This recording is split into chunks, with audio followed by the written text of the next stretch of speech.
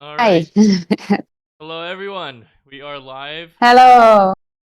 Yeah, dear chess, welcome to the live broadcast of the Women's Candidates Tournament Pool B, taking place in Khiva, Uzbekistan. And we have Kevin. I'm Kevin. Katie Learns. And we also have Oksana Kosteniuk. So we will be your commentators today. So hopefully we will help guide you through everything going on in today's games. Yes, and we are here to follow exciting chess battles of leading players. Exactly. And we are currently fixing the overlays real quick. But you're going to see a live board and then you're going to see an analysis board. So we'll get a little bit of both. We can look at the analysis board on the left side of the screen, and then you will also be able to see the live position in case we get a little bit too carried away with our analysis lines and go way too deep. You will always see the live position off to the right. Okay, so first game just started.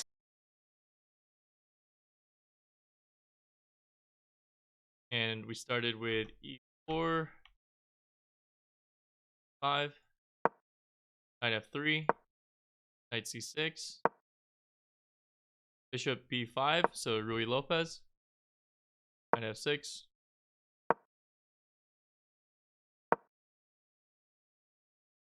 so it's the Berlin defense,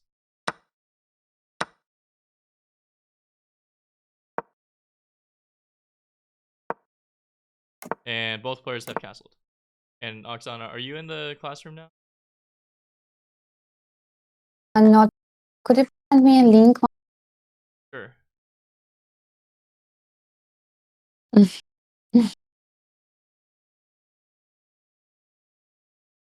How do I Okay, send so it? probably let me remind that yesterday, the opening ceremony, a player with the high rating in each match had the right to pick chess piece hidden inside a beautiful box.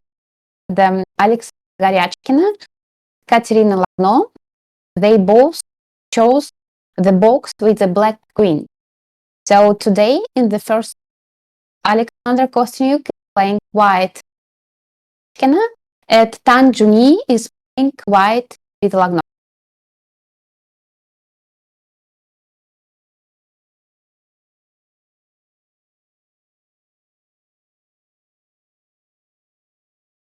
And then I just sent you the link.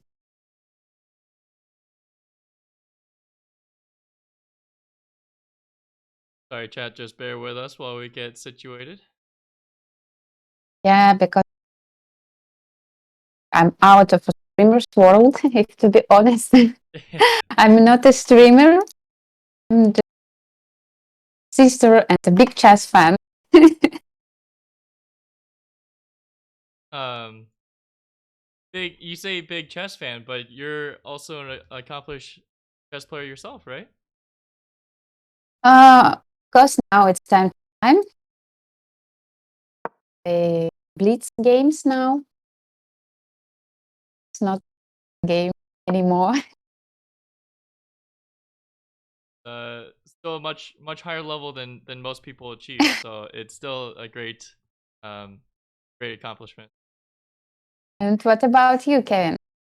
So I actually joined the chess world a couple of years ago when I watched The Queen's Gambit, and then I was like, "This is awesome, let's play." And then I was like, "Oh, this is really hard," but honestly, it's been really exciting just to see a whole different world that I've never been a part of up until 2 years ago, and the coolest thing for me is just how universal chess can be. Like my chess coach said that when he was growing up, he studied with a Russian grandmaster who like literally couldn't speak English, but somehow they could work together on a over the phone talking about a chessboard. So it's just cool to me like see this whole world um and yeah, I just fell in love with it. So I'm not so great. I'm about like 1500 on chess.com, but we're working on it, and yeah, just happy to be able to help in any way I can and be involved. Chess is like international language. Exactly.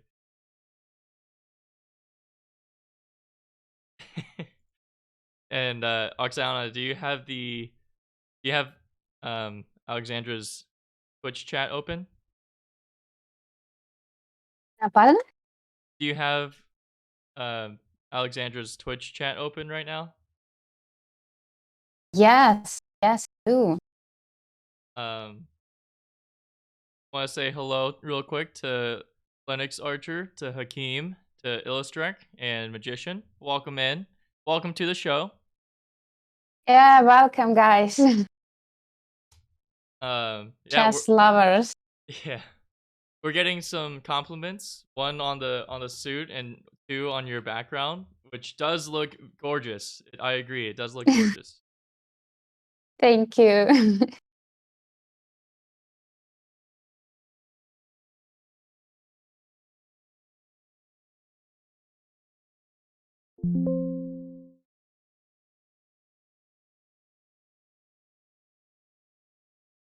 Also gonna add the timers so that chat can see exactly what the time situation is. Right now, it's Mhm. not so crazy, of course, but in eventually it could be. Although, last time I commentating for Alexandra, I asked her about time trouble, and her Mhm. answer was actually kind of funny. She basically just said, "I avoid it." I was like, "Wow, that's really impressive, like approach to that question." Like, because I feel like time pressure is not something that is always voluntary, but I think that's probably where Alexandra's experience comes into play, and she really does make a much bigger conscious effort to trouble than most players.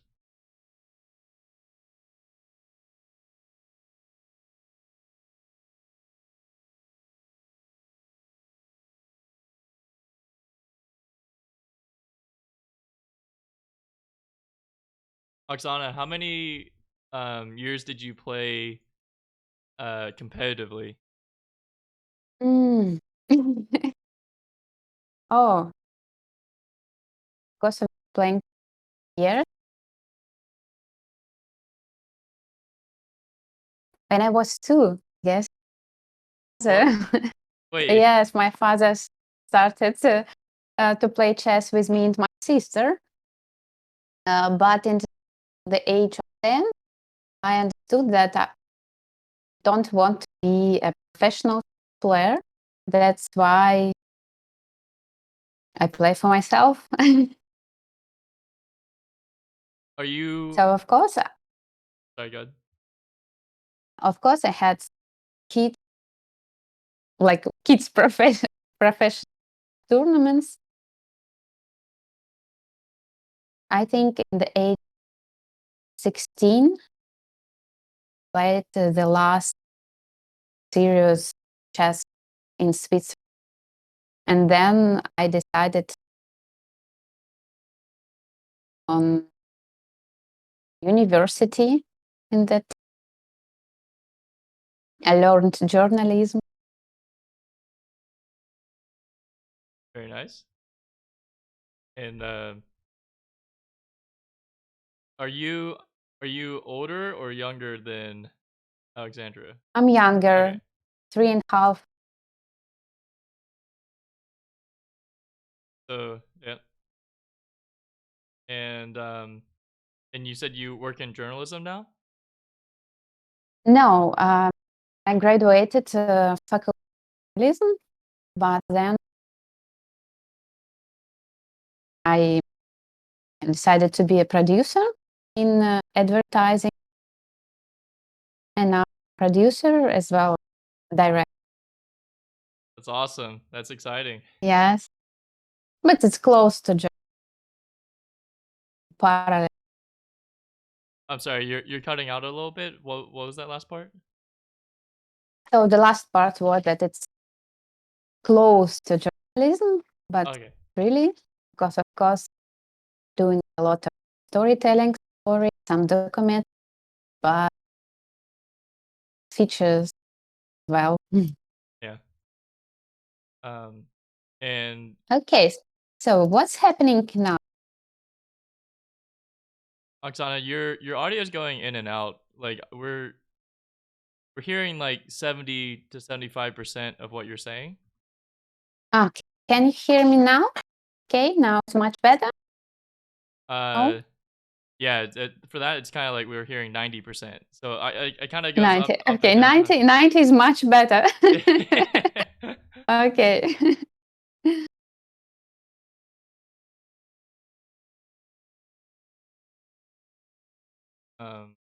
Do have a couple of other moves on the board. Are you familiar with Rui Lopez theory? Of course, really good now in theory, especially in opening. If to be honest, it was really long time ago. Checked some openings, but I know that for Goryachkina, for black pieces in played openings, so I'm not surprised that now we see. So before the game opened, and I thought that it will be Rui Lopez. You know that in chess, really very important to We're, predict or to feel what your opponent will play. sorry, we're starting to go back to 70% or so. Sorry, I don't know why the microphone. I can Yeah. check.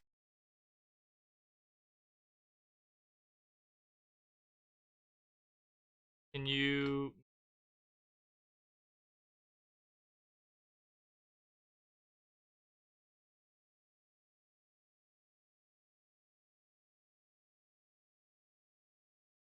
run an internet speed test? Yes. I just sent you a link to do a internet speed test, and then I also sent you the other link. Yes, I'm checking. Quite. I don't think it's because probably.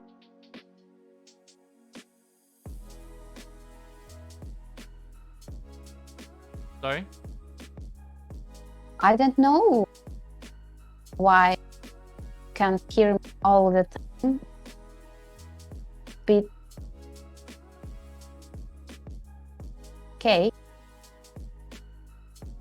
I feel like a lot of that cut out. I just heard, like, I don't know why you can't hear me all the time, and then the rest of it kind of cut out.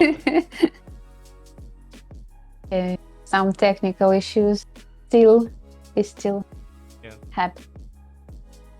The other thing you could try is like changing your microphone off and then on again, or like leaving the call and coming back in, because that kind of helped last time, right? For when I did that.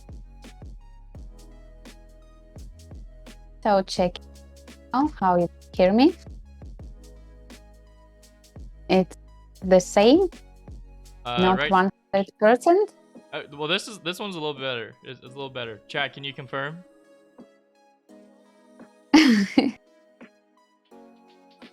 Okay, let's hope that it will fix it. How? I don't know. Yeah. Sorry, guys. Sorry. But just to the chat says it's a little bit better, and then just to address the question's asking why I'm dressed up, and well, Yes. there's a chest tie going on. So you have to dress for success, right? That's the idea here, and we're hoping that dressing up in the chess tie will help out Chess Queen get her win. So that's the goal. Yeah, it's so good because I checked the dress code of there. There is some paragraph the how you should dress during the whole. Not like me. It's funny. Sorry. It's funny you say that because I have a sweatshirt. I was either gonna wear this or I was gonna wear a sweatshirt over there. So it was we can we'll switch off. Like tomorrow I'll wear the sweatshirt and you can dress up. Just kidding. Just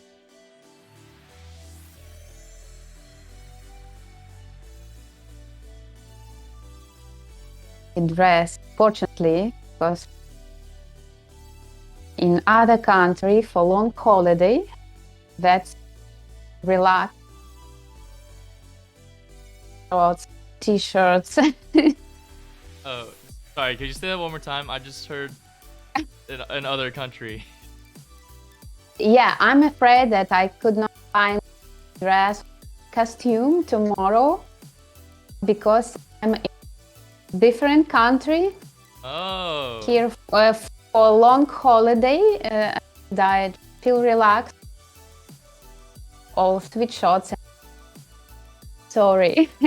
Well, that's awesome. That's cool. How long is your holiday for? Well, actually, you're on holiday and you're commentating. That's so kind of you. Oh, it's okay for me because I really do it every time when on holidays. Usually walk. Okay, for me it's usual.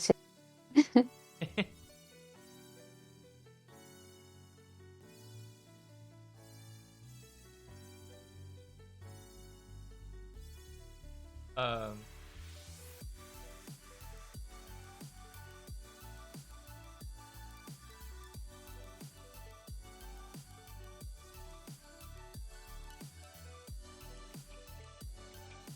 So, I guess you said that you did know you were familiar with the Rui Lopez opening theory. Is that correct?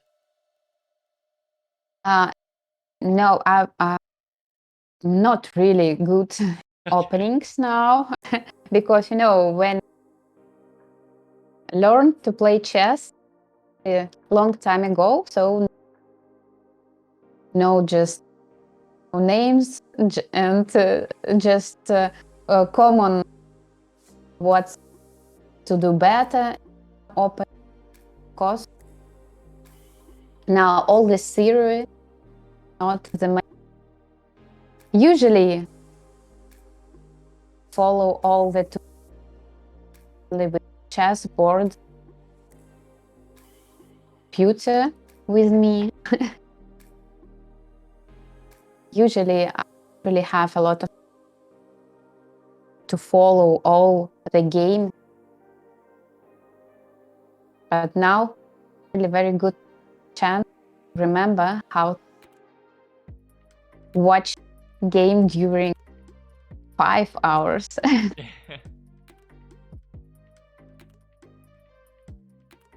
Yeah, it's a lot to keep up with, right? I think it's funny because chat is saying that there's a difference between familiar and well, I guess there's just different levels, right? Because I feel like even though you're saying that um well, it's just different because like chess is such a big range of players. um Obviously, like Alexandra's on several levels above everyone else, and then like chat's saying, well, Oksana is titled, like she's still gonna be much more familiar, even though despite what you just said, like you're still gonna be much more familiar with a lot of ideas than the rest of than someone like me, right? Like you're gonna be much ahead, and probably similar for people in chat as well. Um, Yeah, I mean, I personally am not particularly familiar with a lot of Rui Lopez lines, but like, um, yeah, seems like Black's got doubled C pawns, and yeah, trying to figure out where to put the light score bishop. Maybe on B7, maybe the knight will move, but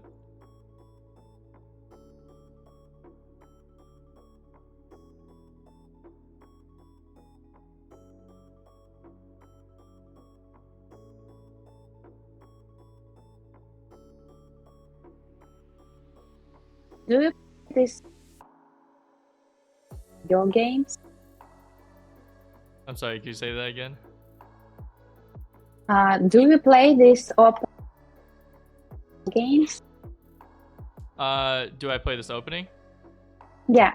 I normally play the. If I play E4, I'm normally trying. If I get E4, E5, I'm playing the Vienna. Mm-hmm.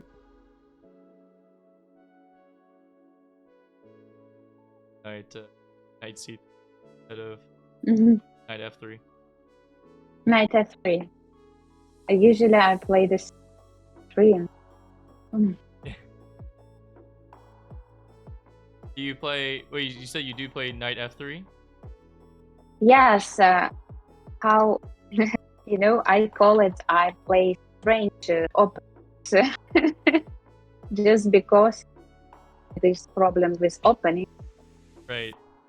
all ex-professional chess players. Right. Well, that's yeah. Like, the degree of how much you really, like you have to prepare so much, and if you're predictable, then easier for someone to prepare against you. Yes.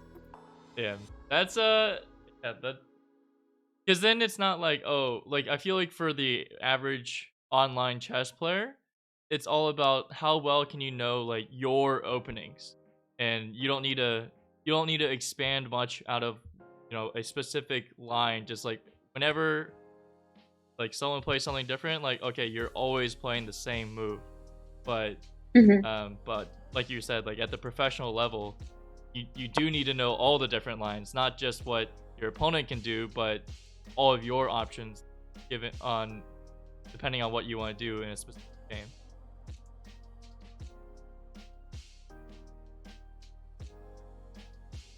Actually, the Berlin popular game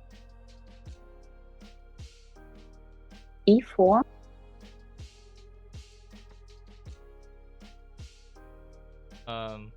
Sorry, could you that mostly cut It's out. still, yes, it's still I have problem.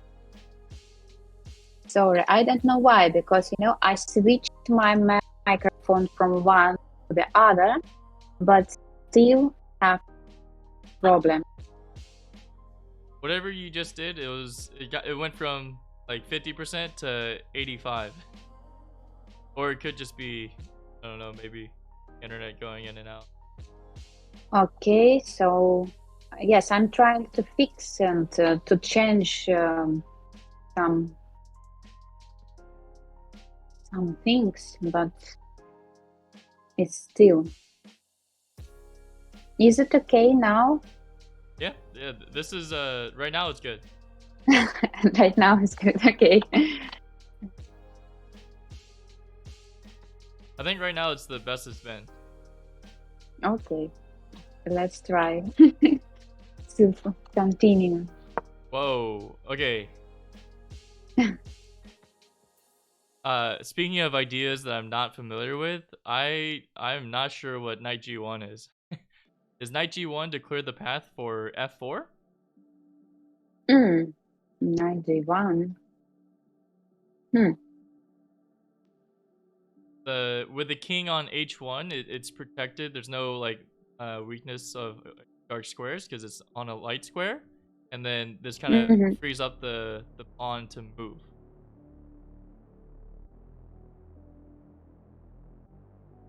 And I mean, I feel like with f4, if you can find a way to change black's e pawn, all of a sudden white's got a nice strong center, and I feel like white's doing pretty well. They have pawns on all the light squares, and they have a dark square bishop to complement that.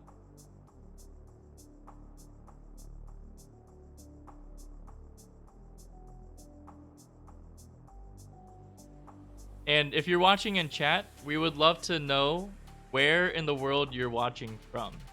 And Magician says, hasn't seen me in a while, and they're wondering if I've completely given up on the idea of sleeping at night. But I am actually awake very early in the morning. So I am commentating from the US, and right now it is 5:30 a.m. Eastern time. So yeah, it was a bright and early morning. I tried to go to bed early last night, but it was a little bit difficult to actually fall asleep earlier than usual. So we're running off of some fumes, but we'll make it work. Okay, I guess I'm probably in most comfortable zone. I'm in Bangkok now, and I have 5:30 p.m. So it's quite comfortable. Yeah, halfway across the world. Oh, wow. Okay, so we have someone watching from Germany, also Israel, and then Russia, and someone that is watching from Kentucky. Linux, I did not know you were from Kentucky, but you and I are not located that far away.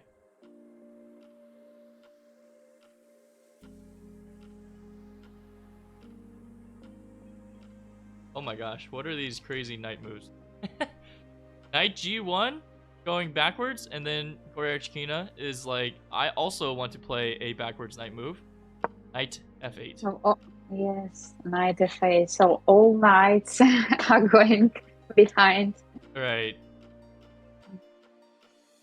And Knight F8, I guess in general, is just doing a job like protecting key squares around the king.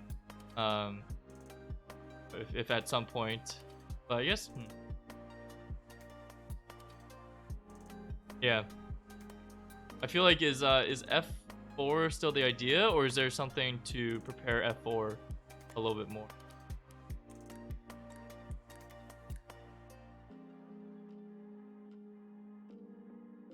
Who knows the theory?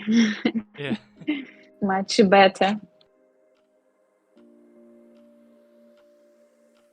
I guess if you don't play for F4, what's like another idea that we could have in position for white?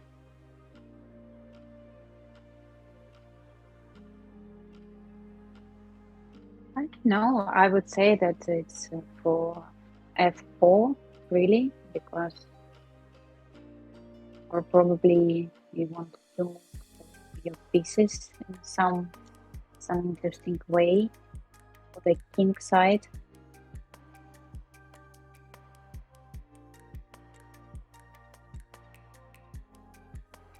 Yeah.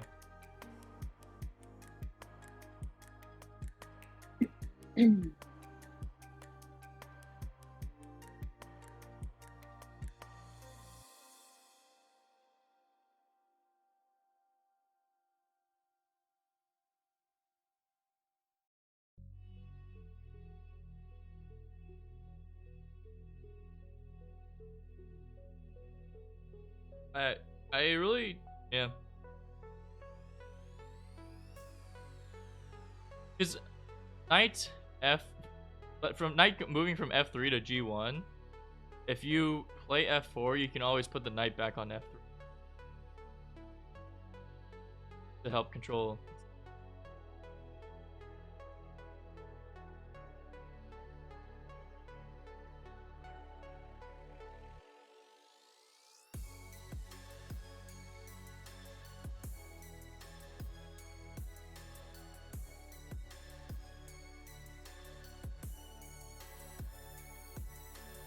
If we cheat a little bit, I'm gonna look at I'm looking at a couple of engine lines, but really it doesn't even include F4 as a top line. It's basically saying be patient and just play. Well, I guess Bishop E3, trade off the dark square bishops, or offer a trade of dark square. Either that or knight e2 or b3. But out of those moves, they all excuse me, because okay, maybe knight e2 because you're even more like supporting f4, but Yeah, probably it's a plan just to move knight from f3 to e2, and then just be ready to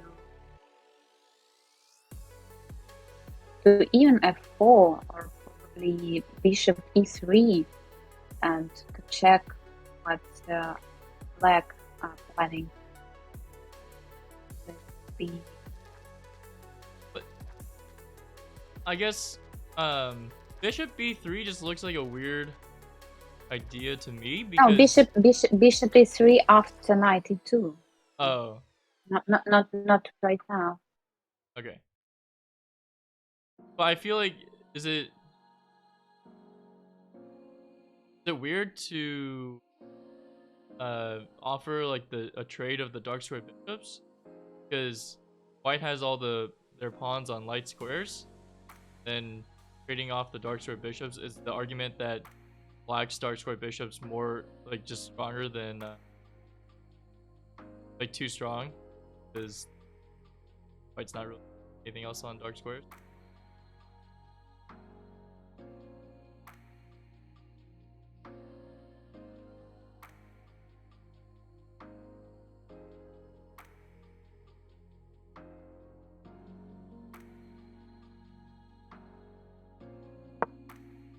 It's oh, and but Alexandra does play knight Yeah, e2. also. She's playing Yeah. more accurately than f4. So yes, probably she would prefer bishop e3 then. Yeah.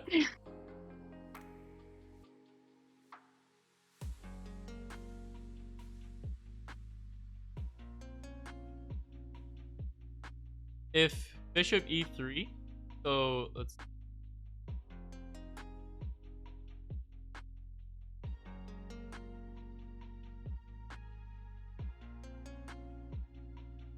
Okay, I feel like after you're playing b6, one of the ideas has to be bishop b7, but it just doesn't. Bishop b7 doesn't make any sense because your pawn is blocked by your other bishop. So like your bishop's not going to be free anytime soon if you put it on b7. So it's really more going to be going out way at some point.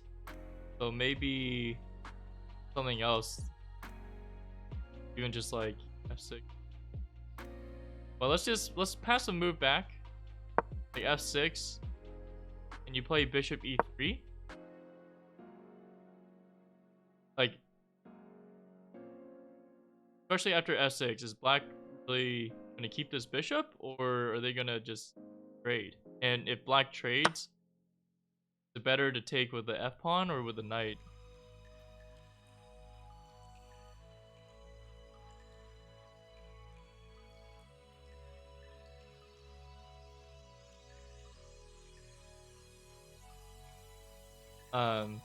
The f pawn might look a little bit weird at first glance, but it opens up the f file for the rook, and the queen can come through as well, and nice little battery.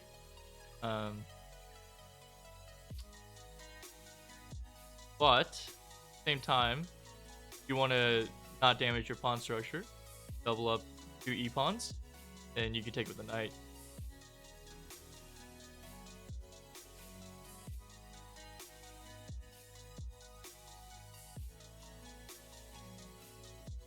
I'm checking with the engine, and it seems like both options are adequate.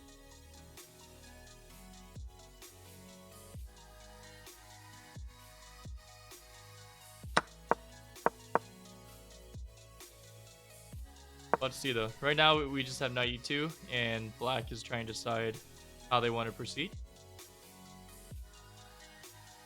Maybe since Alexandra rerouted her knight backwards and forwards, maybe Goryachkina will also go back forward.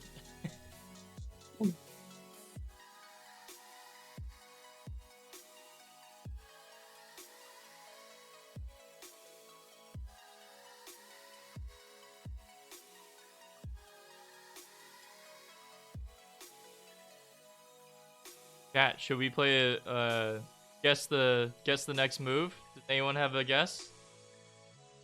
Is Gory, because this is like a really good moment, because who knows who knows what the plan is, but maybe the knight will come out to g6 if it was Yes, I rerouting. would play knight g6.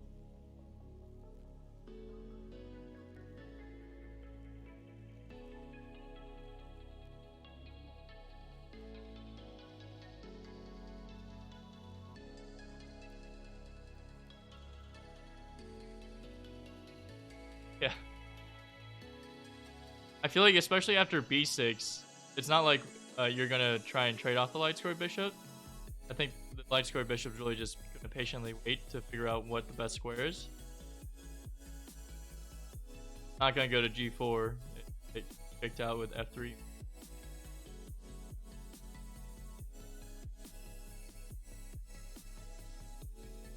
I'll think just knight g6 or f6.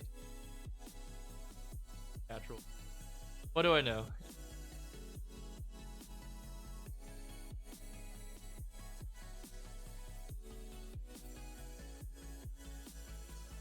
Sorry, I'm trying to fix my audio, but I guess I'm still have some problems. I heard the full sentence, every single word just now. That whatever you're doing, hopefully that's helping.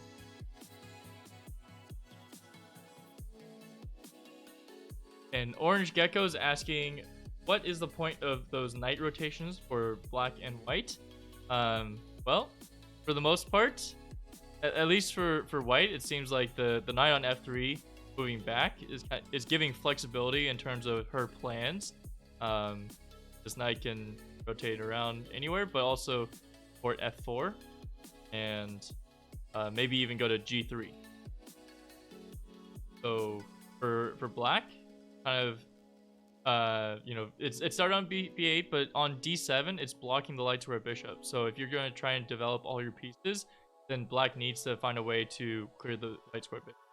And I know black already played b6, which usually you would try and fianchetto, but not really a useful square, at least not for now, because of the doubled c pawns, and the double c pawns are even blocked by black's own piece.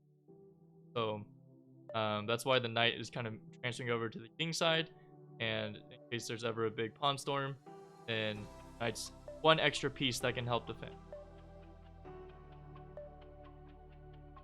Which is funny, I feel like I've only really seen a knight on f8, and this is, I'm not as experienced as Oksana, but I've only seen the knight on f8 in some Karo Khan lines, where like the Tartakower structure, and basically the original F knight gets traded off, so the original G knight gets traded off, so the knight from 8 comes over, and yeah, but in that line there's usually like a bishop and queen battery that's hitting h7, so that's why the knight's like really important defender here. But right now it's not really any concrete threats.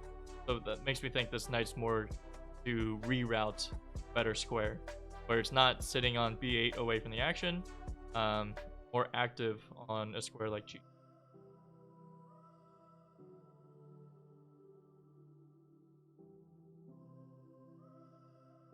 Okay, I'm back to you with a new microphone.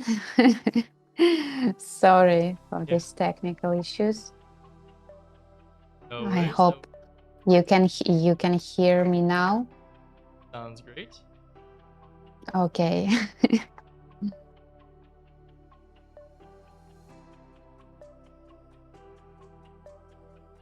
And then I apologize to my chat. I forgot that I was also streaming this to my channel. So welcome in everybody, Arcady and So Damn Happy and Panda. Thank you all for watching on my channel as well.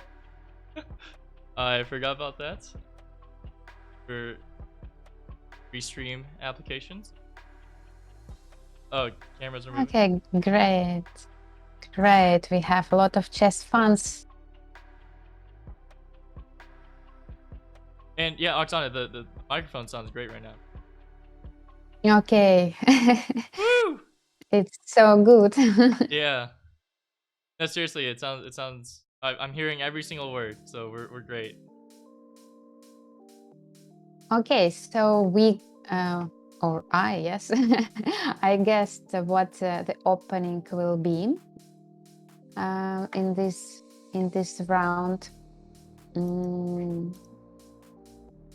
It's not surprise, but I guess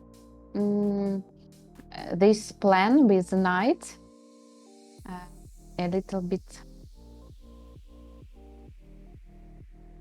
like more interesting than some other plans, and we are trying to find for white and for black what will going next. Yeah.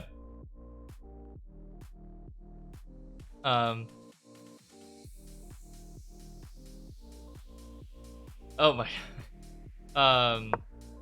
Chat magician's asking. Oh, knight g6 for black. Yes. So. Yep. So both players making 2 consecutive knight moves, getting their knights to a better square, and honestly, keeping flexibility. Right? They're really working to keep the other person unclear on what their plans are. But I guess knight g6 is to help stop f4. But since white is 1 tempo up, I mean, knight e2 kind of helps support f4 still. Mm-hmm.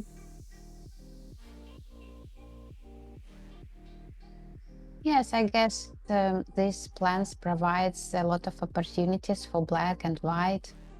You can wait a little bit. Also, okay, so someone in my chat is saying that bishop e3, like the whole goal of trading off the dark sword bishops, is that in the long term they're saying that the 2 knights will be better than a bishop and a knight. I feel like that's an argument that has to be proved, right?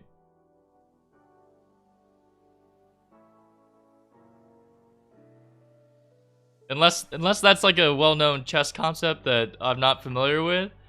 That's always like an argument based on the position, right? Like 2 knights versus a bishop and a knight.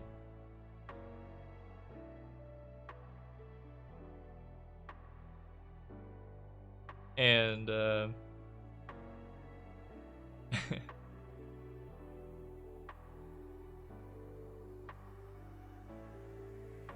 Oksana, is that a what are your thoughts on bishop and knight versus 2 knights?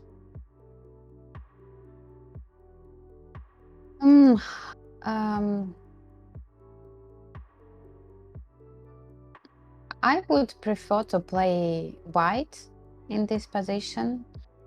I like the structure of the pieces. So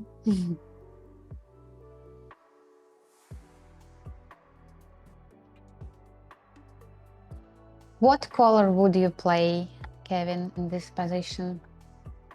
I would prefer white, not because I think that white is like much better or anything, but just because I feel like it's easier to play. Like you don't have the doubled C pawns, you don't have a very unclear light square bishop of like where it's going to go. So I feel like white would just be easier. You're really preparing at some point for f4. You can, I guess you could even try and either trade off the dark square bishops or boot black's dark square bishop to a different square. You really want to play f4? I really do, but that's because I'm impatient and Okay. yeah, maybe it would be better to. Well, see, this is me getting like tunnel vision. Like I have one idea and I can't like change my mind. But Okay, my idea was about bishop e3, so let's check which plan will will come. Yeah. Oh, okay. So the person, so damn happy was saying that they would prefer the two knights over a bishop and a knight. Um, but Mhm. they're saying that because generally in more closed positions, that the knights are better than bishops. Um, I guess you could make the argument that like all the pawn structure on the light squares would make this bishop worse, but it's not like a closed and locked position.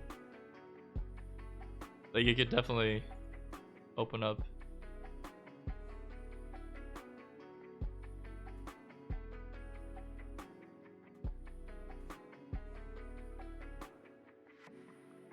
By the way, top stockfish move is definitely bishop e3.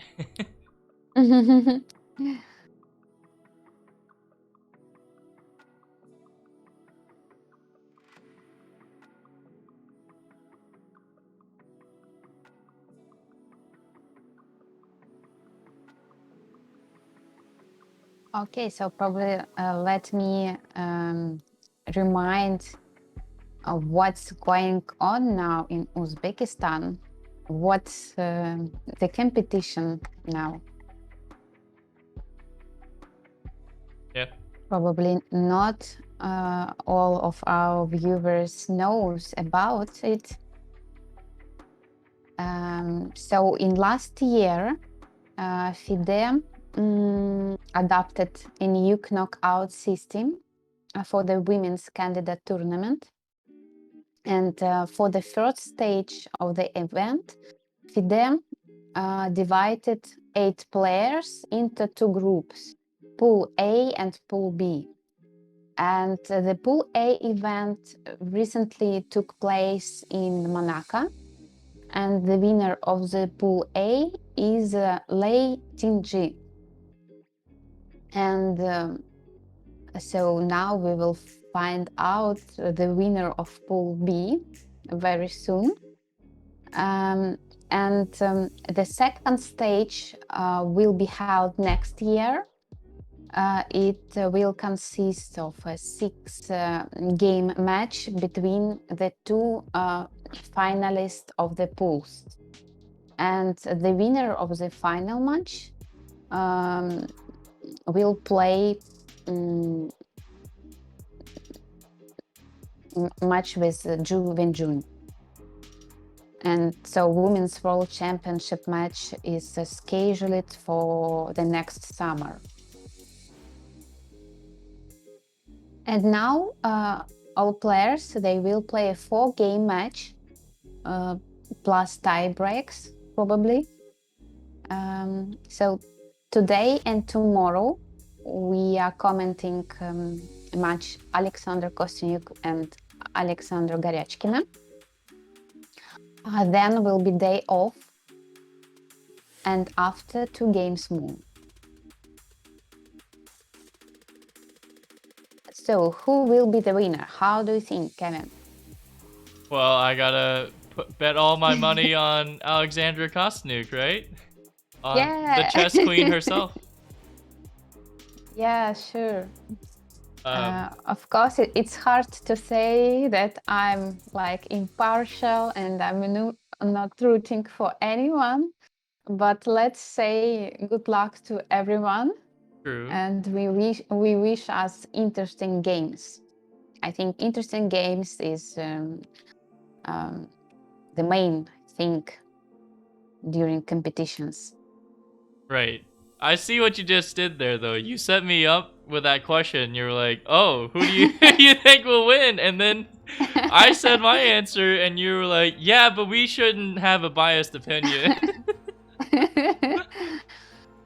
That was all a setup. But yeah, no, I think it's gonna be an exciting couple of weeks of games, and I think the match format versus a round robin definitely makes it very intense because it's one thing to have like, oh, like here's the round, every single round you have a new opponent, but this time it's just 4 matches against the same opponent and the same prep potentially. And do you play both colors twice? So do you change up your repertoire, or do you just fine tune what you had before? And typically, whoever lost the first time around with that color is probably going to be the one that might be more inclined to change their plans, right? Yes, it's interesting how it will go in the first round. Will be they accurate, or will they fight?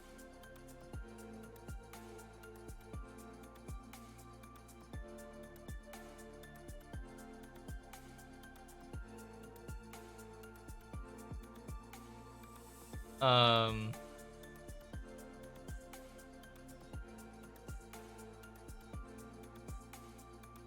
Whoa. Okay. So another idea. I don't know, Oksana. I'm gonna request your help in analyzing this one. But Bishop E3, instead of taking or moving away, what if Black played Yeah. Bishop D4? But Mm. um, So then we can prepare F4. Probably not right. Bishop D4, you mean? right. Bishop E3 and. Mm-hmm. Do you play just Rook B1, or do you know? I mean, clearly, I feel like Bishop D4 is probably trying to instigate C3 and maybe make D3 a weakness at some point. But that would be my first reaction. So it's kind of one of those two. Probably we can take bishop and then play F4. Probably. Take with the bishop. Bishop, yes. Bishop takes bishop and then F4. Right. I guess at this point, what would be? Yeah, I guess what would be Black's point? Because if they were to, play Connect 4 before White can connect 4 pawns, then I mean even Bishop B7 still doesn't do anything because it's pointing straight into a pawn chain.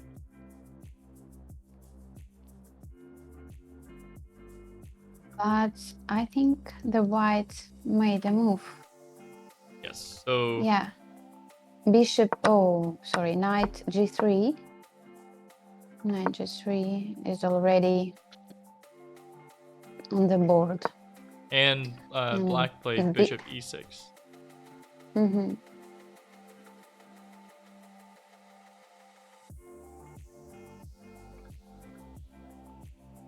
So now White have 1 hour and 5 minutes, and Black 1 hour and 7 minutes. So it's quite the same.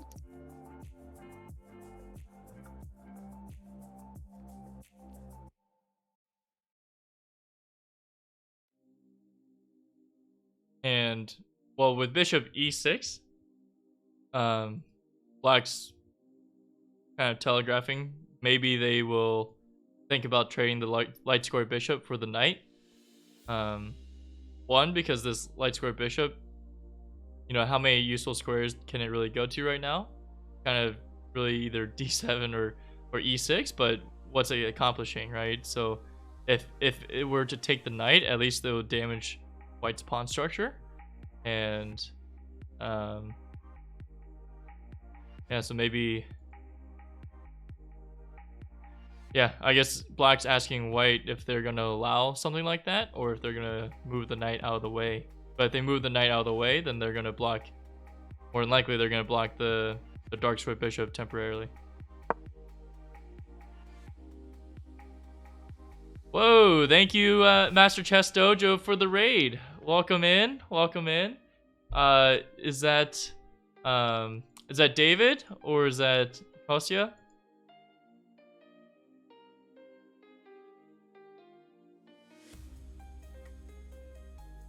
But either way, good to see you. Happy to have you all in chat here. And I think we did just get another move. And Alexandra did decide to save her, not only save her knight, but also save her, yeah, also save her pawn structure. Yeah, because there was some plan with the b3. But if to be honest, I didn't like the pawn structure after b3. Oh, if b3 instead of moving the knight. Yeah. That seems like that would have a lot of dark square weaknesses there. Everywhere. But still, we have bishop on the black squares, but still, the whole the holes in pawn structure are never pleasant. Yeah. Wait. Okay. Master Chess Dojo says that you knew David and Kostya as kids. Okay, so are you Jesse? Is that the? I hope that's the right. Jesse, what is it? Because the Master Chess Dojo is as far as I've seen, it's a group of 3 guys. Okay. I know one is David Pruess because I commentated once with him for Dina Belankaya, and then 2 is Kostya, and then 3 I believe is Jesse, who I've also seen.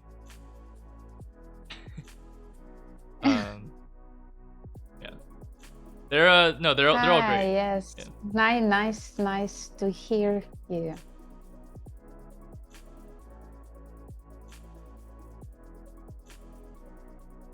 Wait, John MacArthur, FIDE trainer. Okay, they're the other hand of Chess Dojo Live.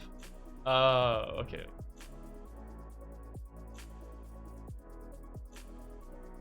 Wait. Okay, so great to hear from you. I'm still confused. Are we talking to Josh?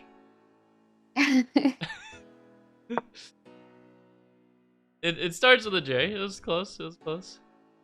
So do you have a one account for 3?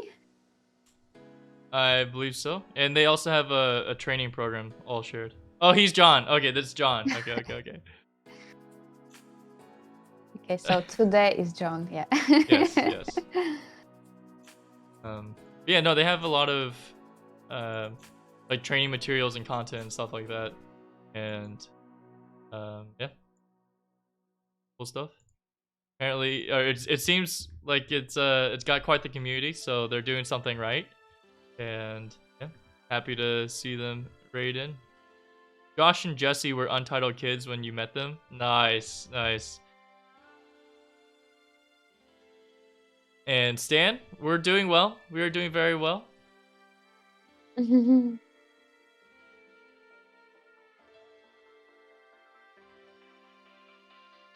you.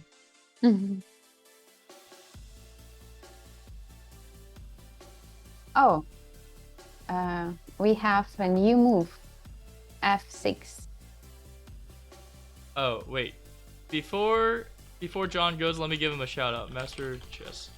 So if you're not following them already, I feel like I already gave the endorsement, so make sure you go and check them out. Sorry, what was the move?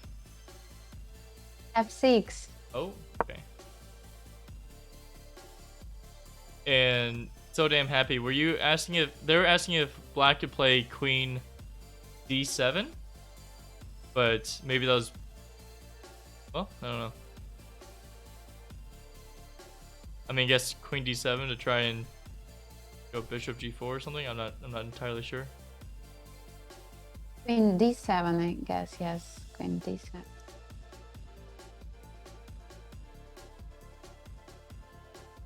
And Stan, I don't think that Oksana is accepting challenges at the moment. She is currently occupied with, commentating for Alexandra's game versus Alexandra Goryachkina. From time to time, I play on Lichess or Chess.com. It's really, but I guess probably for a few months I didn't play a lot. Care- Careful what you say. We are chess.com partners here on Chess Queen's channel. We're sponsored, as you can see down in the corner over there, chat.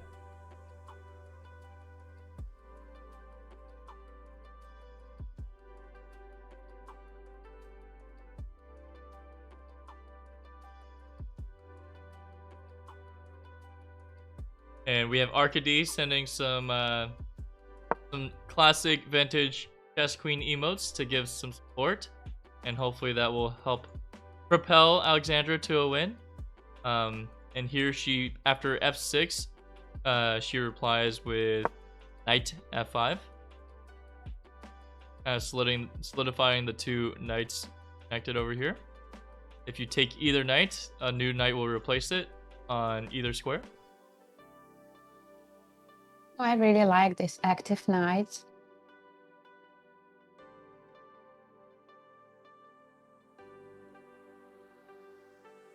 Even the computer says that it's a draw.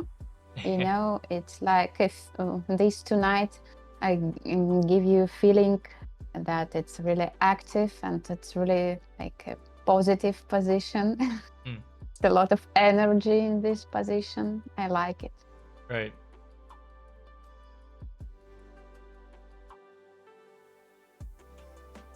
Actually, I have the same nickname on Lichess and Chess.com, the same nickname as you can see in my like under my name Instagram account. It's all I prefer the same nickname where it's possible to use it. So I have Porosem nickname. If you can find me, you can write me then. Mm-hmm.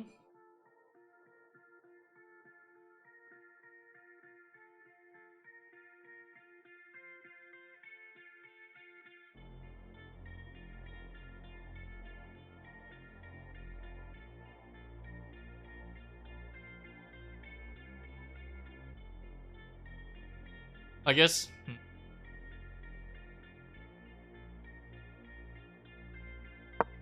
Did black? Oh, looks like black made a move, but I'm before I haven't seen it yet. I'm guessing it was knight e7 to try and trade the knight off. Never mind. It was queen d7. Just as someone in chat. As you said, yes. Yeah. Well, I won't take credit. That was the chatter. So damn happy. He was the one that found that idea, queen d7. And yeah, also maybe so if they're not gonna move back with the knight to trade this knight off, I mean black could also try and keep an active knight with knight f4. But at the same time, if this e knight ever moves, then couldn't it be? Well, I guess the e knight can't move because the knight on f5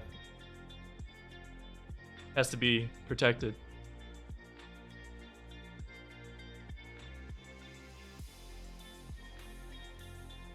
Yes, I can type my nickname. So here is it.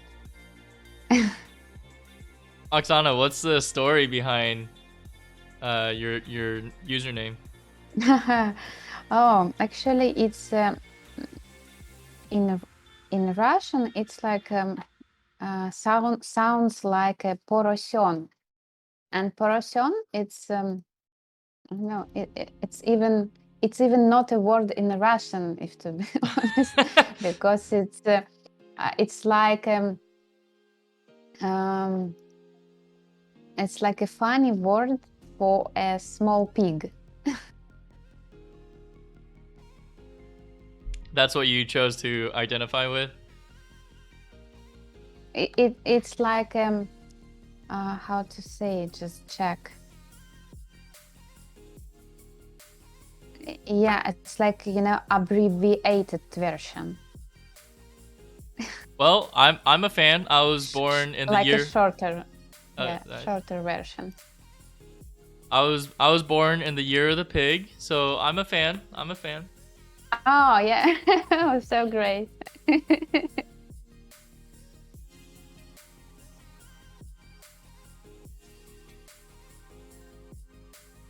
Oh, okay. So you asked me this question earlier, but I will ask you this question now because someone in chat had a different answer.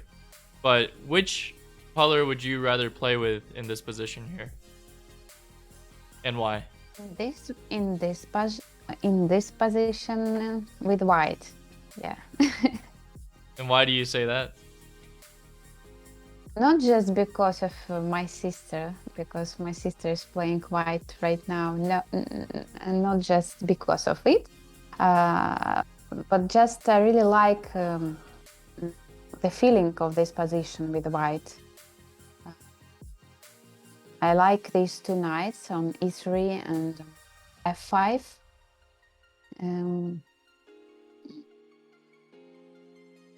A lot of energy with white.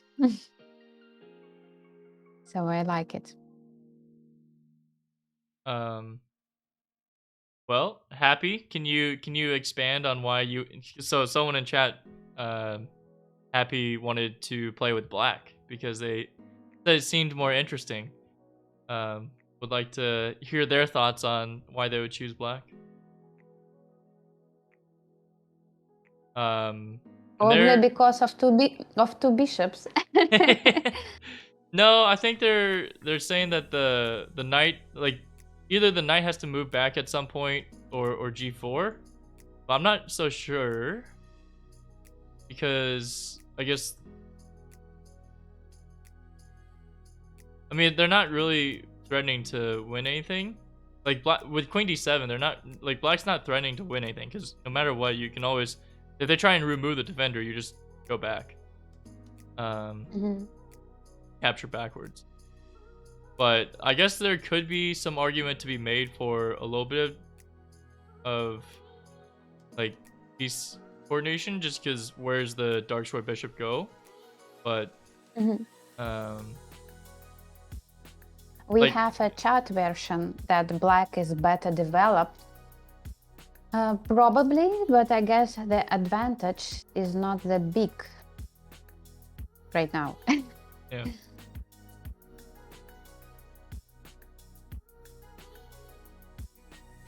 Yeah, the only thing I don't really like about white's position is that the knight's blocking Bishop the dark and- sword bishop.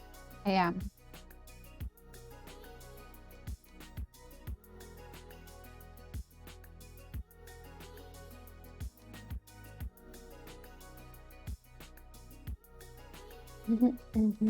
I will have a look what's going on the other match.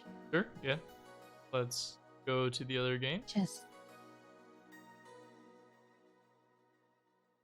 So it looks like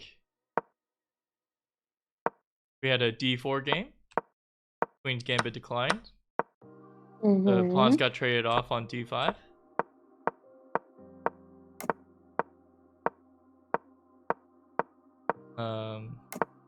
Both players castle short.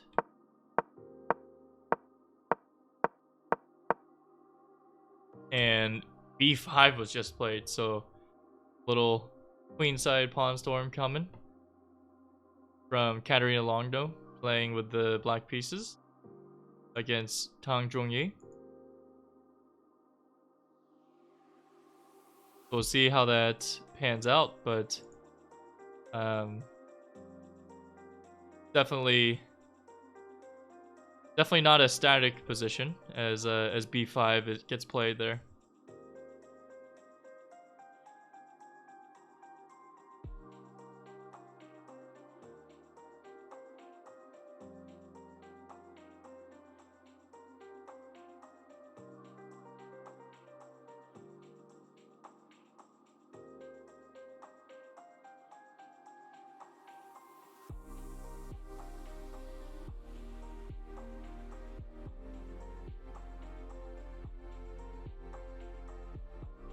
And yeah, I mean, it's not a lot, but Katarina Logno is down by 10 minutes on the clock as Tang Zhongyi thanks about her next move on how to play after b5.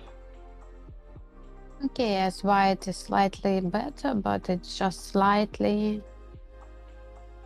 And everything is happening.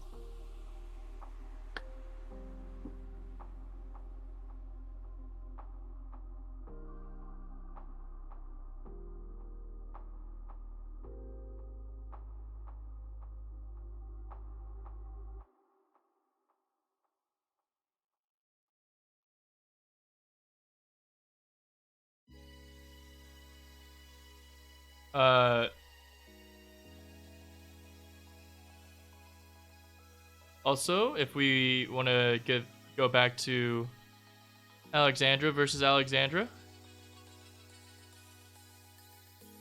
we have a couple of moves. So after knight to f5 and then queen d7, white plays queen f3, just reinforcing that both knights, I guess.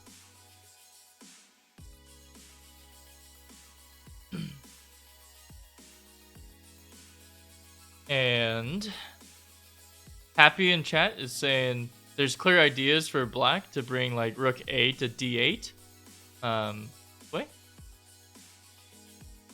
and so on, but it's not clear what white has planned. Okay, and Happy also says I feel like white is waiting for black to mess up instead of taking the initiative. But I feel like with a lot of these high level classical games, you do kind of see that trend here and there, because yeah, I mean, mistakes are much more easily punished at this level that don't want to. A lot of times, especially early on in a match or something like this, you don't want to play too crazy too soon. Close to 40 moves, yes. Oh, right. How many moves are we in? 15. Okay. Yeah, so the time control is 90 minutes for the first 40 moves, followed by 30 minutes for the rest of the game, with an increment of 30 seconds.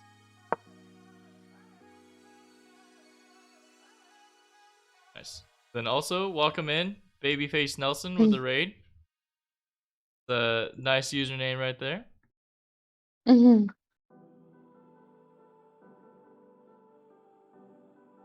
We get King H8, so both kings kind of sidestepping things, which I guess King H1 was to get off dark square diagonals, and King H8 seems a little bit less clear to me, at least.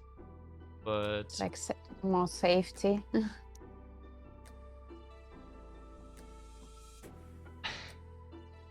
Yeah, and then King and chat, before you say it's too professional with a suit, we do have the nice little chest tie on, so it's a little bit of both. It's all about balance, right? Balance in life. You prepared well. I couldn't prepare all my opening theory knowledge as well, so I prepared my dress code.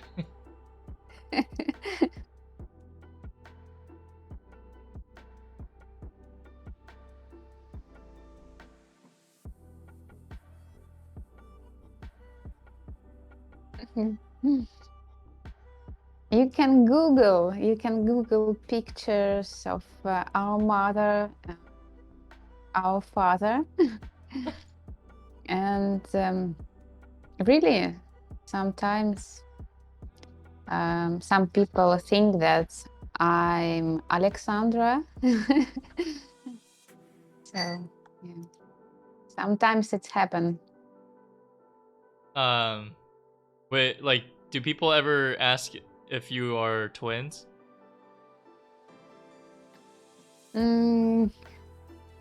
Not twins, but they sometimes really come to me and asking me some question in the way I'm Alexandra. So some people really confused that I'm not Alexandra. Yeah. Funny.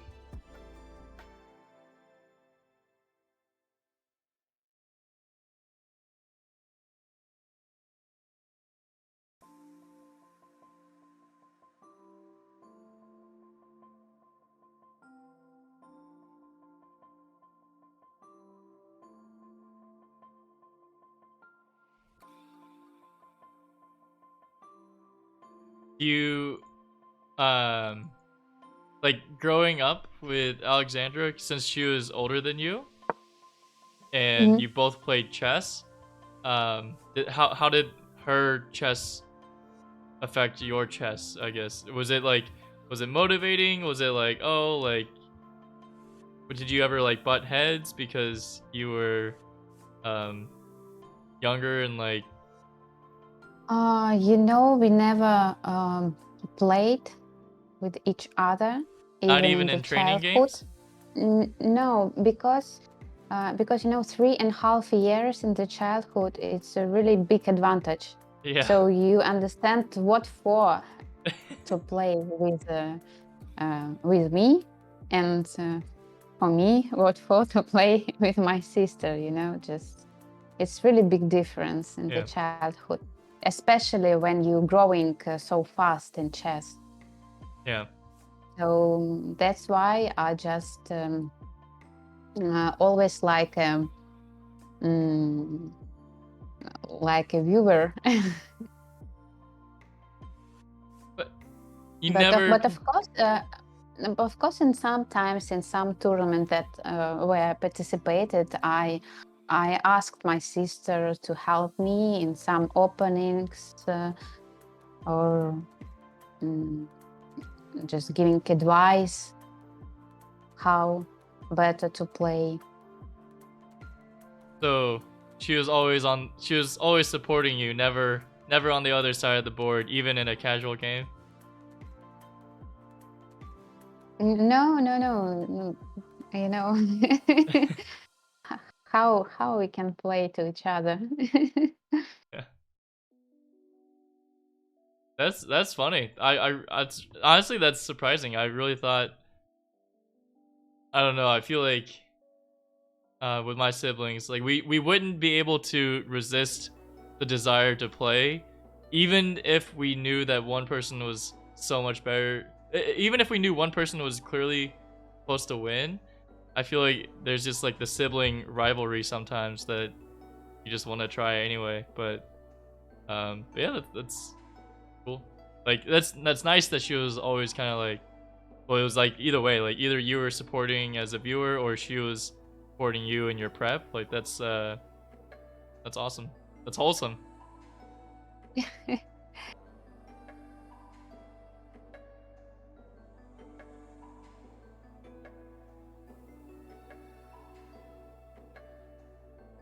And um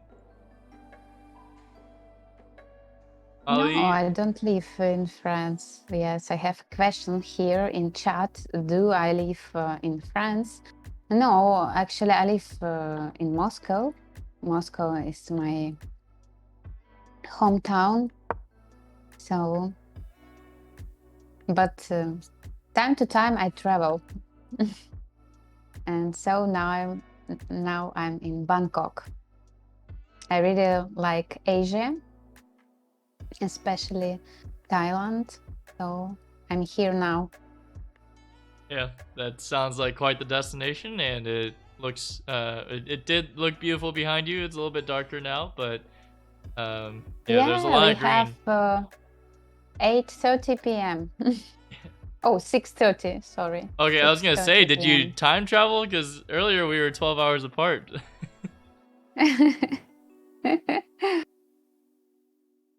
Also, my chat is very convinced that I'm Mhm.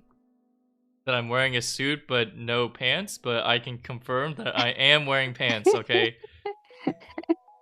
It's important part for the translation because you never know what will happen. Right, You right. need to prepare. Right. Right, if I go to like refill my water and oh no. Yeah.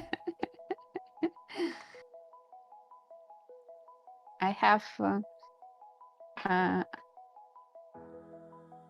have one guest in our Oh my live gosh. broadcasting. Yes, it's Is it, my cat.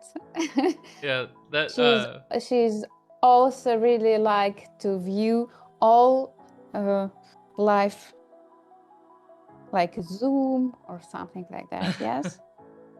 yeah. Oh my My gosh. sister, she really loves cats, and in the childhood we had a cat. Her name was Kaisa. Kaisa is probably you know who is it. Kaisa. Chat. Do you know who is Kaisa?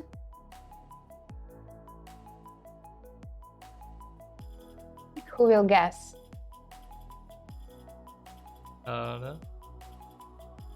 Do you know?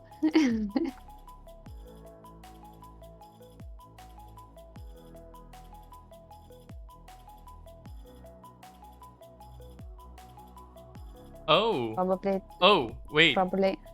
Someone? Do we have answer? Okay, I don't know if they're responding to a different question, but someone in my chat, Powerful Knight, is saying, does it mean God of Chess? Yes, that's right. Yes, so you can see that even in our childhood we had everything about chess. So even even the name of our cat. Wow, what a good name.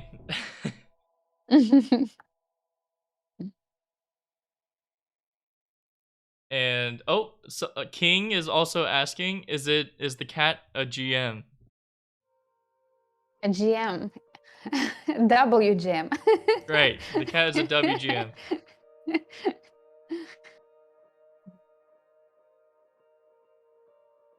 Okay, so we do have a couple of moves on the board though. So after Queen F3, Knight F4, kind of hopping into the square, and now White's got the knight on F5, Black's got a knight on F4. So how do you deal with what even is the threat? If Black would have Queen on F7, Right. it would be more symmetrical. Yeah.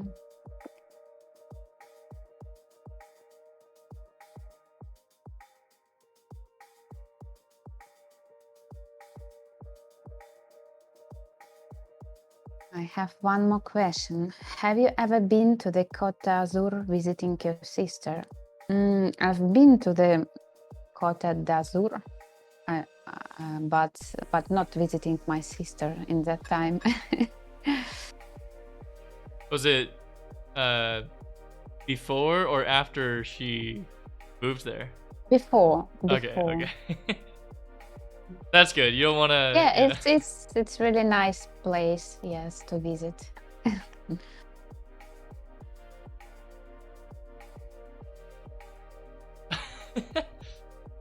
Oh gosh, that's funny. There's a candidates command and then there's a candidates 2022 command, but the candidates command says who knows. Even FIDE doesn't.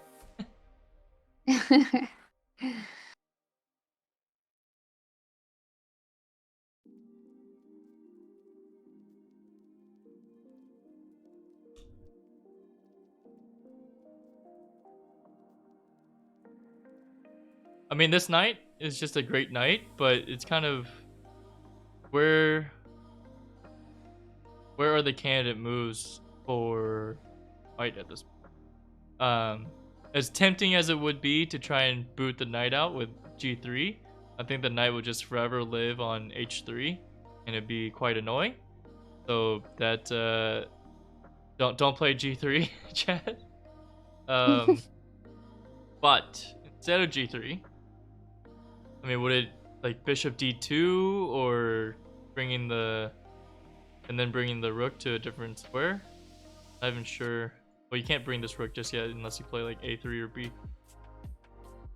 But yeah, I'm not entirely sure where to go here.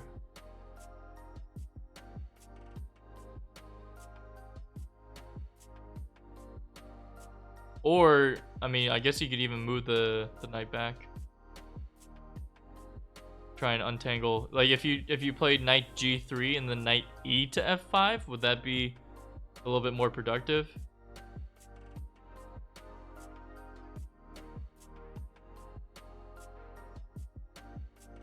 Questions.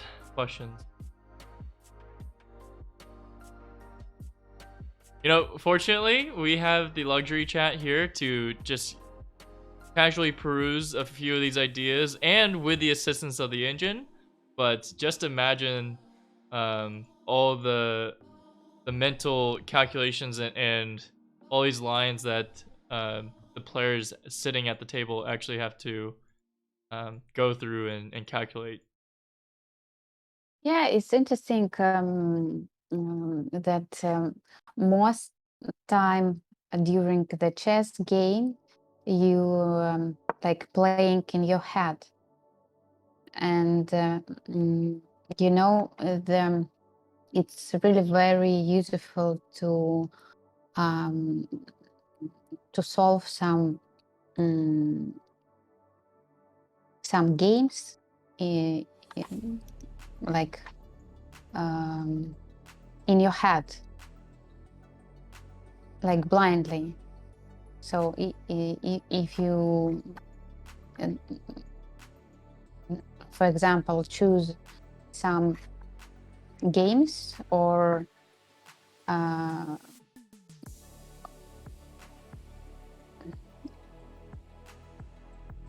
to explain, just I don't speak a lot in English, so sometimes I really feel trouble with some words.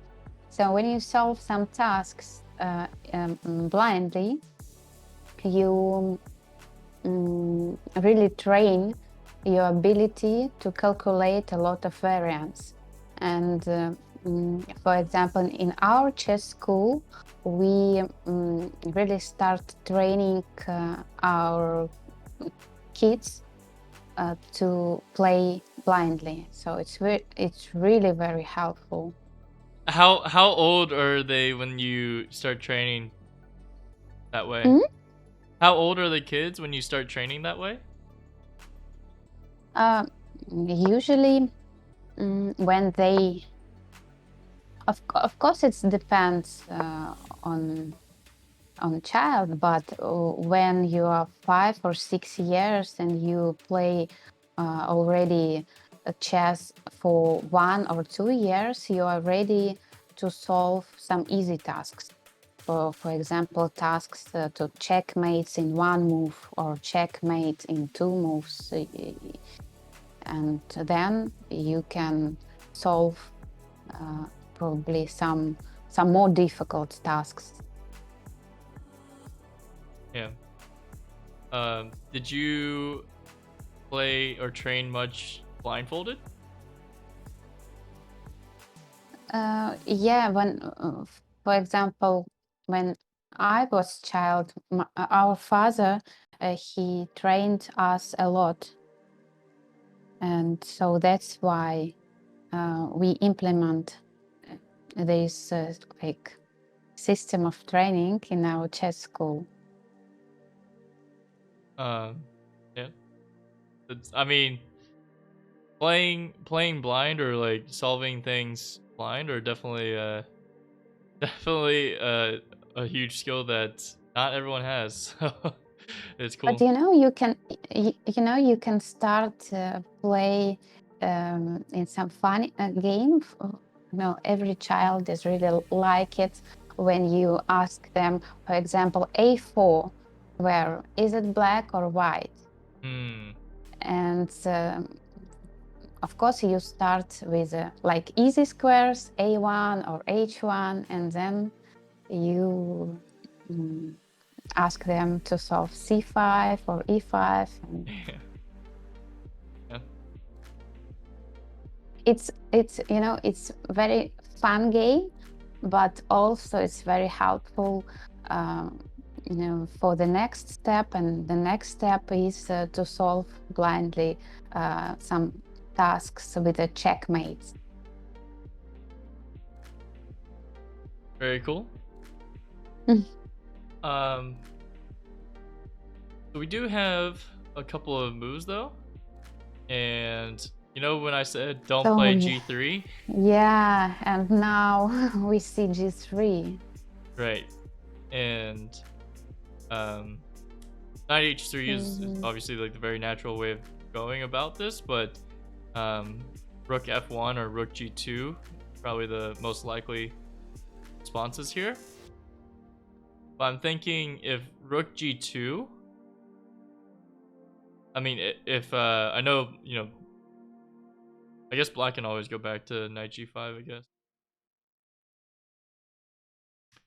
I'm just wondering, like, if this position develops, if you play this just uber aggressively and go like queen G4 at some point, the knight goes back and you play H4, is that better or worse for white or black? Because I guess technically you got the rook on the G file, you got a pawn storm incoming for white, but at the same time, like, it could be overextending. Who knows?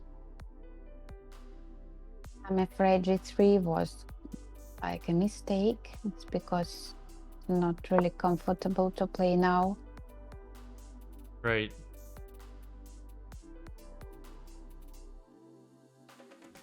Do you think Alexandra was calculating after G3 knight here and I guess either rook moving that?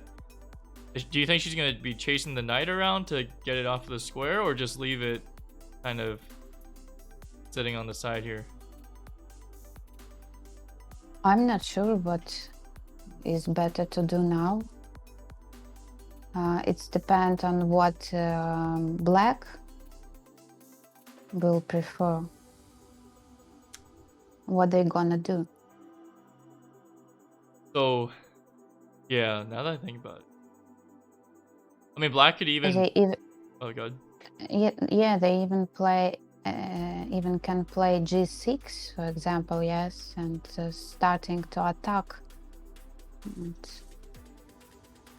Right. Oh, yeah, they can play G6. You don't have time for anything like queen G4. Then, yeah, wait, that thing.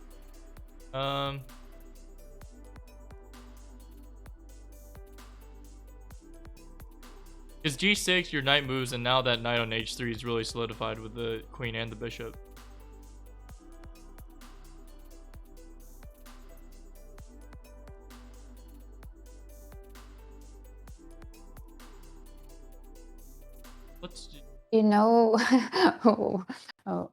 When I'm watching some kind of positions and my sister is not in good position, I'm I'm trying to tell myself that it's it's like a female games, it doesn't matter when it's slightly better because it's always emotional games, and in 2 moves everything can be changed. Hey. Yeah, it's never over until it's over, because chess can be cruel, right? You can be winning for the entire game and then blunder a draw or even a loss, and it can be, you can be on both sides of that, so you never know who's gonna be with a slight advantage and then losing it.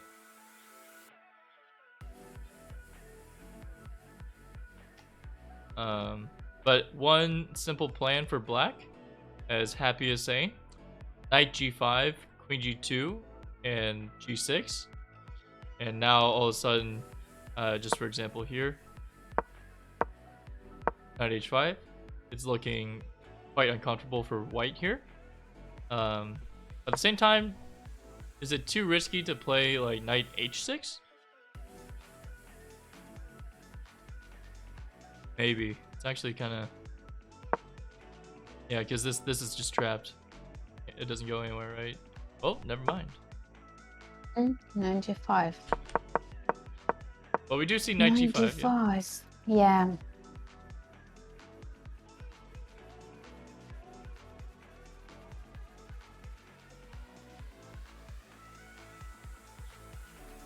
Yeah, there's a lot going on here.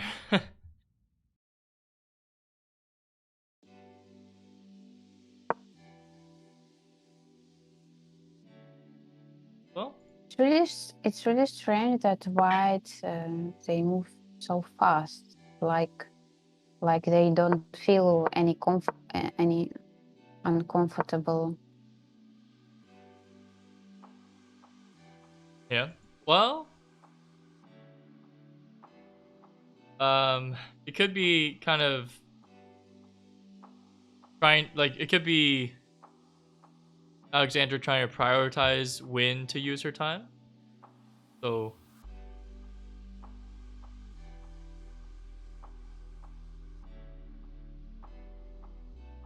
But actually, what else could play white on knight g5? yeah, after knight g5, you're either going to queen e2 or queen g2, right? Yeah, probably it's similar. It doesn't matter e2 or g2. Yeah.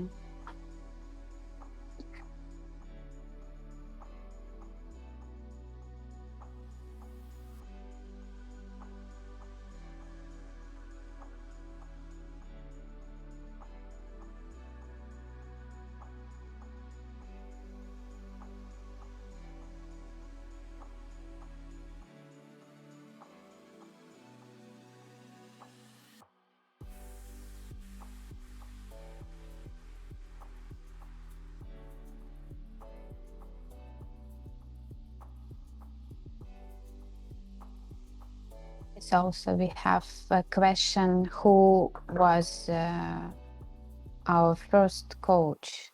Yeah, the first coach for me and my sister, our father.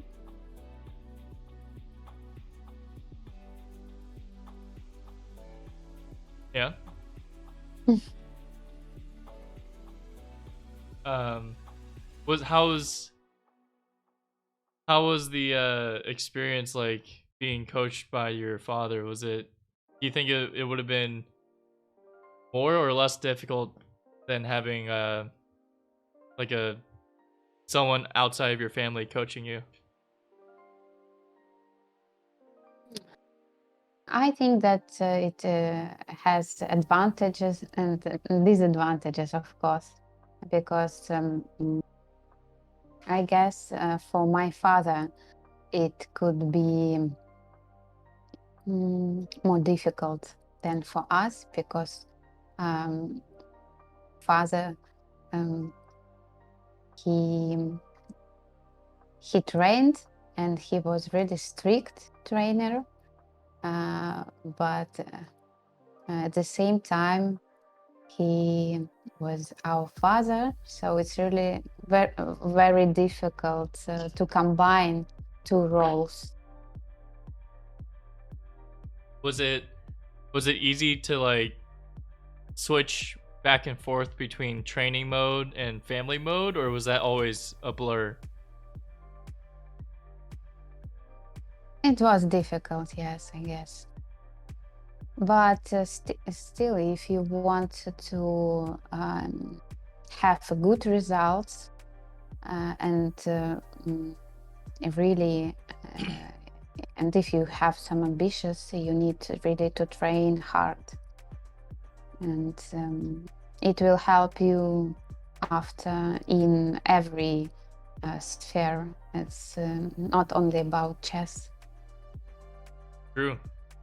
Right, like even like we say that chess is a universal language, but even what you learn from chess can be used in so many different ways. Yes, sure.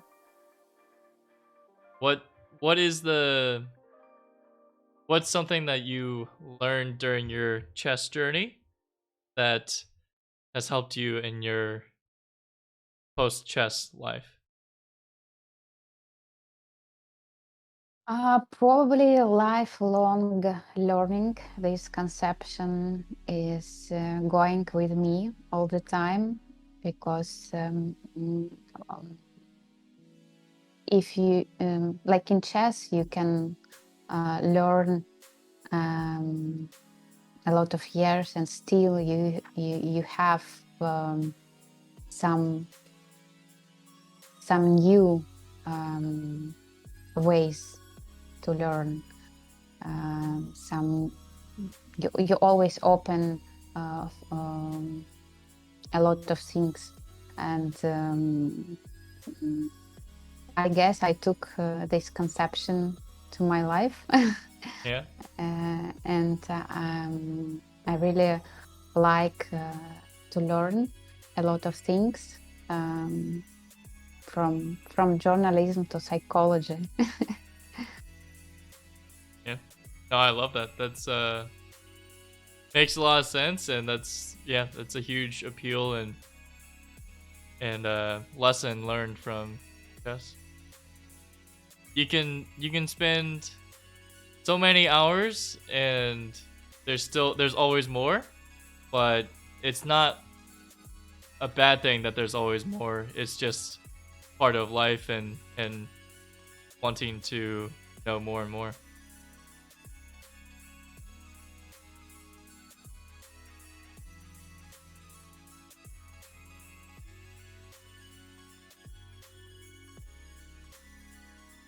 Um, Now Alexandra Goryachkina, she is thinking, and she already spent 6 and 30 minutes. yeah, that's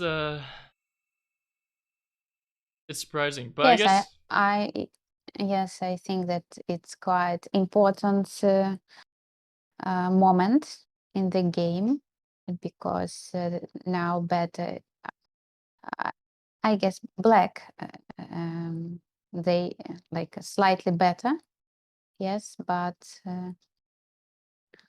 still it's like middle of the first time control.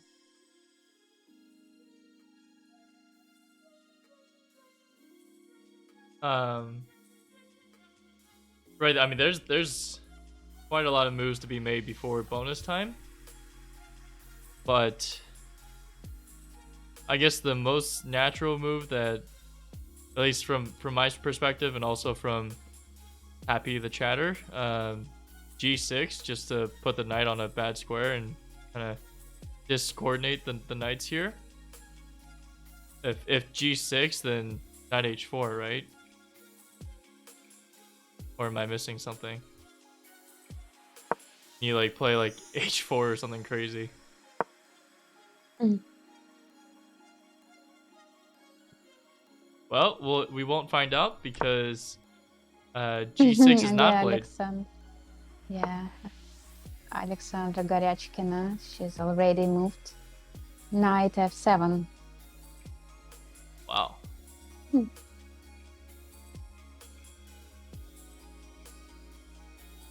So I was expecting some active moves, but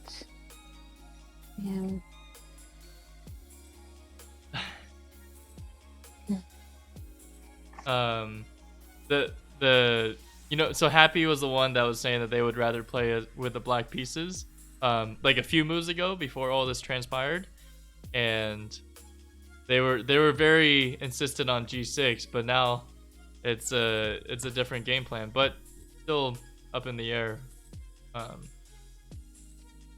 It's just gonna be tough for White, but still, hopefully Alexandra can navigate her way through this position here.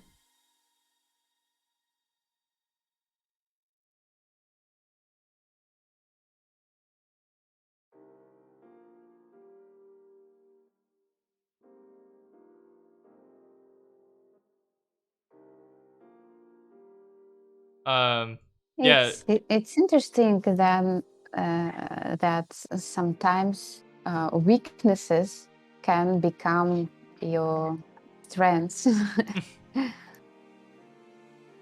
True.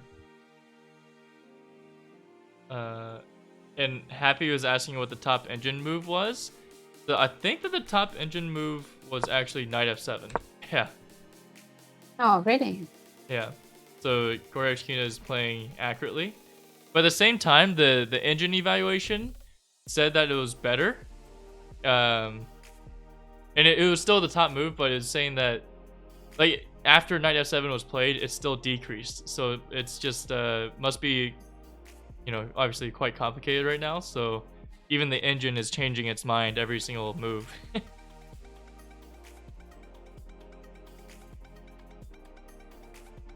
But Happy, just to validate you to some extent, G6 was the third top engine move, and it was still better for Black. So don't feel too bad. It was definitely a valid plan for sure.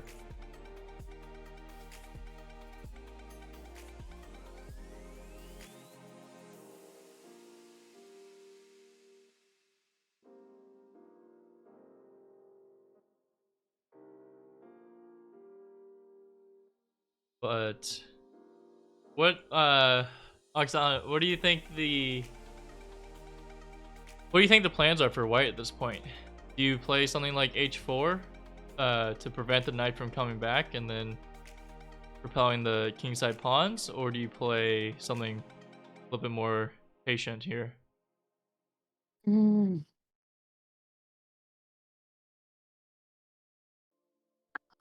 Don't know what to do with the knight on f5 because it's obviously that you should move to somewhere else, but where to go?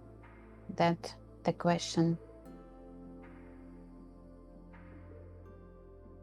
True, I just realized that if you try and play H4 right now, then G6 actually just traps the knight and wins it entirely. So Mhm. that's definitely not the plan. But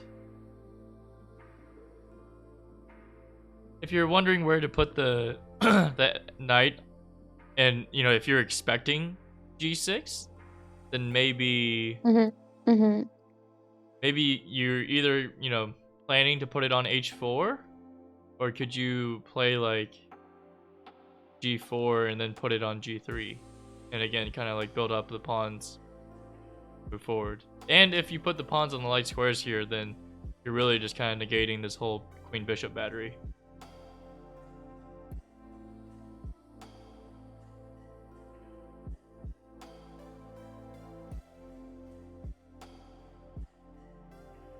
Yeah, the knight's now looking not so good as it was few moves ago.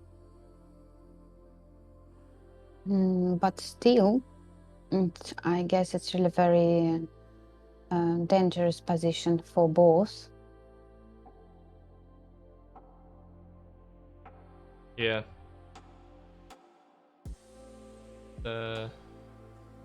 I guess the Yes, okay. our viewers want to start attacking on the queen side. Like A3 and B4.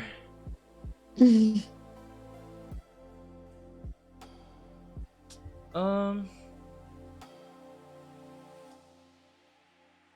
could be, but I mean, like honestly, Bishop F8 doesn't even look that bad, right? Or well,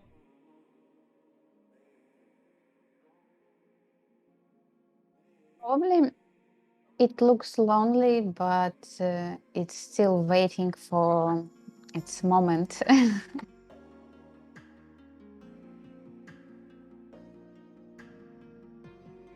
Mhm.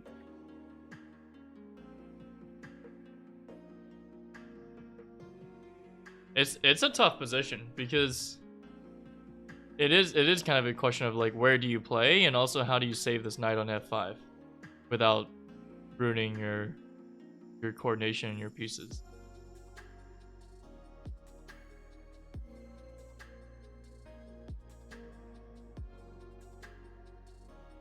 Also, Happy is saying after a3, Black could even just play like b5 to give the bishop a square on b6, and it's still pretty useful on this diagonal, which makes sense.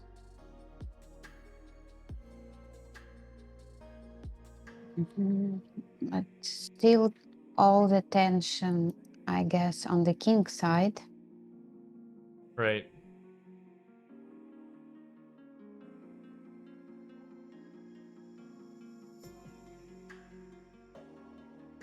Also, I'm gonna use the restroom real quick, then I'll be back.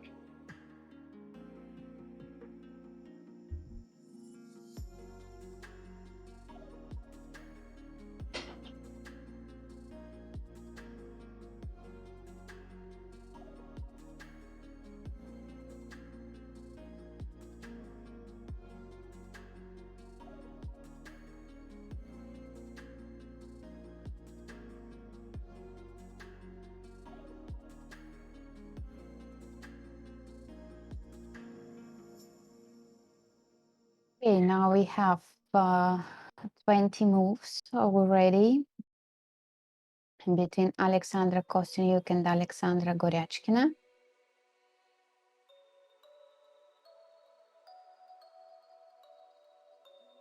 And Alexandra Kosteniuk, she decided to play b3.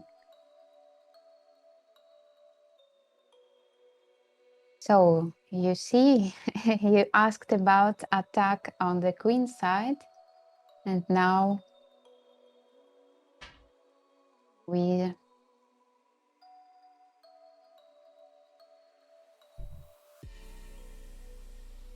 Okay.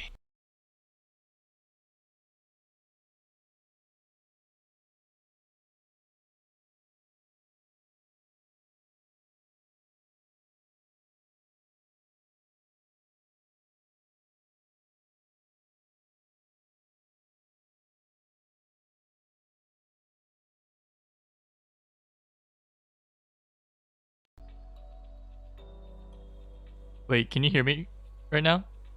yes, I can hear you. Okay, perfect. Sorry, I unplugged my microphone on accident.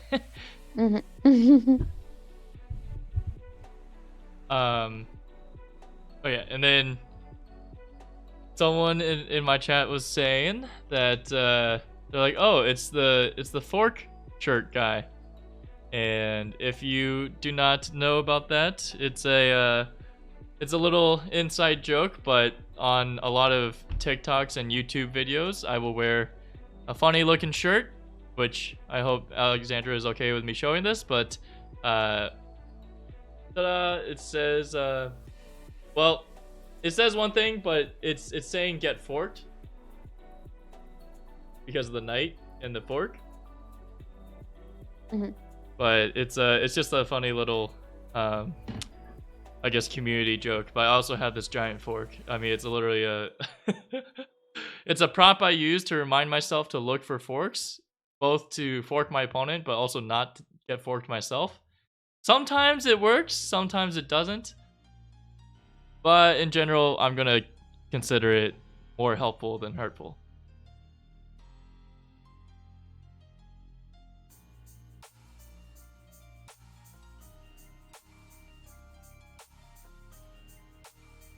You know, it's funny because Oksana, you were saying that in your chess school you were training to play blindly, right?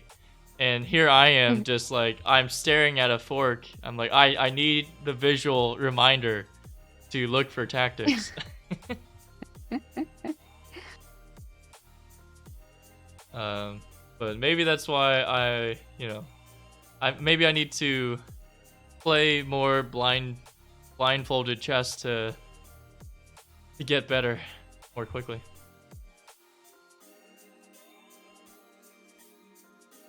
Oh.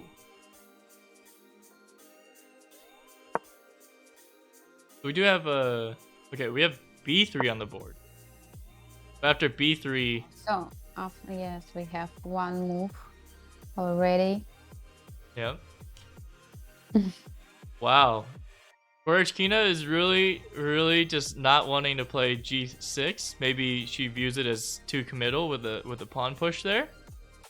Because she's playing knight d6.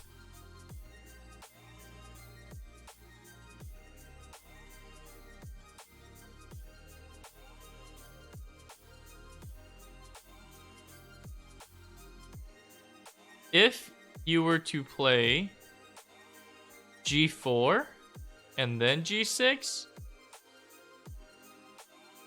I think this whole thing would work. Okay, just for example, if this happens and you move back to g3 instead, the only worry I have here is can black take, and then win this pawn?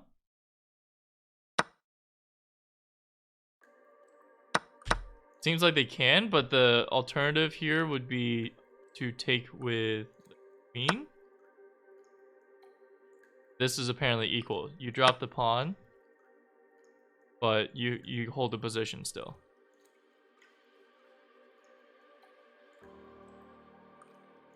Wait, oh, wait, Oksana, did you not join the classroom? Oh, wait. Or did you? No, I just tried to join, Okay. but I don't know why it didn't. Okay, let me send you the link again.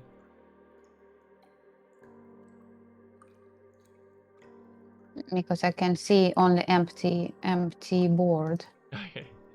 Let's see if that...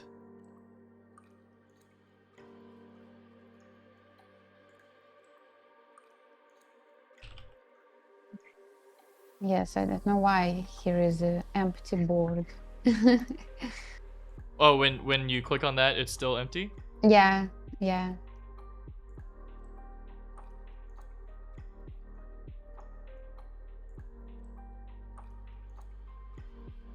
Okay. Mm-hmm. I just sent you a new invite. If you could, and it should show up as a notification on chess.com. Yeah, I'm here. Yes, I accepted Yay. your invitation.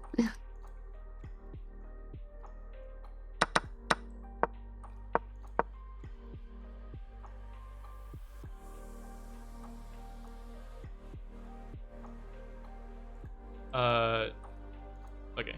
It still doesn't show you in here just yet, but if you can see it, then I guess that's great. Yes. Okay. Okay. Well, I was trying to show like what happens after g4, g6, knight g3, and it gets complicated because black can win a pawn.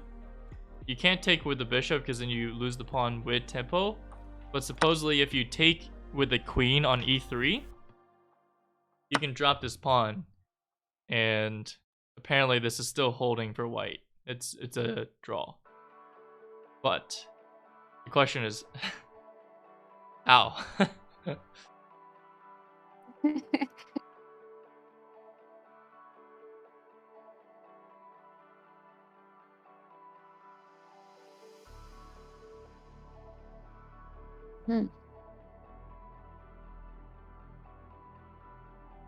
Yeah, and this is Yeah, I would prefer to play f4 in this position. a4. Oh. f4. Oh, no, f4. f4. F4, yeah. Oh, yeah. I prefer the king side. f4, the move that I wanted to play 20 moves ago. But yeah, no, that seems... Dreams come true. Alright. Seems like f4 is Stockfish approved here too.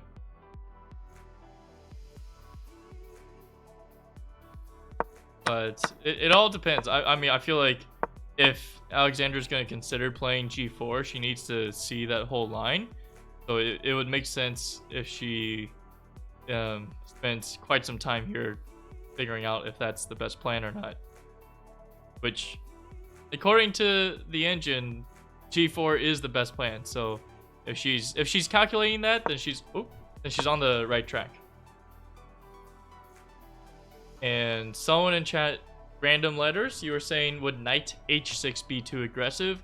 I think the issue with knight, like in any of these lines where g6 and then knight h6 were to happen, then the queen just comes over and collects the knight because you can't really go back. Well, I guess you could. Like, let's just say, you got two defenders here. Interesting. But I think if g6, like if it was black's turn, g6, knight h6, queen over this way, if you move back, then f5 might be coming. I don't know. It's definitely a complicated position with a lot to consider right now.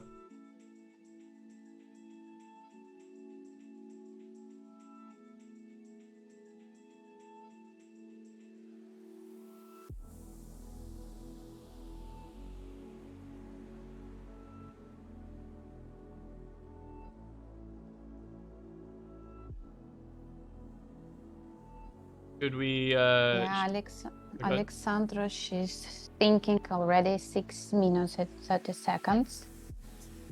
Quite a lot.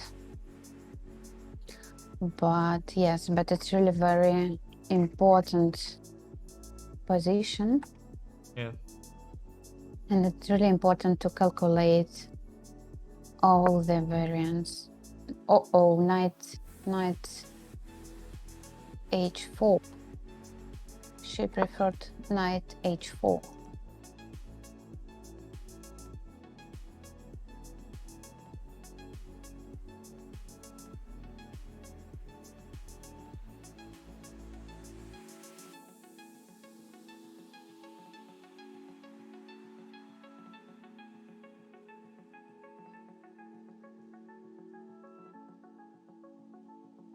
Knight on the rim. Is feeling dim.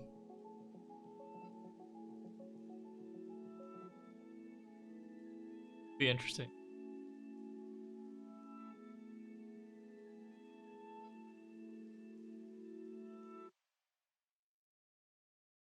I guess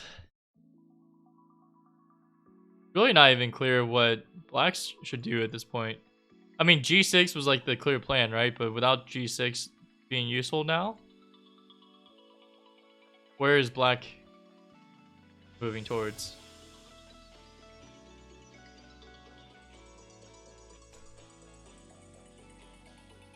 I don't know.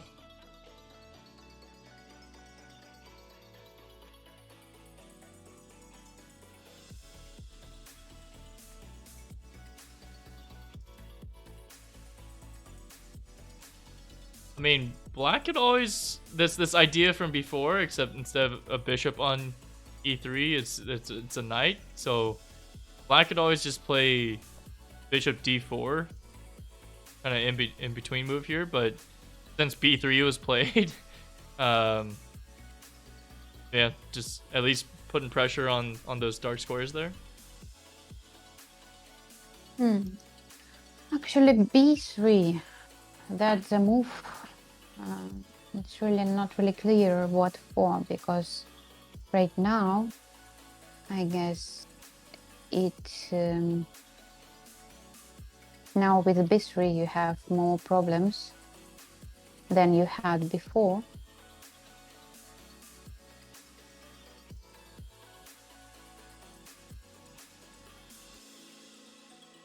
It's interesting what the plans white have.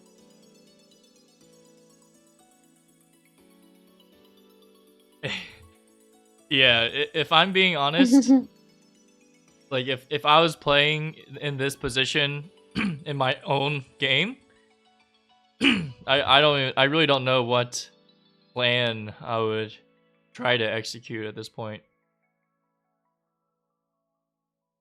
Other than f4 at some point. Eventually. Eventually. Probably at some point we will see it on the board f4. Yeah.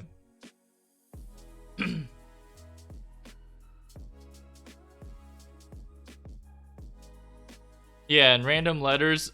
knight h4 avoids some complications. I think that's why Alexandra decided to play that immediately instead of allowing g6 first. She doesn't want to take the knight and help black fix their pawn structure. So, and at the same time, she doesn't want to be taken and lose a pawn. So she either had to like figure out how to defend it, or just move it out of the way and let it sit on h4 for now.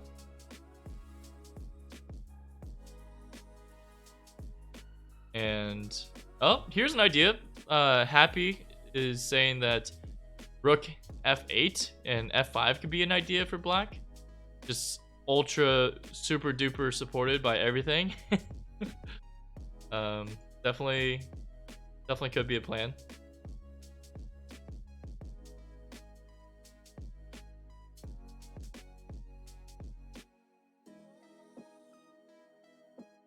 Should we check in on the other game real quick? Yeah, let's check. Let's check what's happening there. Oh, okay. So it looks like Katerina Lagno has a slight advantage, but only if she can find, oh my gosh, okay, a very specific move. I'm trying to figure out why it makes sense, but Look, Katerina, she has 22 minutes against 44 minutes. true. And now is the 21st move. Earlier she spent 24 minutes on one single move and 11 minutes on another move. Yeah, now is 12 minutes for the move, for the next move.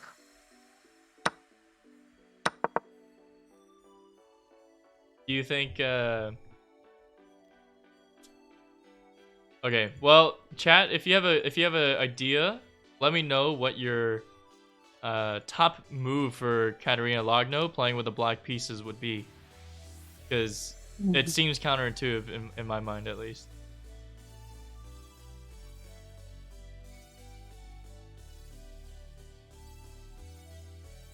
Oh, I guess. Knight c4 is looking good. Yeah, put the knight on a good square.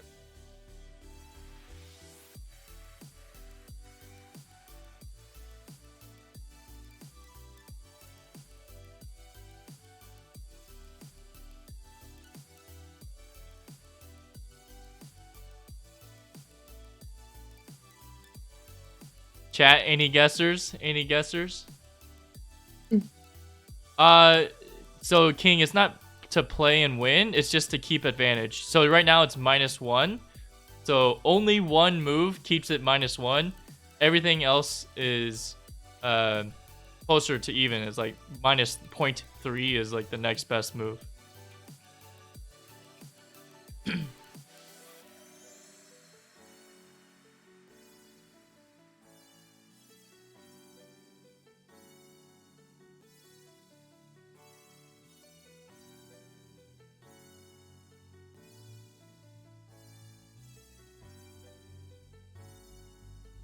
Queen f6 looks interesting.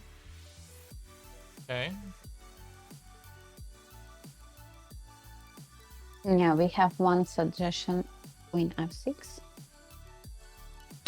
Queen b6, Queen f6. So it was not bishop takes d3, by the way, but the top move here. So we had Queen f6, Queen b6, Knight c4 from Oksana, and I saw the answer before I really thought of anything, unfortunately, but it's actually a4, which is like, oh, it's attacked twice, it only defended once now. What's happening? Well, what's happening is you can't, I mean, you're attacking it with a queen, so sure, you can take it with the knight, but now you're walking into a pin. That's never pleasant. And then like Queen a5, you really have to figure out a way to defend this. And it's kind of like you black is gambiting the pawn, and in return for a ton of pressure on the A file.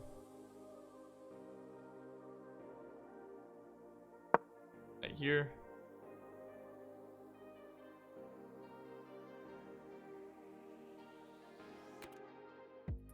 Yeah, so it's really hard to find. It's not really all that clear because apparently, again, in this position, the only way to keep the advantage is knight b5, which I don't even understand. The idea being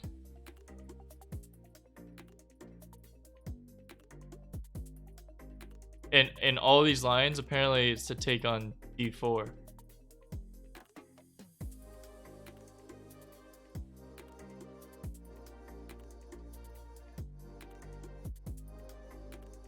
Anyway. Oh, it's to take on d4 and maybe take the knight here and then. So just for example, like queen b3, you take on d4. Like if white takes here, it's catastrophic because you take. Oh, it's even worse. Wow, this gets really crazy. If you take, then oh, queen sees that score, so you can't do that. Oh my gosh, what a tactic! If black had found that, that'd be insane. Basically, if white had taken the free pawn, then queen a5, putting all this pressure here to win, at least to win the knight. So you go knight d to c5, knight b5 with the idea that you're going to take on d4, and if the e file opens up, you take, and the rook can't even take back because then the queen would take it. That is some crazy engine level threats. But instead of a4, bishop takes d3, much more natural, and all of a sudden, it is back to even. So, yeah, that game will carry on. She decided to play knight f5, yeah? Yeah. Knight f5, bishop comes forward, bishop d6 to trade off, and actually, yeah, it's still looking to be closer to even. Woo! Crazy. But are there moves in Alexandra versus Alexandra? Are. Yeah, let's back to our main game. Sorry. No, it's okay. Oh. So what's happened? Black After opted for knight b5. knight b5.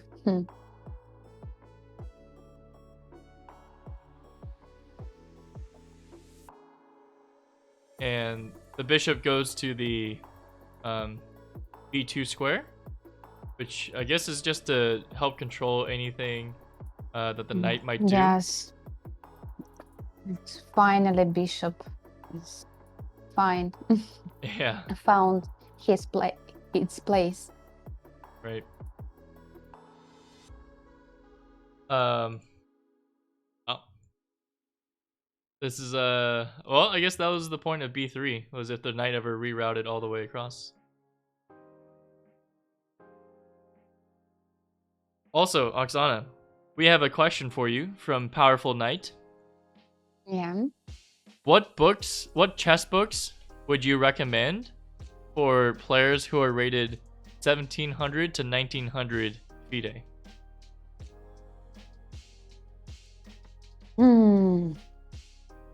I need to check the names in English because, of course, I remember a lot of books in Russian, but if you have 700 rating, you need to solve tactics, and you can find it, for example, in chess.com. They have a lot of tactics. Yeah, and to clarify, they said 1700. 17. Yeah, 1700. 1700. Okay. Yeah, okay, yes, it's still very useful to solve a lot of tactics. You can start to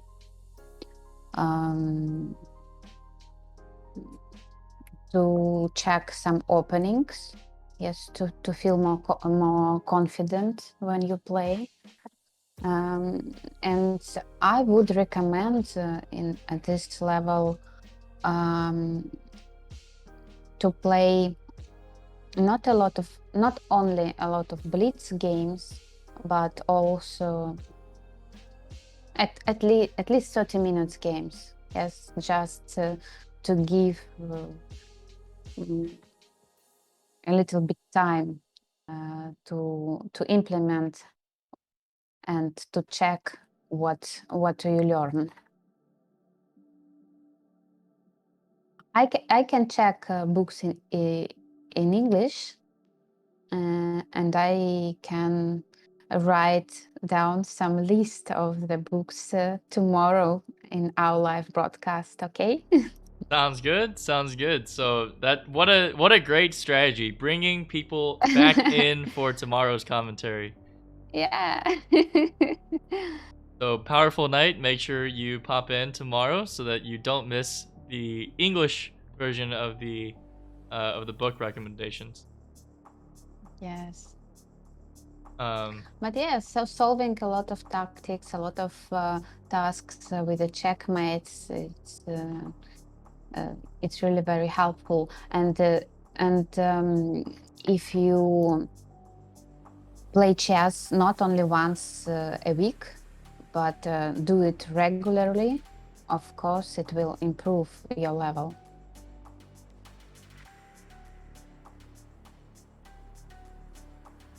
and you said like at least half-hour games because of the just like longer time controls allowing you to actually fully think and everything more deeply, like to think through your process and moves, calculate more deeply. Yeah, because it's really hard to play chess only in Blitz. Yes, for example, in our childhood, we couldn't play Blitz game a lot. Of course, we used to play, but at first place in the beginning was classic games. And after, when you feel confident in classic games, you can train your blitz game. Makes sense.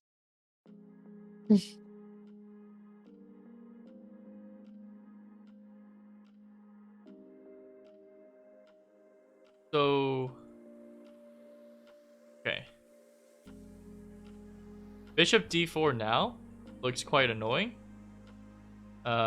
Just because, I mean, if you take with the bishop, then you're allowing the knight to get to this great square on d4, kicking the queen out. But at the same time, not truly an outpost square on d4, and the queen could just go to d1, I guess. But alternatively, what about white just playing like c3 and kind of building up pawns? And then, I mean, bringing a rook to d1. I don't know. Seems interesting at least, right? Oh wait, c3 is a free pawn. Good point. Okay. But yeah, okay. So then, really, you're deciding between taking or rook b1 or something like that, or as someone as random is saying, why not just c4? But we'll see. What Alexandra plays, she plays bishop takes d4, kind of allowing the knight to jump through. And I mean, I'd be surprised if the knight doesn't come forward, but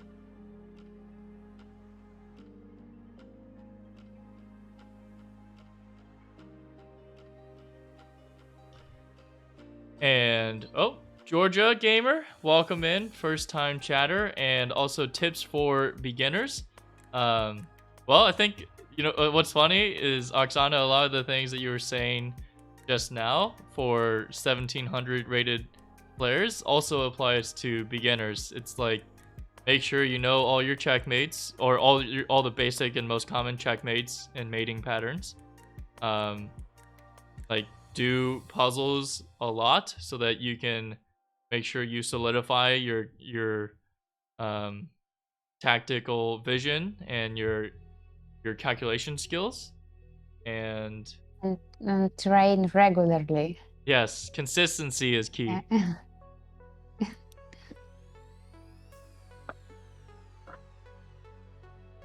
Oh, and the longer time controls definitely helps. Well, I think that was something, because I only started playing chess 2 years ago, and I originally it was like, oh yeah, like 5 minute games at a time. Yeah, that's all I have time for. But then I realized, oh, like playing longer time controls really does help you maximize what you know and don't know, because it's hard to figure out where you are if you're not allowing yourself to have the time to think fully. Um, if you, yeah, if you're just playing without thinking, then you're not really getting better.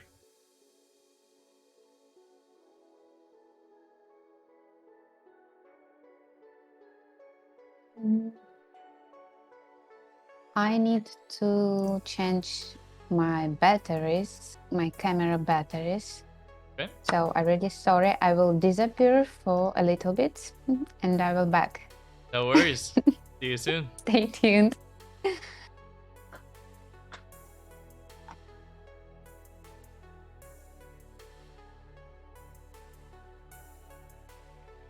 Wow. Oh, she didn't even like change the overlay, so we're perfect.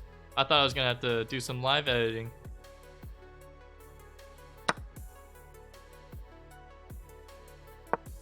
All right. So we have knight takes d4, queen d1, and we see where we go from here.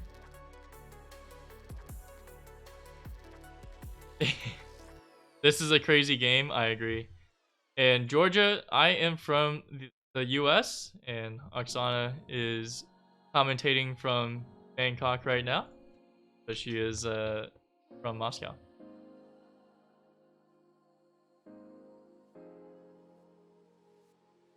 Okay, I'm here again.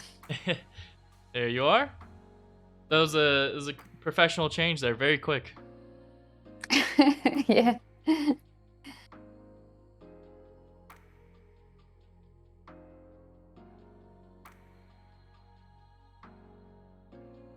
Despite Alexandra taking a lot of time earlier on to figure out where the knight on f5 was going to move,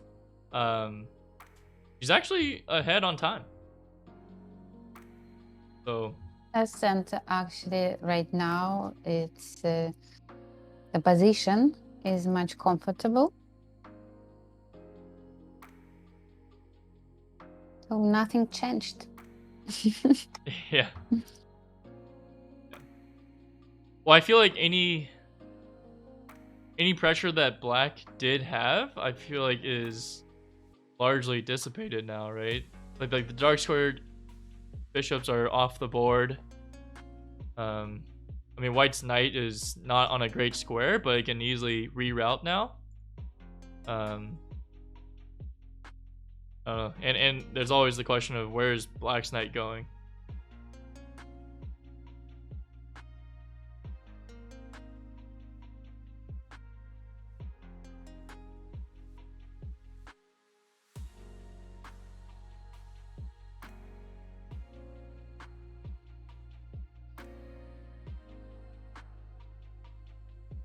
Ooh, okay, we have an interesting line here.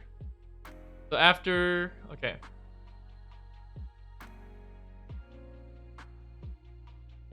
Okay, maybe Happy, c6 isn't possible. I think you mean c5.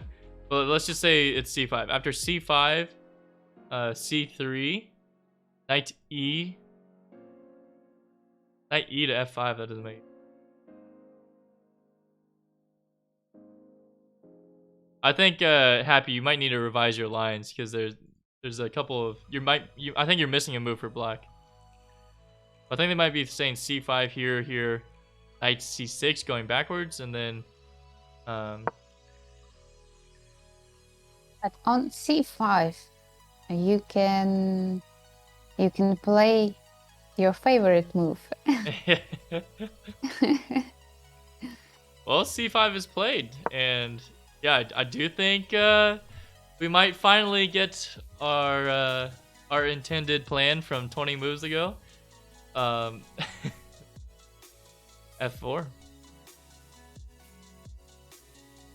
Because yeah, I think c3. So okay, after c5, what's the point of playing c3? Because then I can just go back to a good square, right? But after c3, d3 is looking not really good. It's we have a weak pawn. Right. And I know that I might play c3, but but not when f4 is on the board available. Yes, so it's our priority.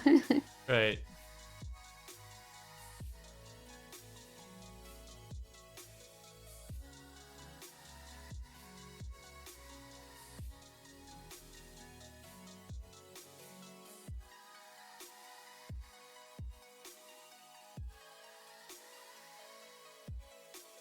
Yeah, so actually c5 now we can see on the board. And so will we have f4? It is the top engine move, I will say. For the first time, it is the top engine move. Kevin, it's your trick.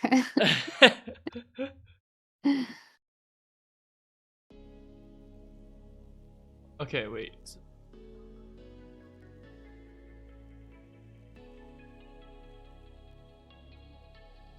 Wait, so king, we're talking about f4, not f5, but maybe you're saying with a knight on d4, like maybe f5 is the idea, because everything's supporting the f5 push.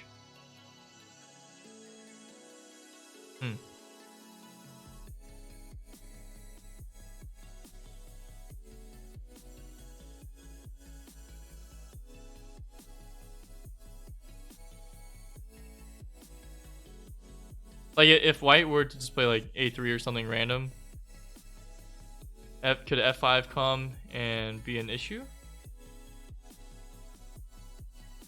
After f4, f5, you mean? Well, I wouldn't. Not after f4. I'm saying if white didn't play f4. Like, let's just say they played like f3. Good Options do they have? Yeah. Whoa. Okay, so Alexandra does play c3. Oh. Okay. Okay.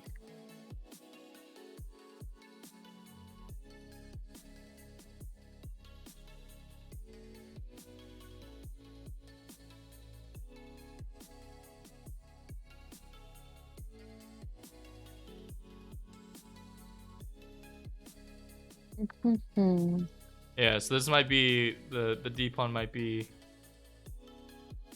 a potential weakness long term, or she might try and dissolve it with like d4 or something, but not with the pawns on c5 and e5. Yeah, but for d4 you need to move a lot of pieces to make it.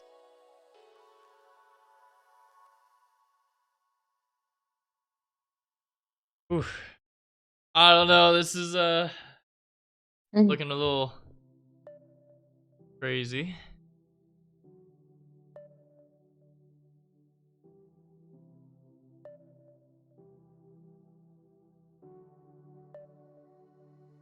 The knight goes back, but really,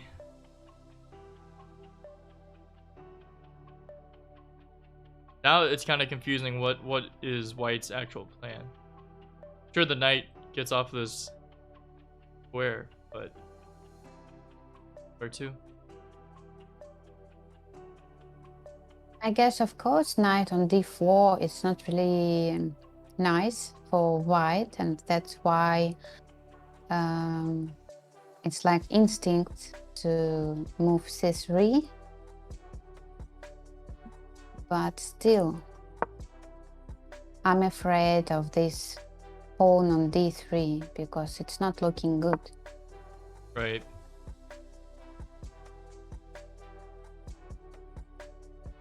But probably it's not so sensitive how we think. Plays queen e2 immediately, but I mean, rook e to d8, putting more pressure on this.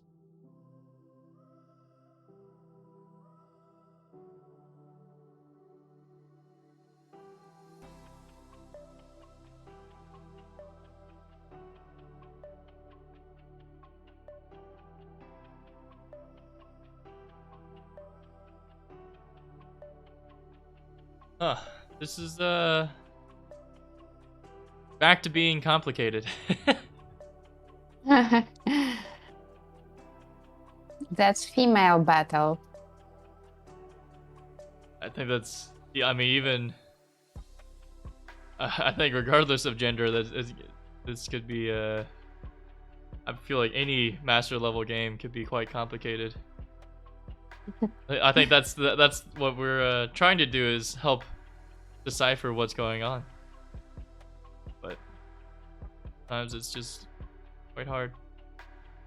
Yes, even for master's level, it's sometimes it's quite complicated because, you know, of course we have engine, yes, but it's still sometimes it's confusing us.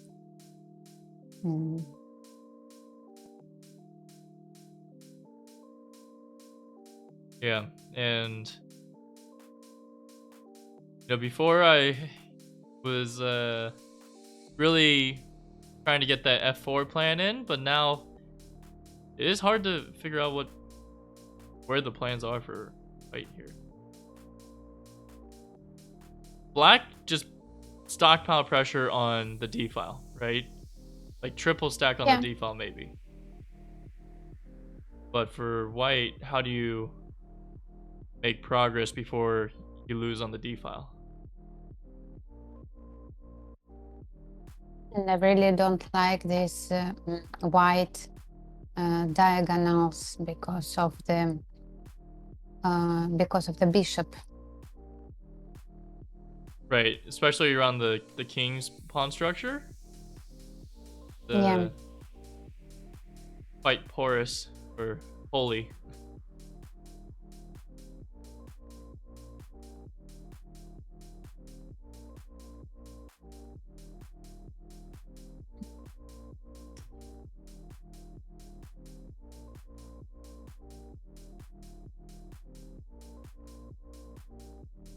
So,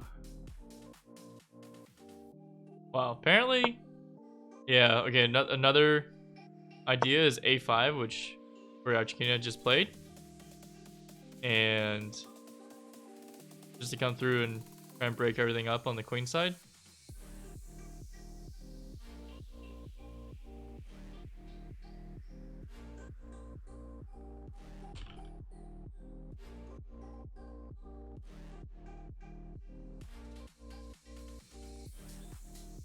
Yeah, it's getting complicated. This is getting be a tough position, but can you still play for f4? Just go all in.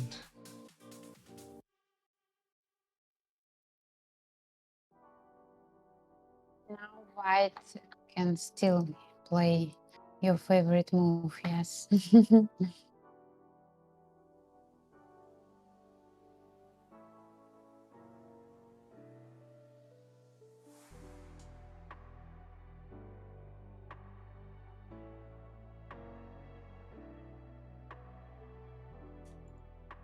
Yeah. I don't know. I mean, like you're saying, like c3 just seems like a first instinct because of the knight. You want to like kick the knight out, but anytime a pawn moves, it's a big commitment, right? And you never move the pawn backwards, so now the d pawn is forever unsupported unless you can get d4 in. But I think you need to play like knight c2, rook here. I mean, rook d2, rook d1. Like, no matter how many times you can support d4, black can always add more defenders. At least now they have 4. Right, and then they can add another one. If they really wanted to, they could play queen d6 and triple stack. And they're gonna not only prevent d4, but they're also gonna threaten to win the d3 pawn. Right?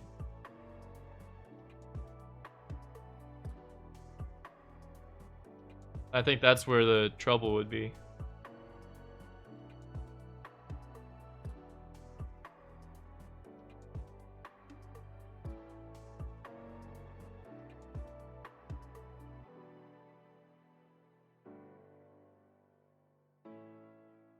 Difficult. Maybe we should, while Alexandra's taking some time to think here, let's do a quick check-in with the other game. Yes, let's check.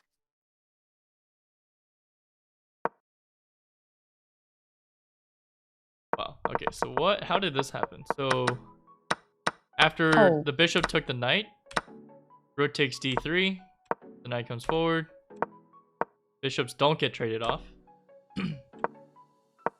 Okay, then queen a4, the queen a4 was really just to go to queen c2.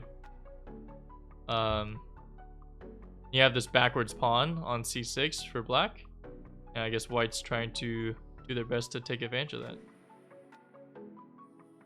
that. Doesn't seem like there's anything just yet. Now black has 7 minutes. Wow, yeah, that is only, a huge... Only 7 minutes for 12 moves. Yeah. Oh. Okay, so it's not a backwards pawn, because it can push and dissolve itself. I forgot that on the c5 square, it's supported by the bishop as well. So you can feel free to go forward. If you take, then they probably just take with the rook. The queen has to move to b1 probably. Oh, I guess you can go d1.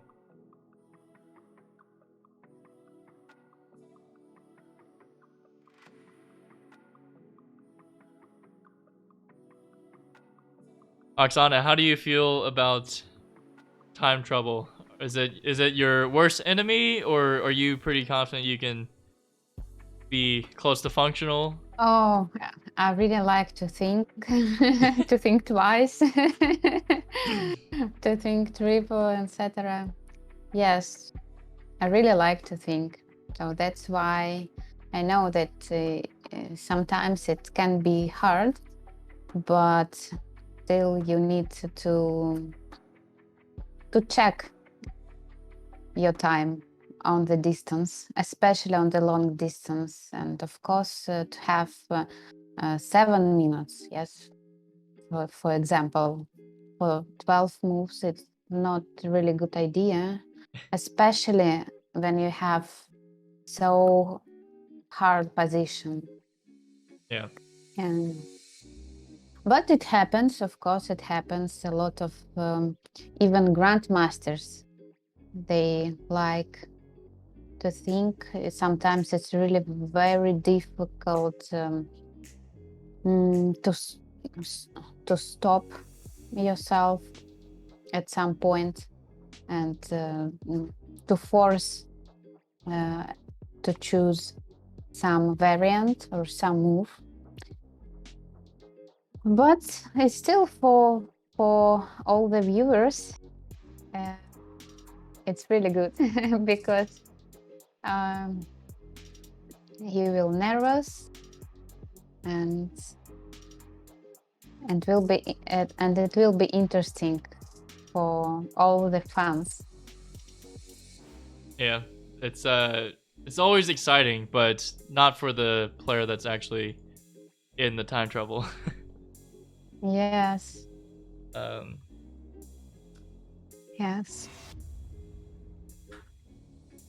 If we go back, seems like we do have Yes, f4. let's go back. Yes, let's go back. So f4 is officially on the board. Woo! Yeah. Okay, probably it's not the best situation for f4, but still we have it. Right. What if... Well, two things. One, I mean, black can just take, right? But then takes, and you probably take with a g pawn, so that you have the open g file. You know, the king h1, all those many moves ago, and it's so you can have this like open g file in the long term potentially, and launch an attack of your own. But could black just continue on? They played a5 to play a4, right? What if they play a4 here?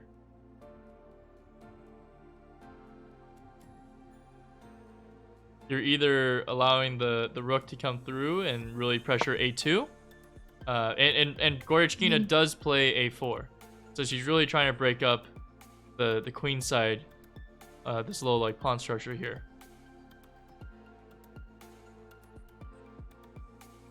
I don't really like this bishop. It's very dangerous. Yeah. I mean, black's threatening to win a pawn, and also to come through on the a file. So, do you have to play something? Ooh, never mind. You really don't want to play like c4, because then the knight comes back in, and it's immovable at that point. So instead of c4, if you try b4, then you're also losing a pawn and losing control over the d4 square anyway. Yes, probably a rook b1. No, a rook a b1. Yeah, other way. Yeah.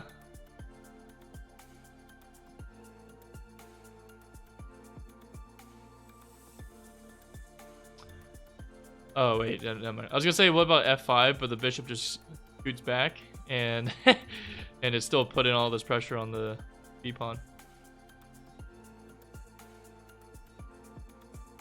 Okay, still we have some pressure from black.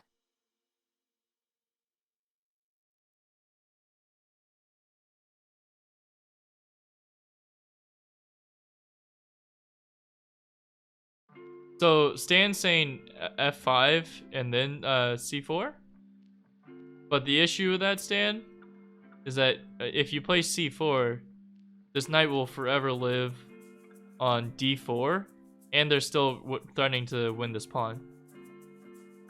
And I feel like that's a pretty big threat. Like, so for example, f5, bishop back, c4, you're hitting the queen with tempo. So let's say the queen even moves here. I mean, the queen almost like has to move to protect the pawn. I don't know. It's not easy to deal with. And then your d-pawn's even weaker, and you have to assign something to protect your d-pawn eventually. This is d3 pawn, really weak.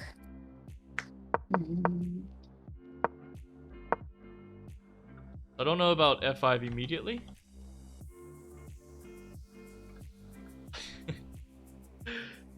What do we have? Oh, we have... Okay.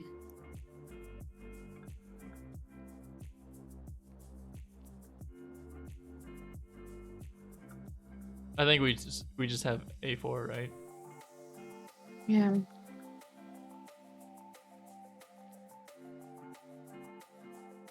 You know what's funny is the top engine move is f5, but I feel like we're starting to get slowly into the territory where like the best engine move in a slightly worse position is not always the most practical. But like, because if you're trying to create complications to make things even wilder, sometimes it's not always the computer move, right?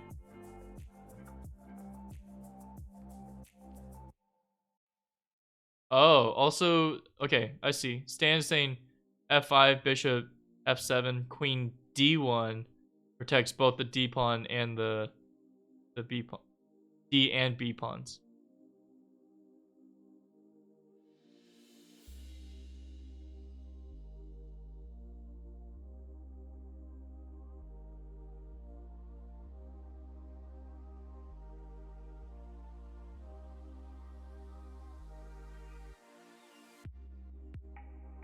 Could be a move. No, after d1, I guess they will lost a pawn.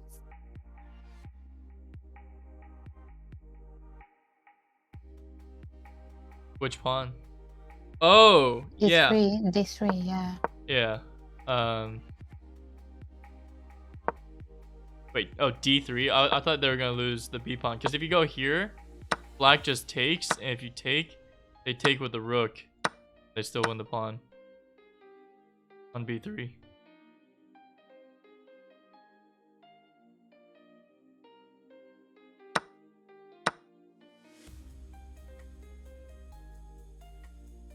You see what I mean? Yeah.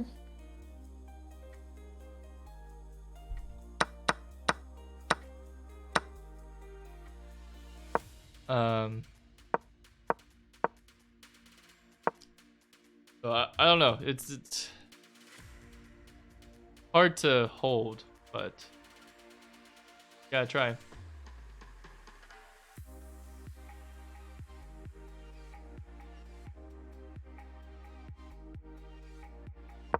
I mean I'm fine with f5. I just feel like c4 is too weakening. After f5, still we have the same problems. What to do next? That's the question. But instead of f5, we see rook a to b1 to defend that pawn. Mm-hmm. Oh, rook a b1, yes. Yes, rook a b1. I feel like black could still just take on b3. Then Yes.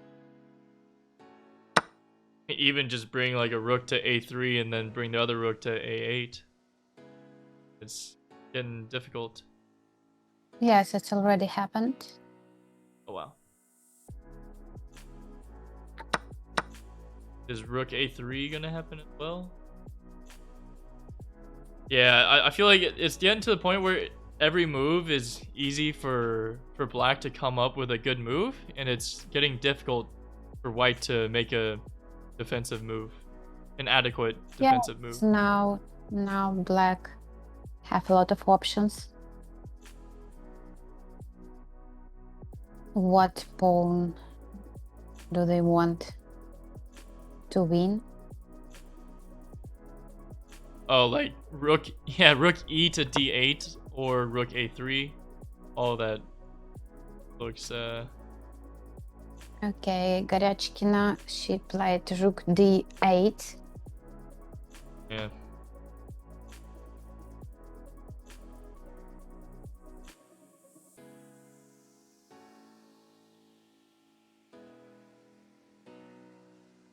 Then you have to play rook f to d1 probably. Mm-hmm.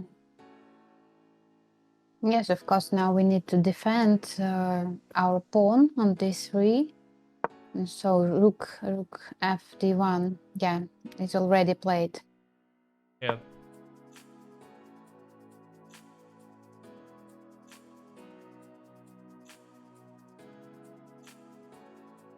Oof. Mm-hmm. I'm still scared of rook a3. Rushing to win the b pawn. How do you hold it together? The queen could quickly get overloaded if you go to c2.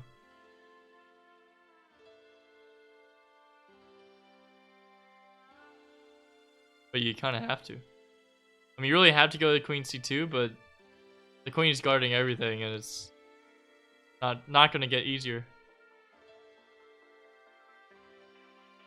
Yes, all the pawns, b3, d3 is really very bad.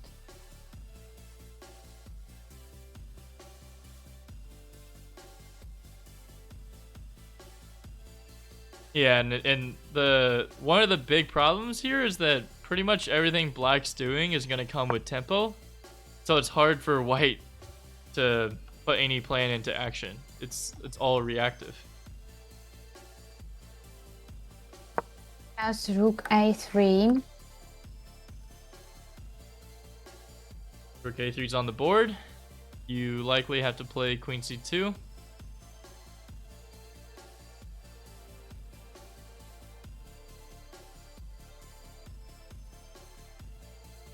I don't know. Yes, probably is better way to defend is queen c2. I can see some other good options.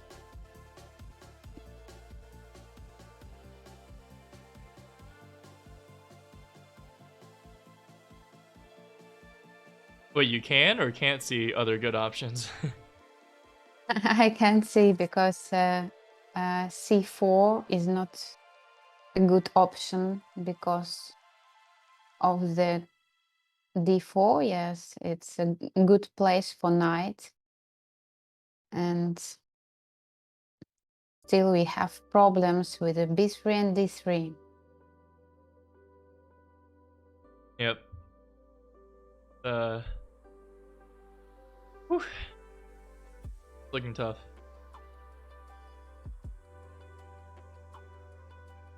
Yeah, and I mean, because the whole idea with like f4 is to get your rooks on the open files and launch them, right? But with the rooks being assigned to the b and d pawns, it's really tough for white to allocate any resources in an attack. What could be a plan for white? I don't know.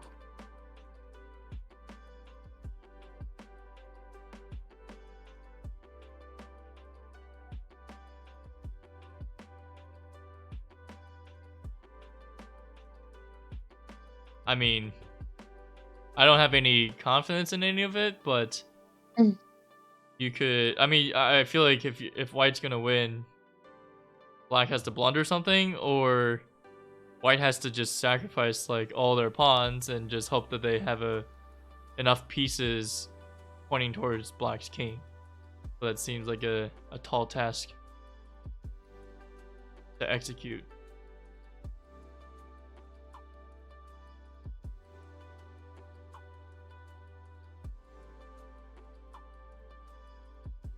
Like, I'm trying to even think, if you put the queen on h5 and you played, if you were able to get like f5 in bishop d, oh wait, no, that doesn't even work, because whenever you play f5 the bishop will hit the queen.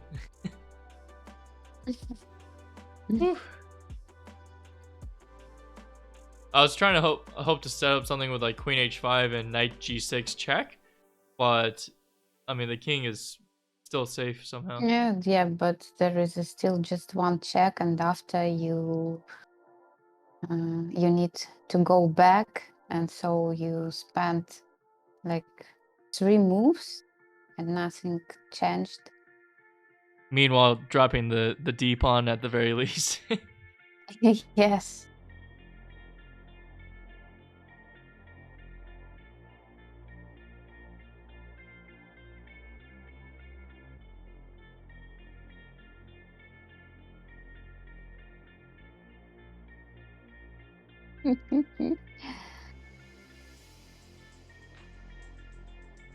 Yep.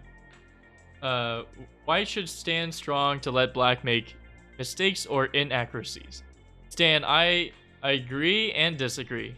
Like, I agree. Like, you don't want to, be the one that folds in a position like this. But at the same time, when I think black has clear plans to win material and win the game, when it's at a point where your opponent has a clear plan and they can execute, and it's like really difficult to find enough of a defense, then you probably need to start looking at ways to complicate the game. Which, it's a fine line, because if you complicate it, it could go downhill much faster.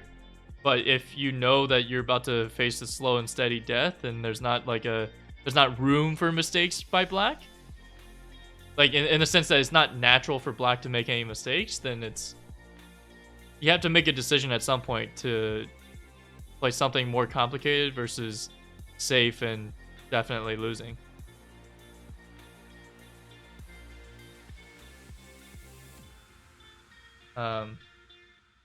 Yeah, but Actually, yes, we had a big pressure from black, but then was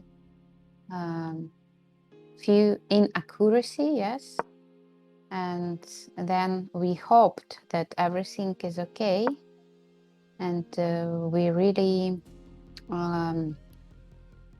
checked this f4 just 2 moves or 3 moves earlier, yes, and then it was a mistake with the c3, I guess. And after that, everything is changed again, and so again we have a pressure from black.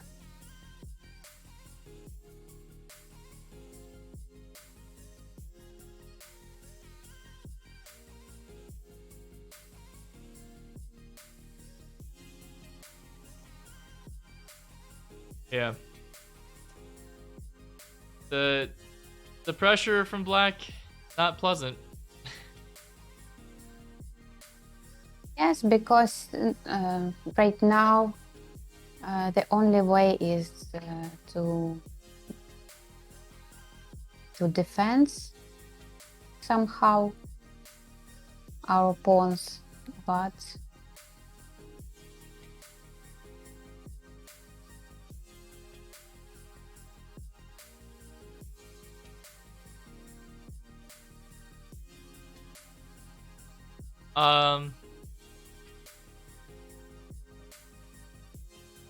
Random letters is suggesting to trade pawns on b4, but I think that would be a terrible plan, only because if you, well, first off, okay, well, a couple of reasons, but if you take the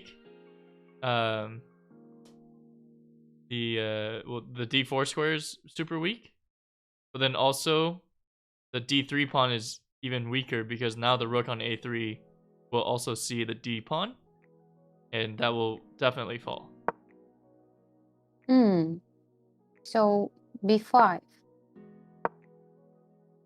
Probably if black will play like this, like b5, it can be good for white. What are you seeing? How could it turn something good? But I guess that b5 is probably not the best option for black. Do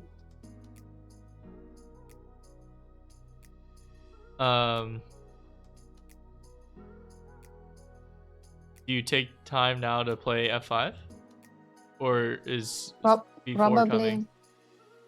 Probably. So if you play f5,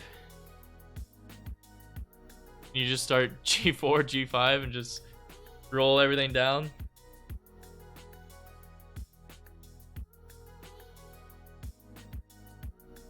I think it's time to move our knight from h4 close to the center of the chessboard. Probably after f5. Because right now, standing on h4, it's nothing to do for our knight.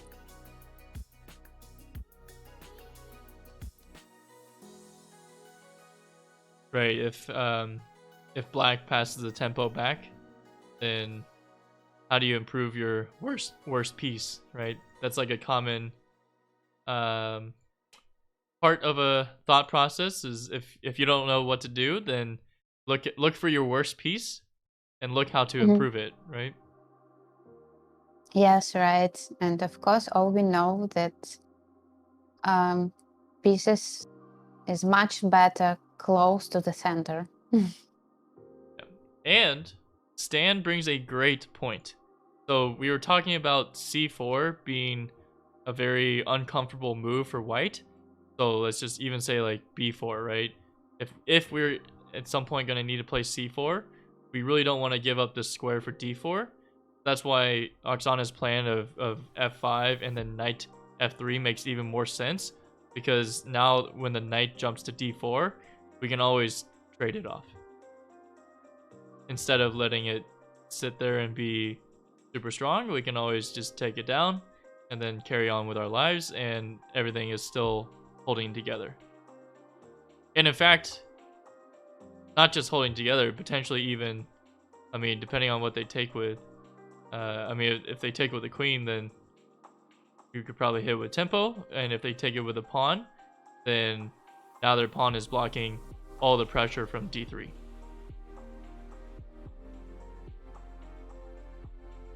Let's just say something like this here, this way, and if we take, if they were to take with this pawn, even, because all the pressure is gone, but they take with the queen, then they still have the pressure, but there's no pressure, there's not as much pressure on the b pawn anymore.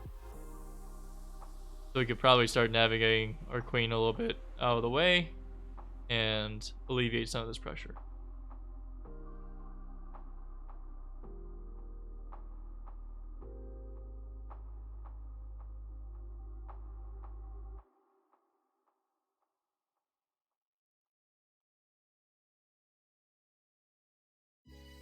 Probably there are some other options not to play c4. Okay, so Do we have, before, what do we have?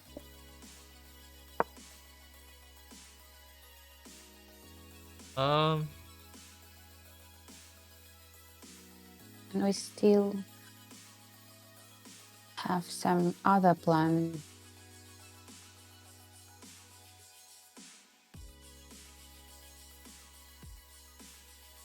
I don't know, if not c4, then how do you react to b4?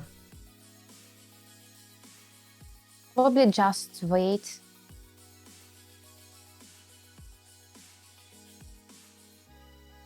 For the black. Probably to check some other moves.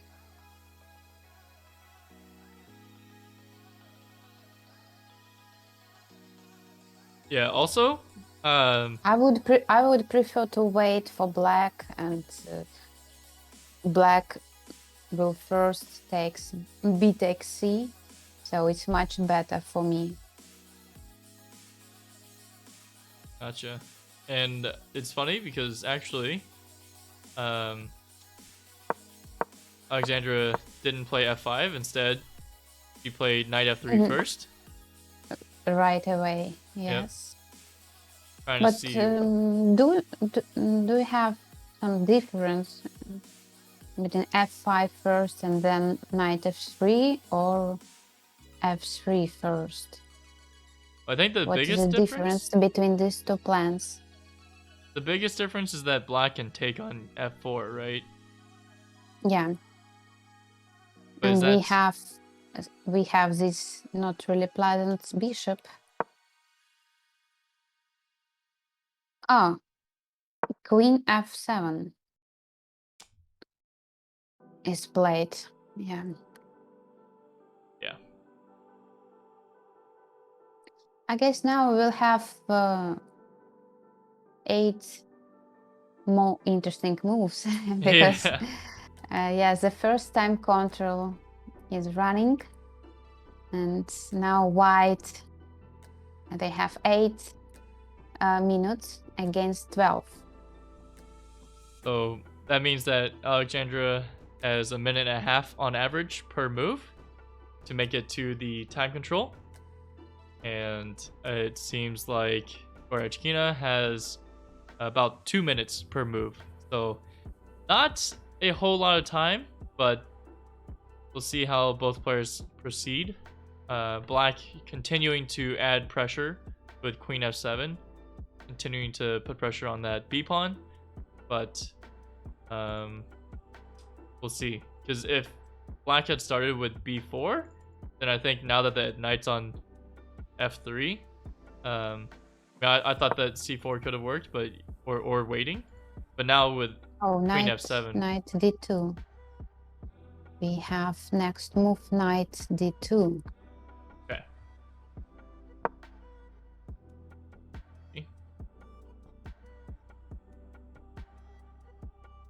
Knight coming over to support, and since the queen moved off the D file, there's not as much pressure on the pawn.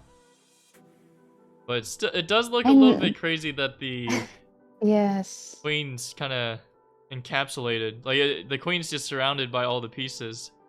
You would think normally the queen would be most powerful when it's free to roam around, but it is surrounded by all of its own pieces. Jin doesn't like the white position, but we hope that everything will be okay. Right. So Alexandra, let's see what she can find here, and especially in the time scramble, which could be mutually tough to deal with. It's not just one-sided, right?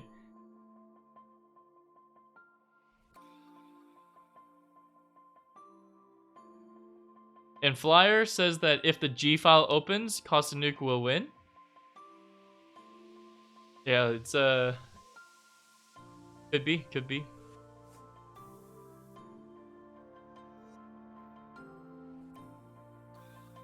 But the G file opening up is a little bit less beneficial when all the pieces are on the queen side. But still, in long term, it could be helpful in an attack. Random, are they playing in person? Yes, they are. They are playing in person. Which, Oksana, do you know if there's any way that Alexandra can get like a camera feed from one of the broadcasters? Is that something we could try to get for the next couple of streams? I don't know. I don't know, yes. It might be difficult.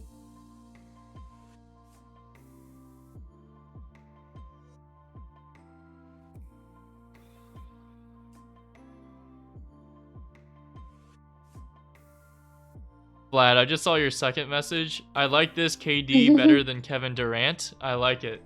Who needs Kevin Durant? This is the better KD. Okay.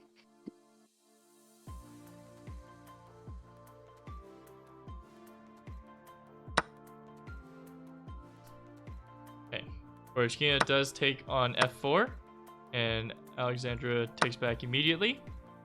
But now this is where I was saying, like, if the queen's free to roam and the rooks are free to roam, then the open G file is quite useful. But it's actually Black who has, you know, freedom of range over here. But the king's on H1. It should be safe still. Whoa, okay. F5. F5 seems odd, to say the least.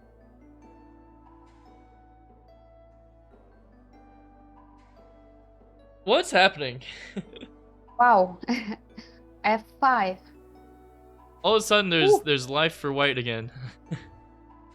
Oh. So, yes, you see, that's why I'm telling so often about female games. So it's so interesting to watch and to follow because you never know what will happen next. Yeah.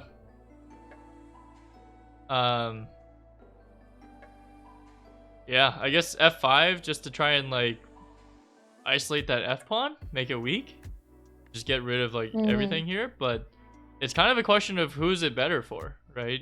And I feel like Black had such a clear plan to just stockpile everything on the D file, go win a pawn, either the B or the D pawn, and instead just kind of got distracted, and all of a sudden we're seeing some craziness here.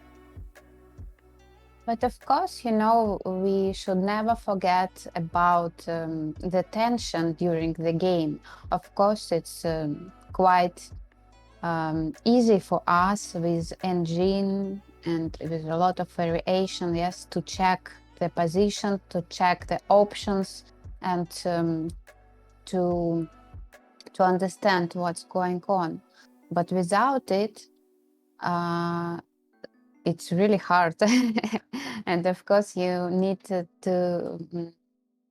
concentrate all the time, and it's not so easy. And yeah, like we get to see the computer, but Alexandra, kind of like what you were saying earlier, it's just all in her head. Like she has to play it basically blind. She's doing all these calculations.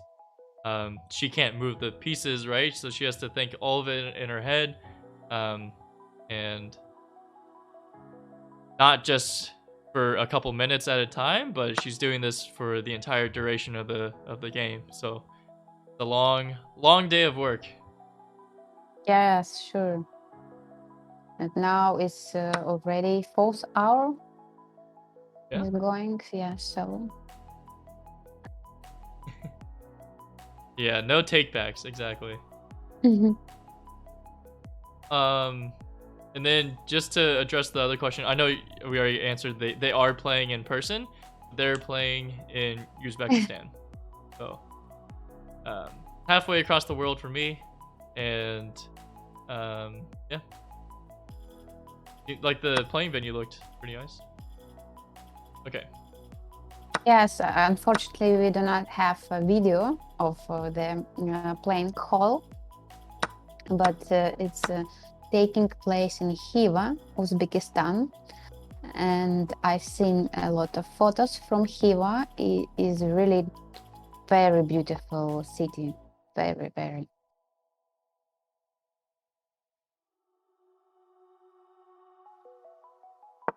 So, okay, yeah, Alexandra plays knight e4 because if you take the f pawn, then I take your c pawn. So it's not actually losing a pawn. So it'll be interesting to see how this carries on, but it's looking much more equal. Who for a while, like White's pawn structure definitely looked worse, but now, well, everyone's pawn structure is kind of questionable. So this is looking good. This is a good. It's much better than the 3 moves before. Correct.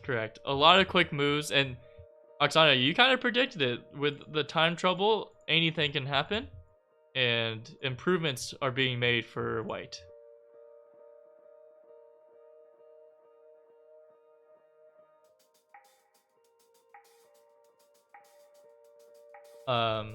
Actually, the time control is also trouble for the Lagno and Tan. Oh. Yeah, because White, they had much better position, and now it looks like a draw. So much pretty the same. Right, but when we checked in on this game earlier, Katerina Logno, playing with the black pieces, had 7 minutes, and Hang Jung-yi with the white pieces had 30 plus minutes on her clock. So it is completely reversed, at least from a time perspective. That is crazy. Yes, sometimes it's happened.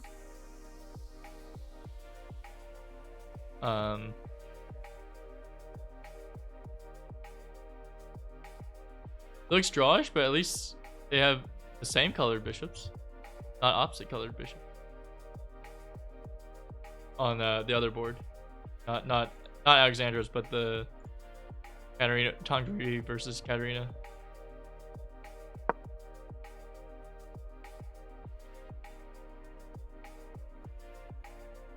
Yeah,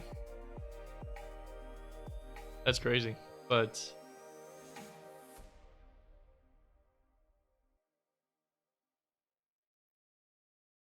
see if either player can make a improvement there. But I'm gonna go back to the main game that we're covering here.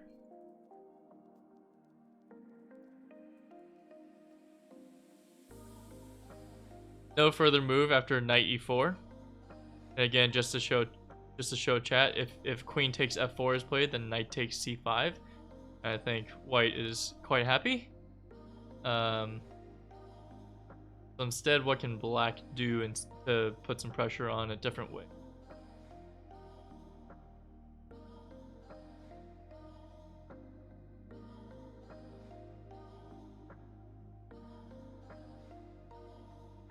I mean, they could play rook f8, but that really that lets the queen and rook free to roam, because well, first off, when you take it, this is still undefended, and then secondly, the queen and one of the pieces, the queen or the rook, can now start to move.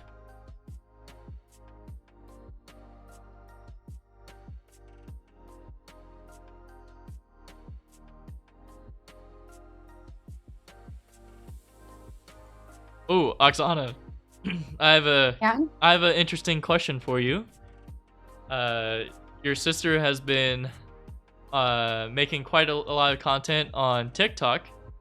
Are you familiar with her content, and do you do anything on TikTok? Do you watch anything on TikTok? Of course, I see what my sister is doing, but I don't have even account on TikTok. I'm so sorry, but I really do not like TikTok videos. Sorry.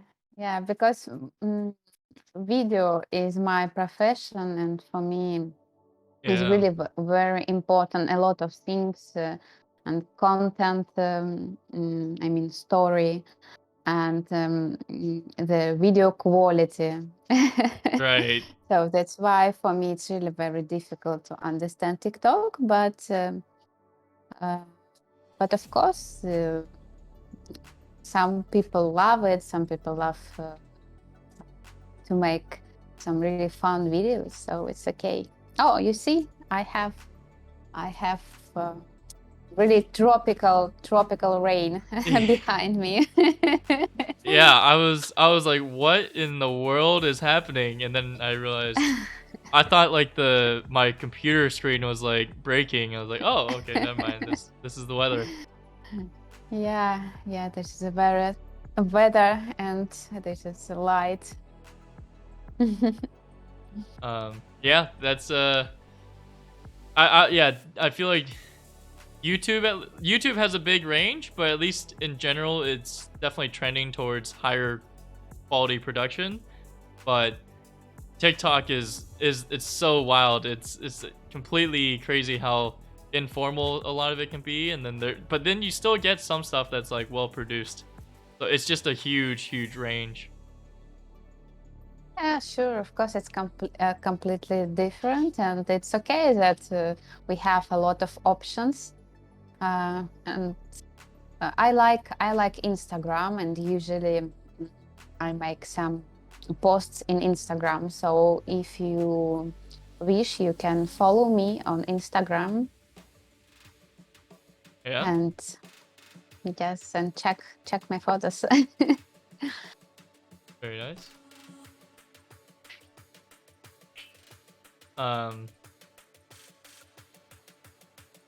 Yeah, go check out Oksana on Instagram. The handle is right below her. Let me see if I can point over there. Yep, over there. And then you can also check out my socials down there. Should be pretty consistent across all platforms. Unfortunately on TikTok, but also YouTube and Twitch as well. Oh. Oksana, a question from chat. Powerful Knight is asking for thoughts on Benoni and the Queen's Gambit decline Jagoran variation. Oh, I'm not the best chess player who you can ask about the openings, because it was really long time ago when I really learned some openings and choose what to play. So I'm always say that is really much better to follow the games of real grandmasters, real chess professionals who play these openings and who prefer some openings. Yes, and it's much better to check their games and also read some books about these openings. It will be more helpful than asking me. I'm gonna basically say the same thing then. I also personally don't have a whole lot of experience with either of those two openings. To be honest. So yeah. I mean I do play a little bit of D4 and E4, like I kind of switch between the two. But when possible I'll play like the Trumpowski. But against D4, D5, yeah, I'm just gonna play the London because I'm boring, and also because I'm not really going super in depth with my opening study. Kind of as Oksana was suggesting earlier, I mostly focus on tactics and trying to improve all that first before I go too deep into openings.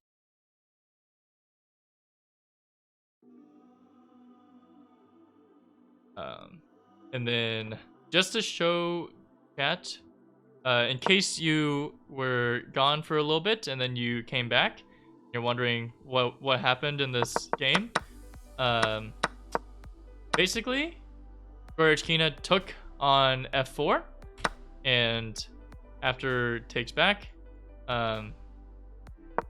she pushed the f pawn, and I think the idea was that after takes, the the f4 pawn is weak, but actually in reality all black has done is just alleviate all the pressure on the b and d pawns, and now the knight jumps forward.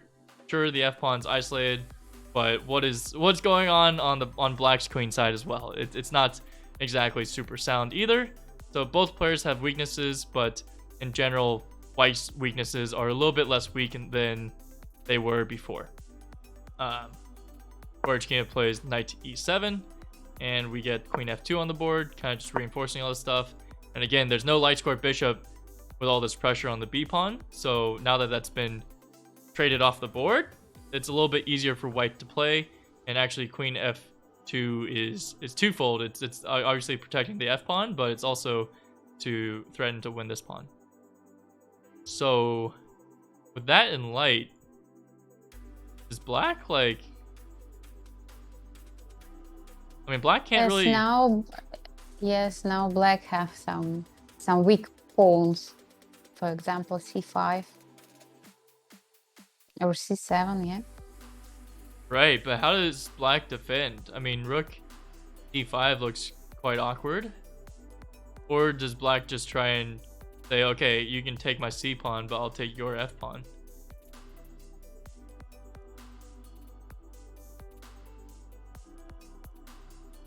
Isn't the issue with that?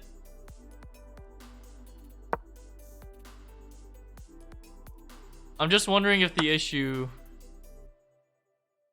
Oh, wait. Oh, this does get played. Knight, knight to g6, queen takes c5, and it'll be interesting. Do you take here and then take the f pawn, or do you keep the queens on the board and take this way?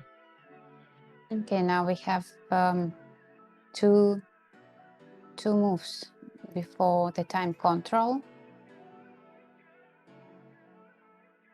2 moves to decide. Right. Do you want to keep the queens on the board or off the board? I think if you take the queens off the board, and this is Goryachkina who's making the decision here, really, right? If you take the queens off the board, you're probably heading towards more of a draw, versus trying to play for a win. Not easy. Not easy. Actually, after the first time control, players can agree on a draw. Before 40 moves, they cannot.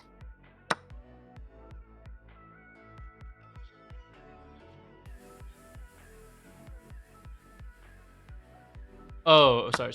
Okay. Oh, they can't agree to a draw until after the time control is reached? Yeah. Well, I think one more move per player, and they will get the extra bonus time. So, yeah, because they just made move 40, so they should have the 30 minutes now, right? Yes, on the next move, I guess we will see the new time calculation. Mm-hmm. Oh boy. Well, honestly, the first day of the match, I know Alexandra was playing with the white pieces, so you're hoping for a win, but to escape all that pressure with a draw could also be considered a win.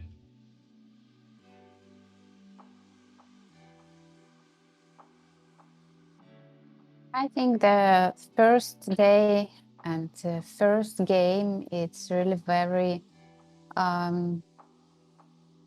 difficult. Yes, psychologically difficult. Yes, because it's you want to start well, and you have a lot of tension. Right. So and you need time to move for the next games. Yeah.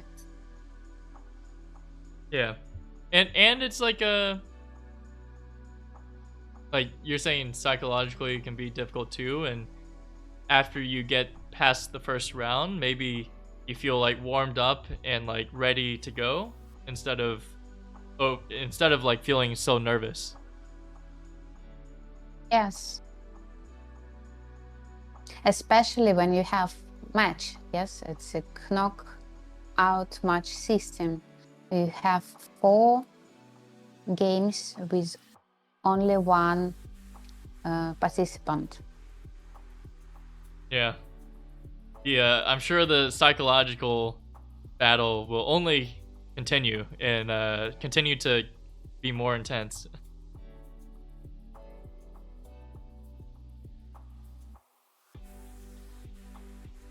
And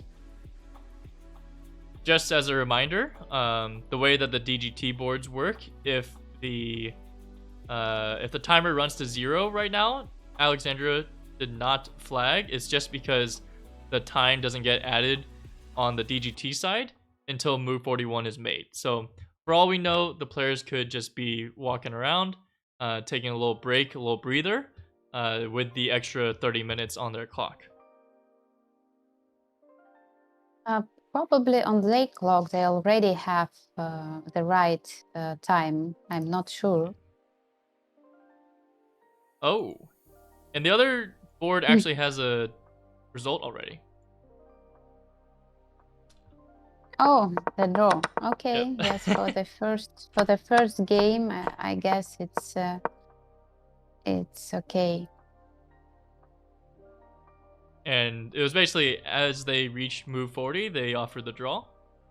Like you mentioned, like you can't Yeah. offer until Yes. move 40, so the Yes, I first chance they guess. got. Yeah, yes. If you have a draw position, of course, you need a rest to prepare for the next rounds. Right.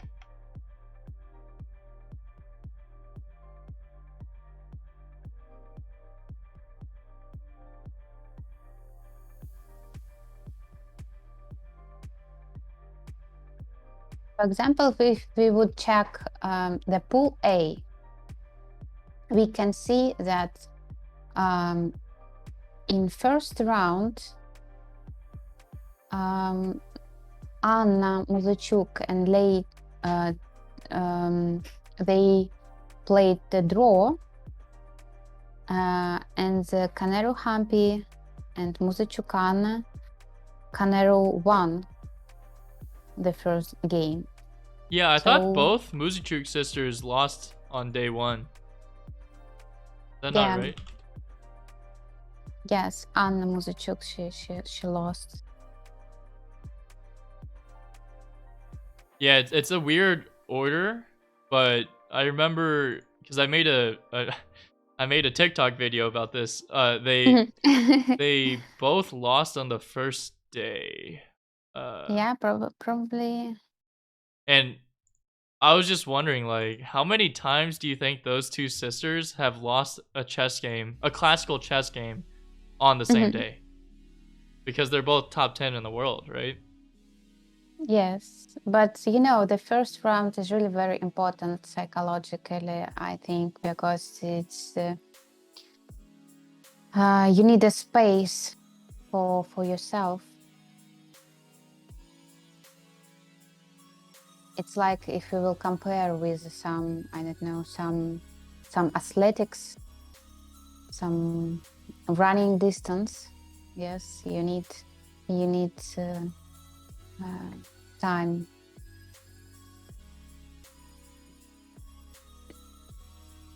Yeah.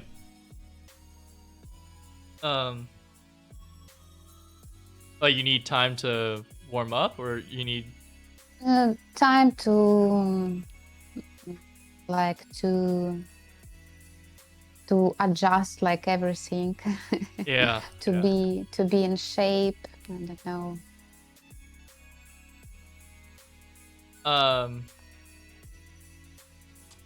Someone was asking if the game's finished, and just to clarify again, we reached move 40, so each player has an extra 30 minutes on the clock.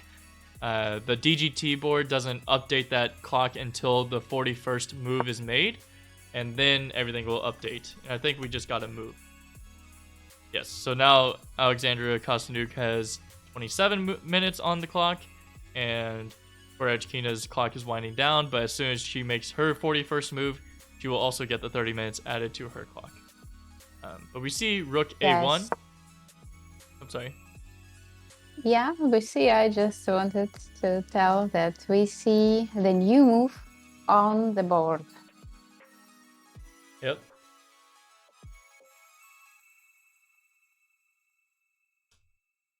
Okay. So if Rook takes and Rook takes, am I crazy, or can the Knight take on D3 and win a pawn? No, because of the Oh, sorry. checkmate. Whoa. Okay. It's nice. It's nice. Small Well, trick. yeah, maybe if this was before the time control, but most likely not. These grandmasters would never blunder that in a classical game. So we see it's tactics. Yeah. So I was watching the Speed Chess Championship yesterday, and Maxine Bechet-Lagrave was playing against Jan Nepomniachtchi. Yeah, I've seen too. And yeah, Nepo seemed like he was getting like tilted, like very frustrated, and he literally hung a queen in one move at one point. And I was like, well, like, I know obviously like normally that wouldn't be how he plays, but it's just funny because the emotions are still so human, right? Like he was clearly feeling the emotional frustration of being down in that match. Also, it's speed chess, so at that point it was bullet. A little different too. Yes, and speed chess is happening everything. Yeah. Yeah.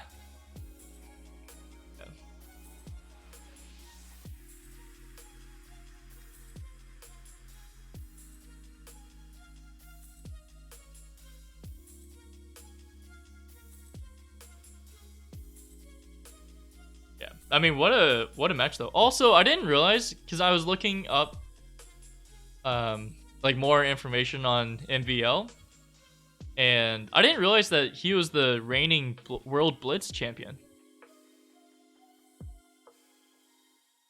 Pretty impressive.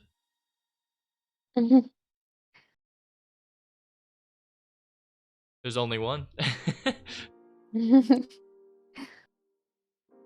Oh, random. This was not OTB at least. Whoa! Hikaru coming in with the raid. Welcome in. Welcome in. What is going on? Welcome. Hikaru and Yes. Hikaru fans, welcome in. We are covering the FIDE Women's Candidates Tournament, Pool B. And this is Alexandra Kosteniuk. And also, over there we have Oksana Kosteniuk, Alexandra's lovely sister. And we are the commentating team today. I'm Katie Learns.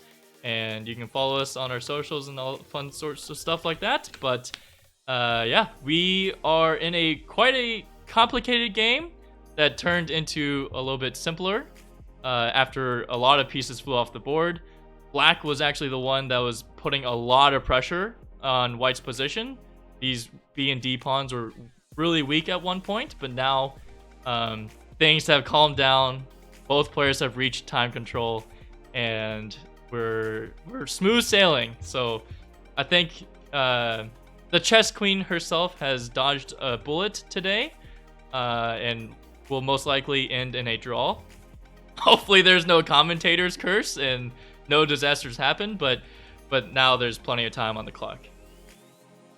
Yes, welcome everybody. It's so nice to see a lot of spectators. Thank you. Also, welcome in Photo Chess. Welcome in Maria.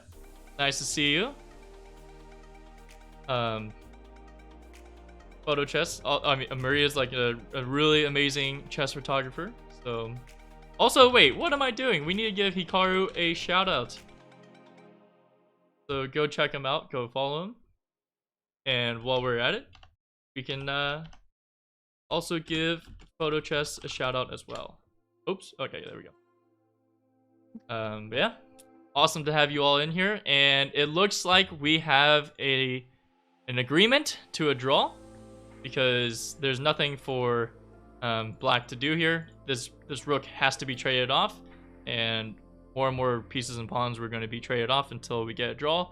But just to show a little trick that Oksana pointed out, rook takes and rook takes, and it looks like, wait, 2 pieces hitting the D pawn. Why can you not take? Well, if White takes, then the tricky little classic back rank mate. Obviously, these grandmasters would never allow this to happen unless it was maybe a hyper bullet game, but this is classical chess, and this is also the best of the women in the world playing against each other. So, of course, they know there's nothing more to play here, and also make it's just 41st move when we can just draw our game. True. True.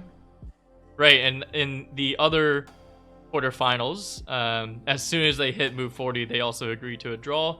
But that one was also a little bit crazy from a time perspective. I think Katerina Lagno had 7 minutes when Tang Junyi had 30 plus. And then the next time we checked in, Tang Junyi had like 3 minutes to Katarina Longnose 8 minutes. So I think they're happy to just reach time control and move on to day 2 because it's a 4-game match. And yeah. And I think that Alexandra will be joining us shortly for an interview. Is that correct, or is she not planning on? Yes, probably we need to check it. Okay. But I guess that Alexandra, she's happy to have a draw in this round, as well as Katerina Lagno. She is also, I guess, happy to have a draw because it was really complicated games for them. Yes. And yeah, I think this is. I know it was a draw, but like you're saying, it's a victory emotionally, at least. Oh, camera stuck. Okay. All right, camera should be good.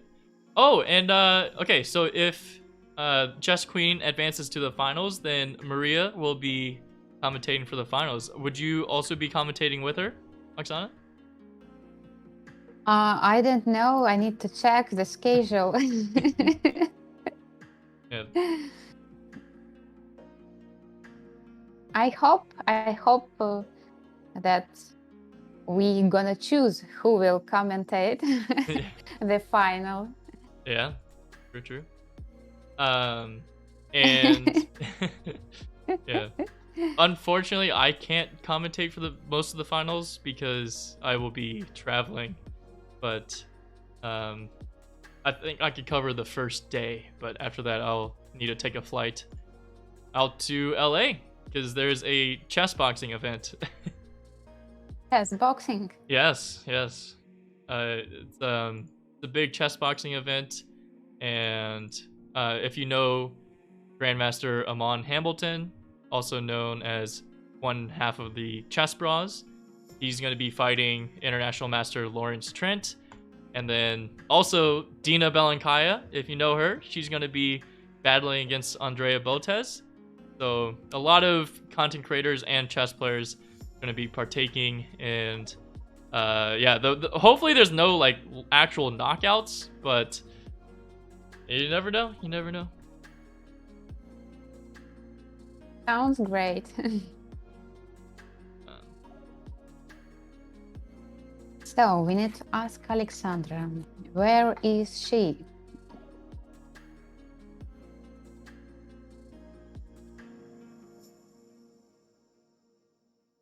I think every time I click out of the Discord, the cameras keep freezing, but chat, I think we're good now.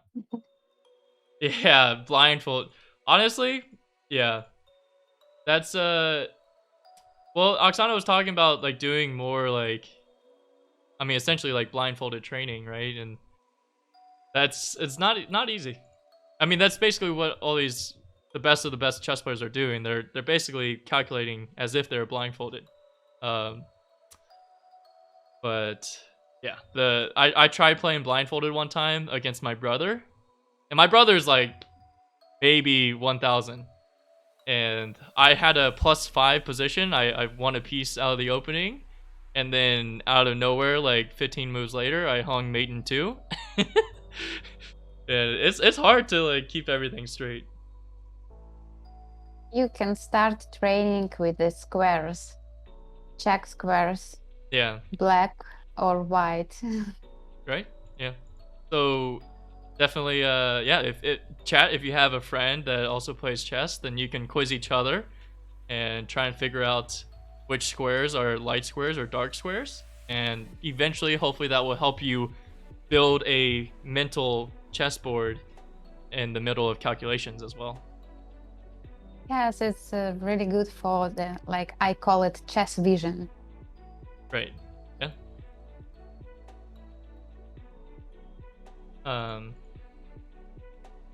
Random, yes. I said I'll be traveling soon, but outside of that, am I a regular streamer? I am. I stream Mondays and Tuesdays. Typically like 1 or 2 p.m. Eastern time, which is 7 or 8 p.m. Central European time. Then you need to use non-full screen windows and keep zoom under the chess window slightly visible. Got it. All right. We will make sure it's always visible then. Thanks, Maria. Okay, we are waiting for Alexandra. Probably she will come Yep. I think for typically, a short interview. yeah. I think it typically takes her, or oh, I mean, I guess it depends on the venue, but she has to get back to a room somewhere, right? Yes, probably the players, they need to go to the press conference. True. Sometimes it happens. Right. We're the second interview.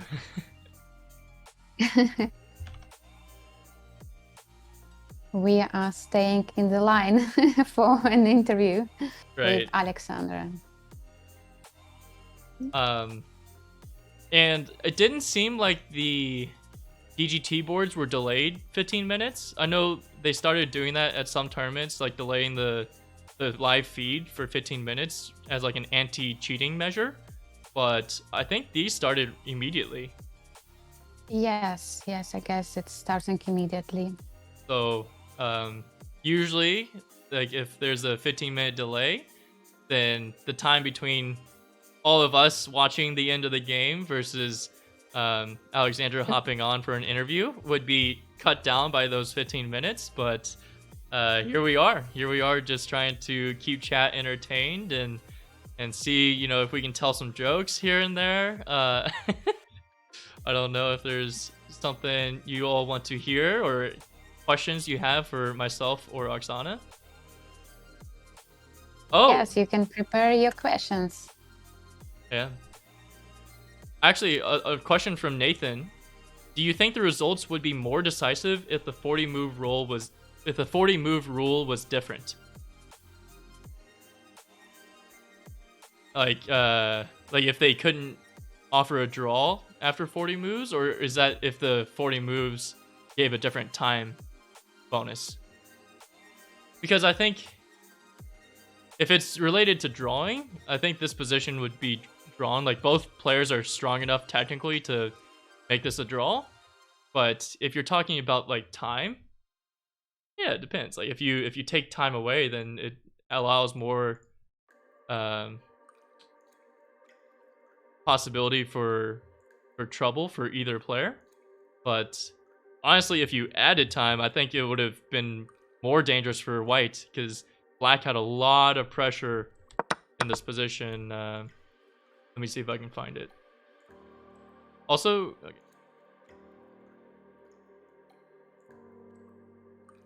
Let me see if I can find a position where we can play a game called what color would you prefer to play with?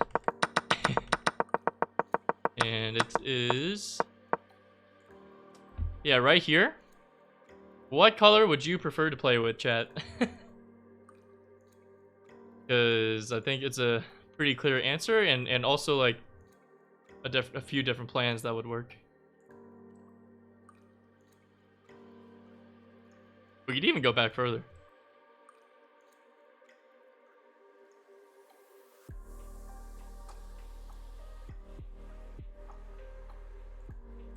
Black's queen was going to get caught in the crossfire. Oh. I don't know. I feel like yeah, I feel like after C3 was played, Oksana and I were talking about like C3 was like a natural push to get the knight out, but at the same time when you think about the weakness of the D pawn, black has a lot of pressure there. But can you hear me? Yeah. Okay. We suggested f5. f5 here and then knight f3.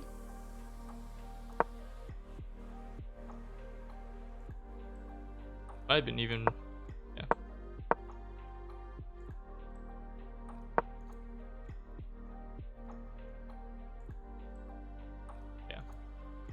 Yeah.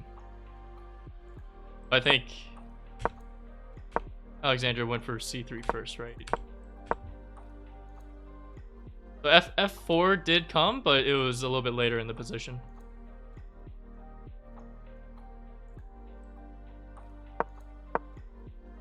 Gosh, why is my...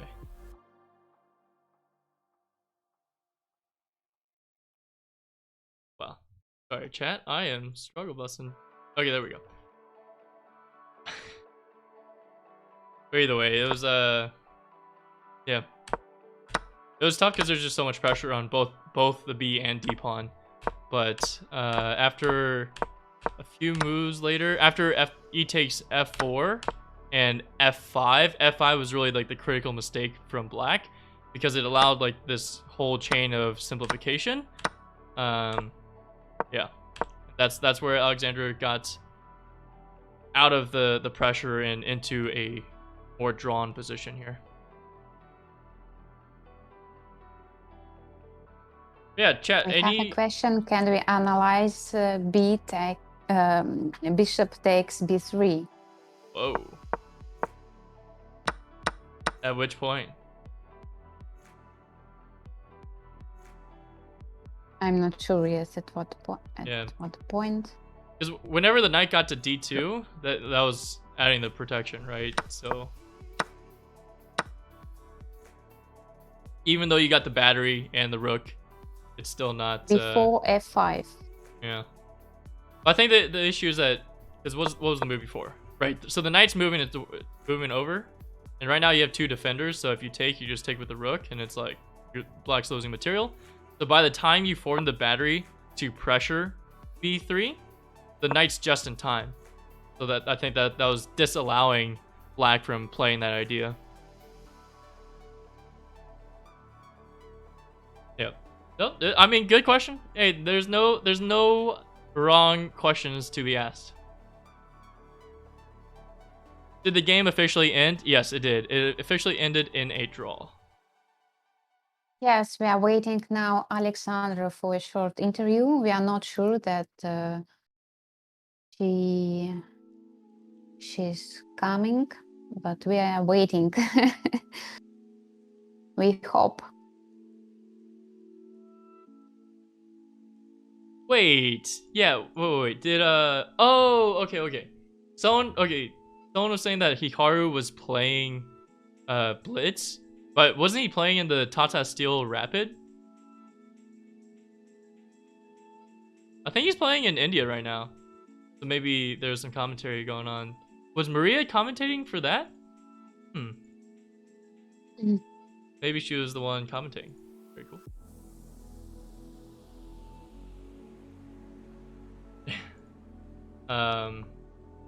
Yeah. So what are the questions, chat? You have a WFM and then also a Blunder Master over here to ask. So let us have your toughest questions here. Punish said bad day in India, but at the same time, I mean, that field in the Tata Steel Rapid is stacked full of really good and really strong players. Oh, Maria was commentating. Great stuff.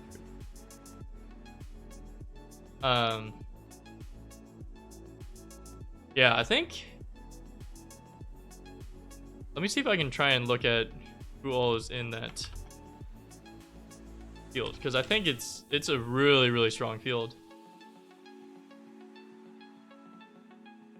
Okay, yeah.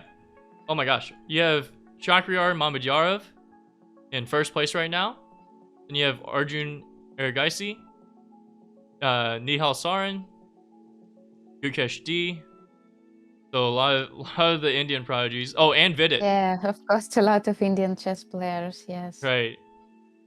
They really do great in last years. Yeah. And I think Noderbek Abdusattorov, isn't he the reigning world rapid champion right now? And then Wesley So and Hikaru. And SP Sethram, man? I don't know who it is. And then yeah, Juanis. I'm so sorry if I'm saying your name wrong. But the women's section of the Tata Steel is also stacked.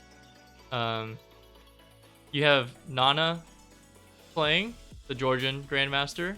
You have Humpy. You have Maria Muzichuk. And Vaishali R. You have Anna Muzichuk.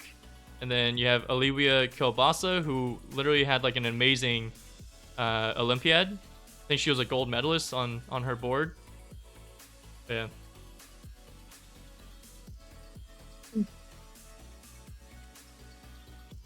Oksana, do you want to try and pronounce that name so that I don't butcher it?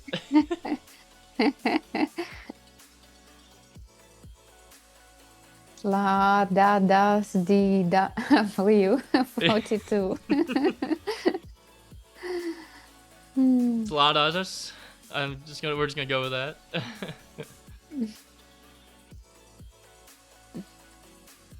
Mamajaro played a sweet B5 move against Wesley So. I'll have to look that up. I'll be very curious. So like I make a lot of content regarding like professional chess like recaps. So my idea is that like no one really does it in short form, like in the 60 seconds or less. So if people want like a quick update on what's going on, that like I try to do that on TikTok or YouTube Shorts. And sometimes 60 seconds is not enough, and you really have to like cut a lot out. But it's okay.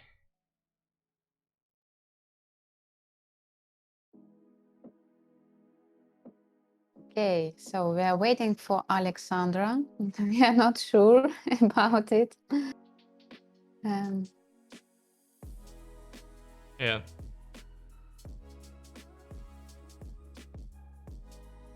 Former world champ Ushanina. I did not know that, but wow. So even more stacked. I mean, Tata still did a really good job getting a lot of the best players in the world to their events.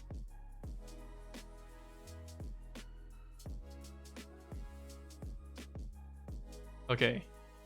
While we wait, should we check out this game that people are talking about? Oh, not that.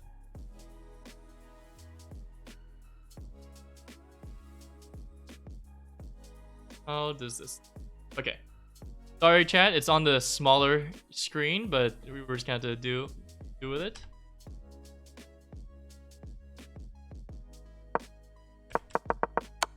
So what is this amazing B5 move that we're talking about here? Oh, nice little fork, but it's a free pawn. So after you take, what happens?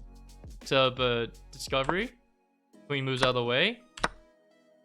What is happening? Oh my gosh. Okay.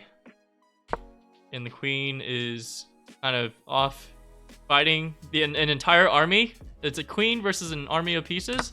And now black has the past a pawn advance, but you should lose it or not. Never mind. Oh my gosh. This is total chaos.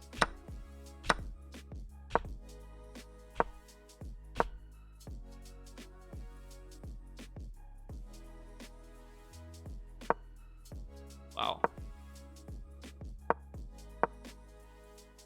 No, it's looking like a blitz game. Yeah, actually, seriously. Why can't you take the rook on A8? Because your other rook is gonna hang, but okay, takes. Oh, F3, gross. Jeez. No way. This is saying knight E4. If you take here and you're hitting everything, I don't know. This is Mami Jarov has his brain is too big. That none of this makes sense.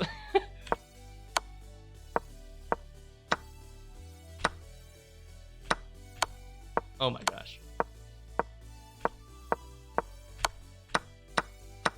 This is insane.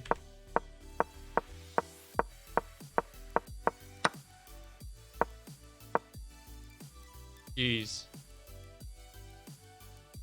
Oh, nice little trick at the end. If you take, then you fork. Then you get to whip out the big fork and but okay, just to clarify, like we get to whip the fork out virtually, but if you're ever at a tournament, you are not allowed to whip this out at the board, okay? Just want to make that clear, chat. Do not do that. I am not endorsing that. You have your tactic option. Right.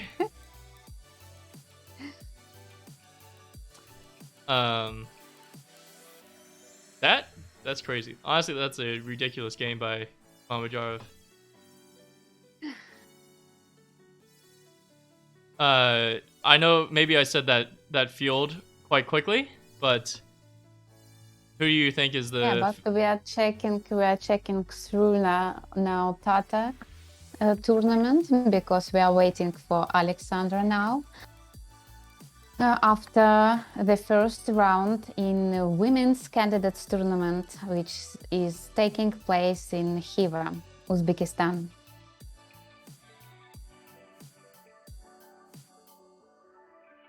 I can give you a refresh on the list of competitors, but who do you think will win the Tata Steel Rapid Open and also the women's section?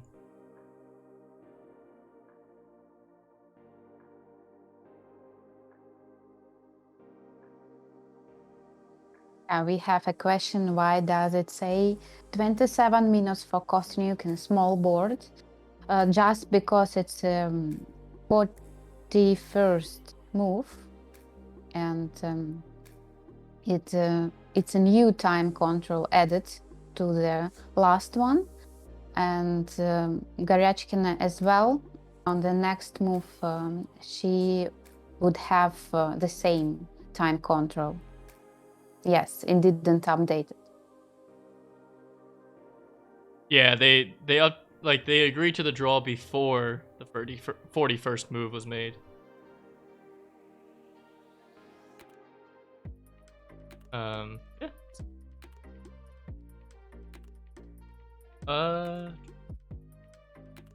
What else? What else? Oh wait, yeah. Who do you think is the favorite to win between Hikaru, Mamadjarov, Wesley So, and then all the Indian prodigies, Vidit, Arjun, Gukesh, and Noderbeck, and then and Nihal Sarin. Now we are talking about Tata. Yeah. And also you can guess who is winning in Pool B. True. Yes. Okay. Great point. I think I can add the draws to be.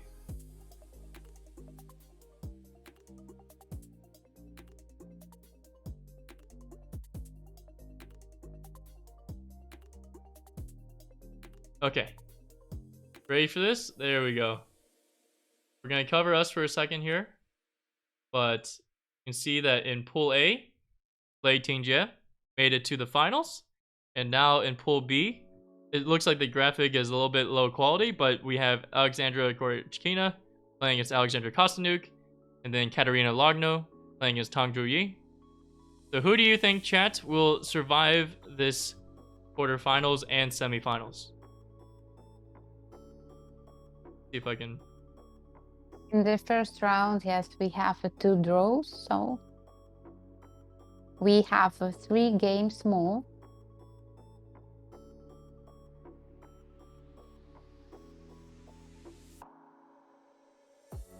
Maybe that's a little bit better. Yep. Both Tang Zhongyi and Alexandra Kosteniuk both played with the white pieces today, and everybody ended up with a draw.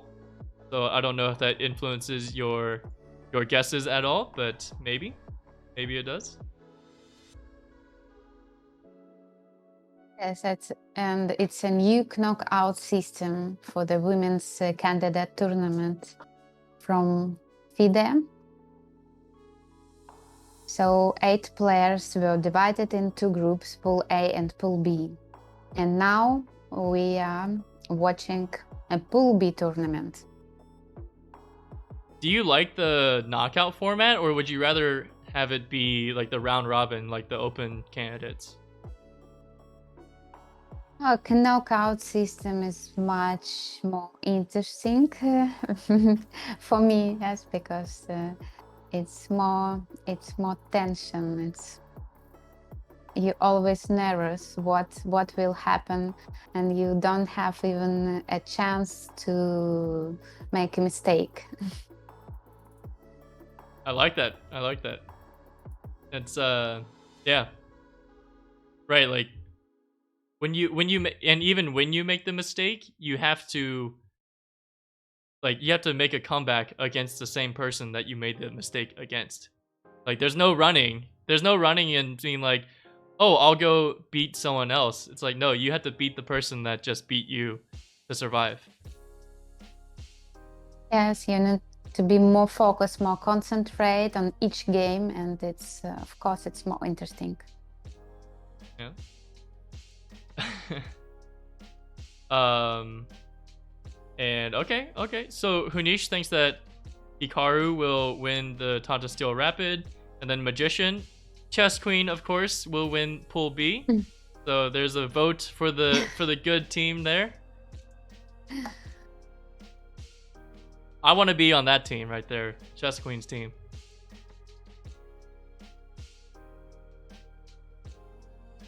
No doubt. Yeah, exactly.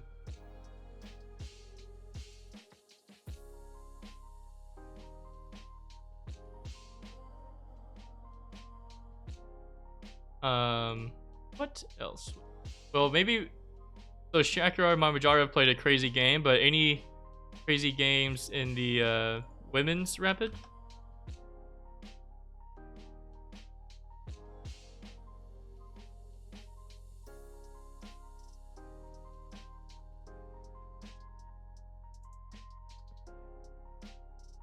And they've already played 3 rounds.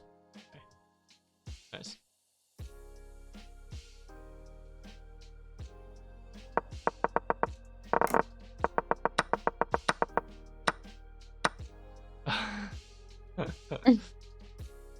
Oh, okay, and then we have a supporter for Wesley So in the Tata Steel.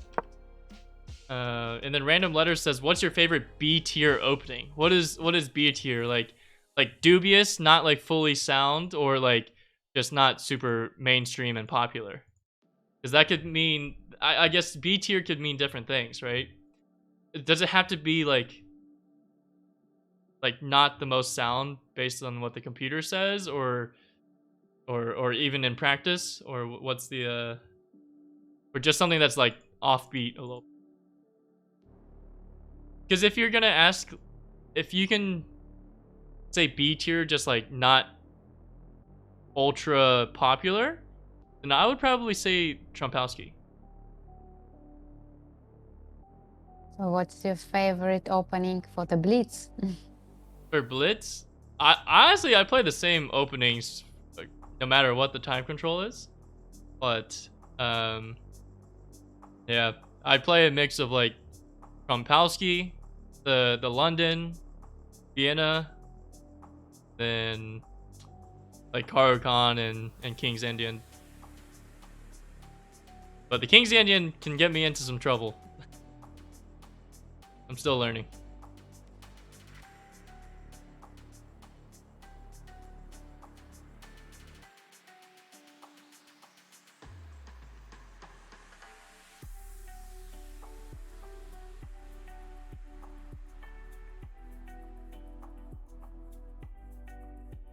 Chad, what? Yeah, wait, Chad, it's your turn though. What's everyone's favorite openings and B tier openings, so to speak?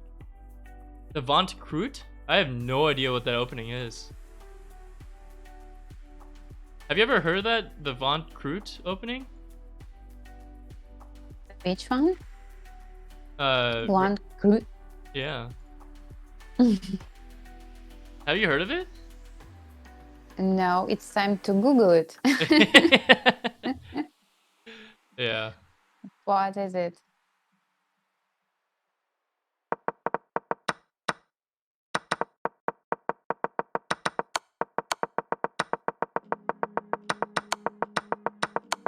E3 on first move. Oh, that's why we've never heard of it. Yeah. It's a very good question for chess quiz. Right. Yeah, probably it's a nice move for the Blitz game. Yeah.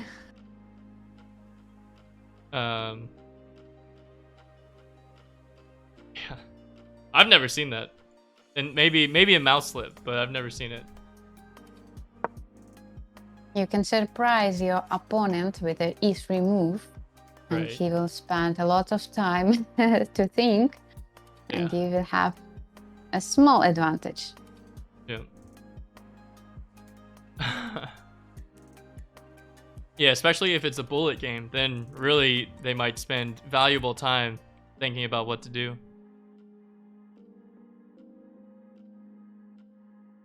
Okay, so we see, oh, future GM, no Bond Cloud. Not a fan, not a fan. And then Danish Gambit, the French defense, Hungarian, Amazon attack. I don't even know what opening that is. Yes, it's always funny when Magnus plays trash openings. Oksana, have you seen Magnus's recent like G5 opening with black? Yes, yes. I think someone saw G5 and immediately resigned against Magnus in a Yes. Title Tuesday event. Because no chances Right. after G5. Yeah. Wait, Oksana, do you play in Title Tuesday ever? No, Okay. no, I've never played. Just a thought. Yes, probably that's why a lot of people play G5 for now. Yeah.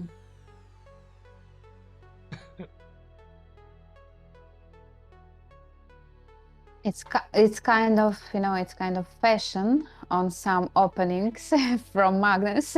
Yeah. Yeah, Mamedov was the one that resigned, Magician. Yep. Not to be confused with Mamedyarov. It's Mamedov. Or Memedov? I thought it was with an A. M-A? Yes, Mamedyarov.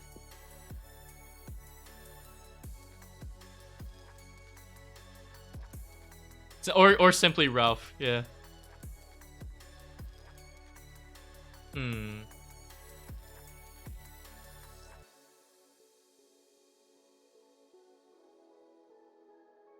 Well, ooh, Oksana, here's an idea. Would you like to play a Blitz game while we wait? Yeah, okay, let's play. Let's play. Okay. I am terrified of what's about to happen, but we'll see. You can play G5 Oh, I hope or not. E3. Yeah? Yeah. We can try.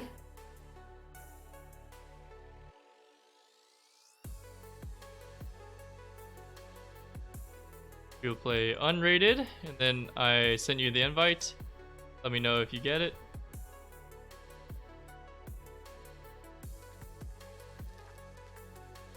Looking for you. I can't see any invitation. Okay. I can also... Let me try something else. Get a friend, create challenge link. Copy. And I will paste there. Alright. Can you click on the link in the Discord? Yeah.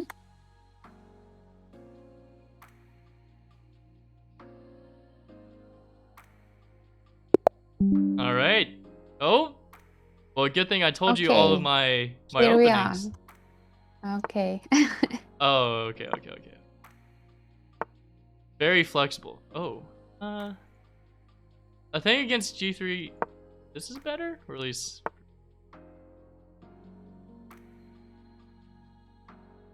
Well, I don't know what I'm doing at this point, but that's okay.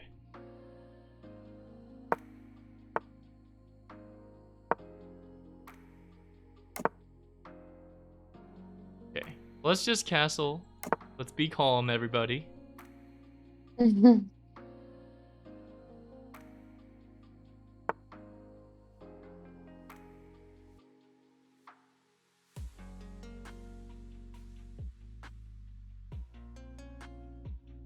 I don't know. I guess C5 seems pretty thematic in many of these, so I'm just gonna randomly play it for no reason whatsoever.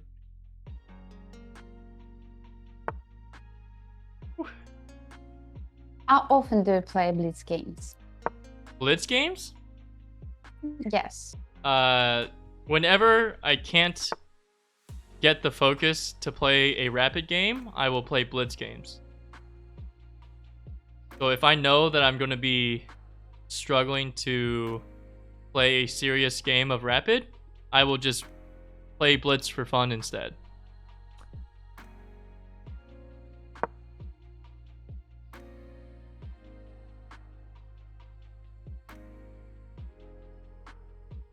No, when you don't play Blitz games so often, it's really very hard to start again because you always need to concentrate, to focus on your time, etc. True, true.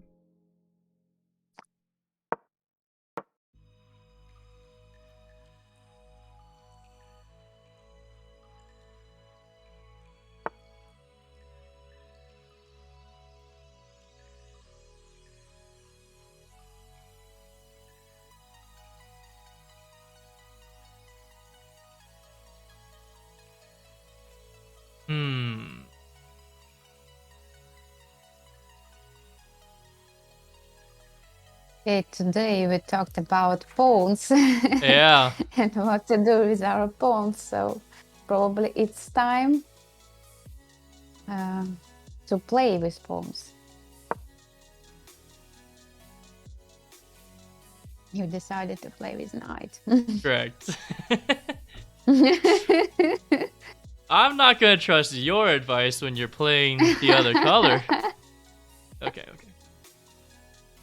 I was trying.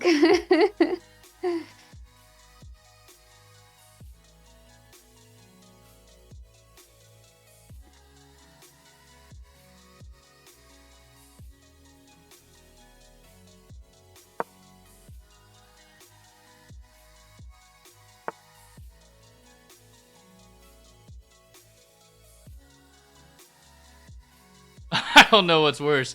Okay. I figured this was coming. I just don't know what to do about it. Aha, what about this? I'll play with my own pawn. With tempo.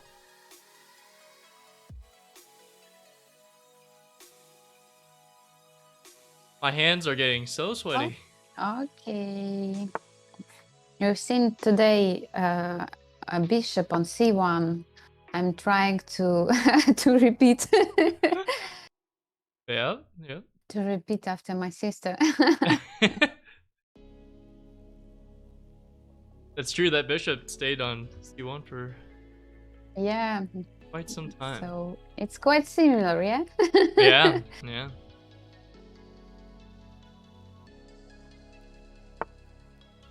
Oh, I don't like that.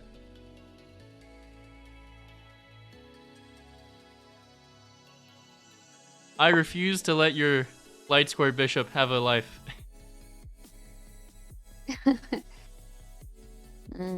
If I will play f5, it will be like all the same. Yeah. Okay, I will try. Chat, I have like the ultimate pawn Dorito. I've never gotten a pawn structure this big and symmetrical. Chat, if you are a fan of Doritos, we can also make it blue, Cool Ranch. Here we go.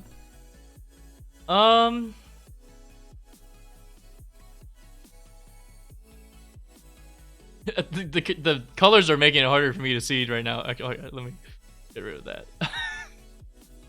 Okay. I'm also taking a page out of Alexandra and Alexandra's game today. King h8. Yeah, I need a space for king h2. So we like follow today's game. Yep. Like because we spent a lot of time.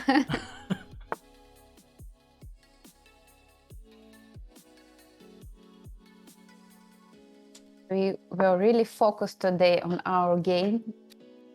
So we can invent something new. Right. We only know one way to play. Yeah. We're really good in learning. Yes, yes. Always learning. Lifelong journey of learning. Okay, so actually, do I want to go this way? I have no time. So.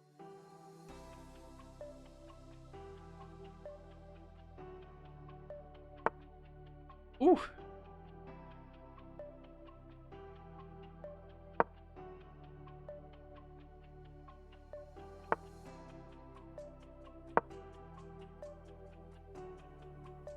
Uh-oh.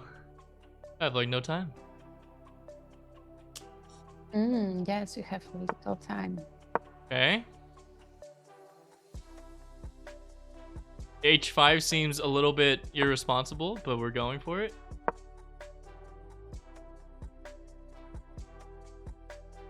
Oh wait. Okay, I gotta be careful. Let's not pull a nepo here, chat. Yeah. I have now a little time, yeah. Ooh, that's annoying. I really like to think twice. I really love it. And that's my problem always with time. What? Should I? I don't know.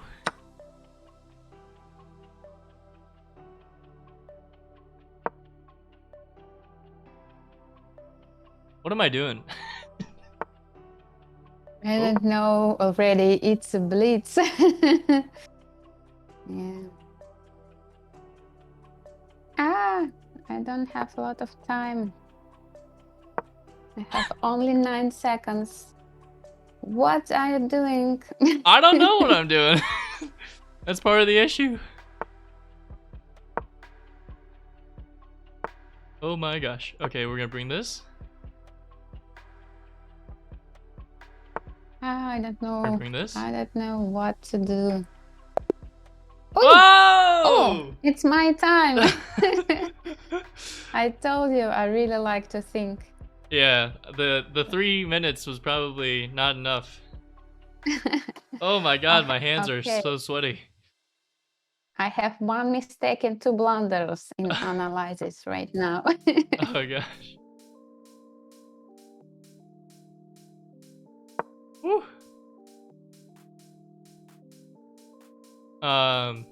Okay, 67% accuracy. Wait, we were 0.3% different on our accuracy, so pretty much. It's quite the same, yeah. Yeah. Okay, wait. At the end, I missed Maiden too.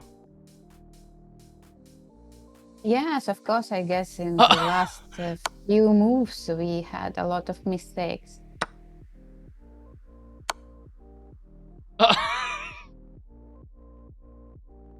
Wait, okay, you know when I had all the triple stack, yeah. Can chat see this? Okay, yeah. When I had the triple stack there, I had rook h3 check. You have to take and then mate on g3. But I was just routing my knight. Yes, it was a check, yeah. Oh my gosh. I took a page out of today's game and I just wanted to reroute my knight all over the place. Oh my gosh. Oh, that was crazy. Good game, good game. Juanes says that they were rooting for me from the start. I appreciate it. Way too kind, way too kind. Woo. All right. Recheck my battery. Just a minute. Oh, I'm not even joking. My hand is like so sweaty. I need to get like a towel next time. Heart rate is up as well. Yeah.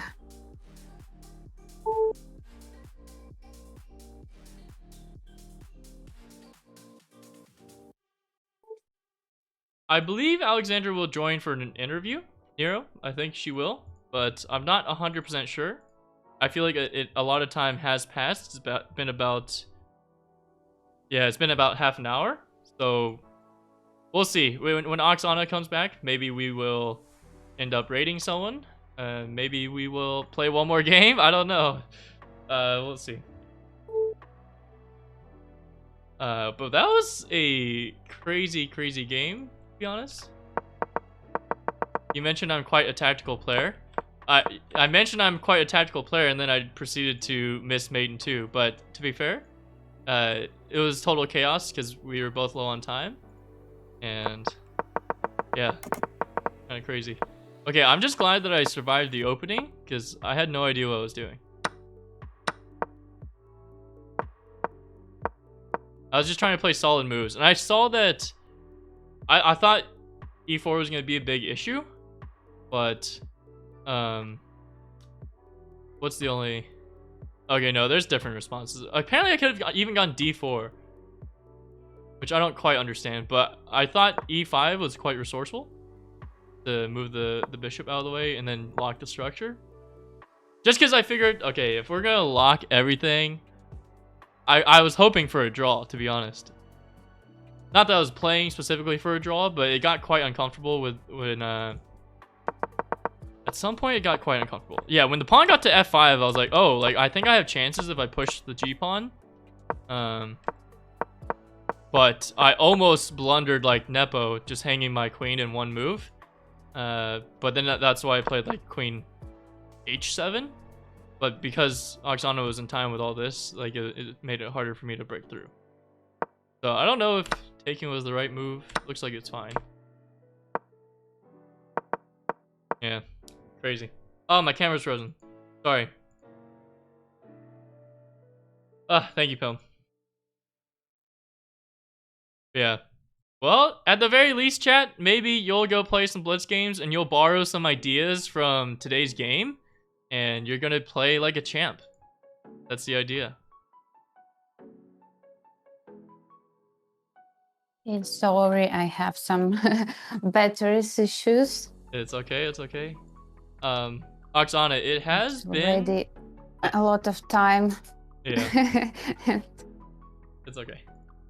I was gonna say it has been quite some time since we finished the game, like Alexandra's game. So I'm wondering if we wanted to either do a quick recap or if we wanted to raid someone. Because I'm not sure if Alexandra, given that it's the candidates, maybe she's prioritizing rest, or like you said, maybe she's got probably she's decided to have a rest instead of interview. Probably it's a good option, yes, Yeah. because she will have the next round tomorrow.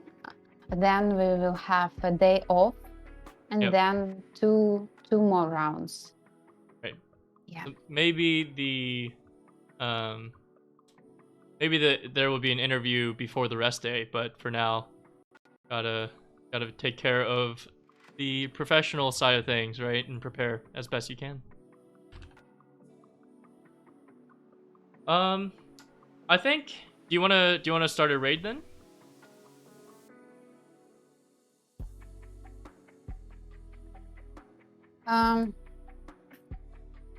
Yeah, I'm trying to fix my battery on my laptop because now I have only 8%.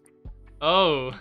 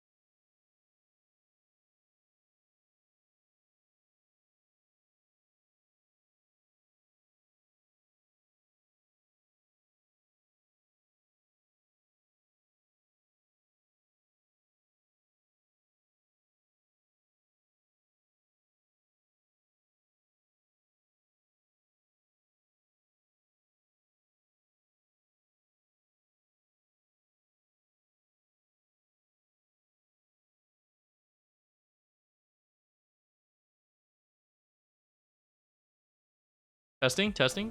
Oh, yes, I can hear you now. Oh, sorry, my bad. I was saying, do we want to raid out so that we can end stream? Yeah, I did well.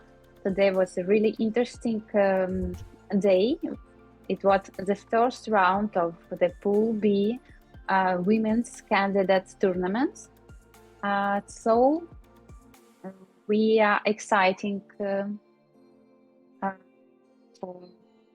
new rounds, and we hope to see really exciting chess battles. And yeah, it was a very, very well fought game. And yeah, Alexandra Kosteniuk definitely did a good job defending a tough position. And hopefully tomorrow will be even more exciting, as Oksana said. So I'm gonna try to start this raid, but I don't think it's working. Yeah, it's not letting me send the. Not letting me send it. Chat. Maybe if you're watching, we just all raid Anamaya informally. But yeah, I'm gonna raid her from my channel, and if you can all hop on the train and just either raid from my channel or pop into Anamaya's channel, maybe we can all raid, because she's doing an after party for the women's candidates watch party. So I think it would be fitting that we all go there. So yeah, I'm starting the raid. And chat would really appreciate if you can head over to my channel and we can raid from there. Oh, wait. All right, perfect. I think... Oh, wait. Did Alexandra start? Okay. Okay, Alexandra just started the raid. Perfect. All right. So we will have both raids going on at the same time, and we are good to go. Oksana, are you ready to go? Anything else? Yeah, yes. All right. Well, cheers, everybody, and we will be seeing you tomorrow. Thank you. Take care. Bye.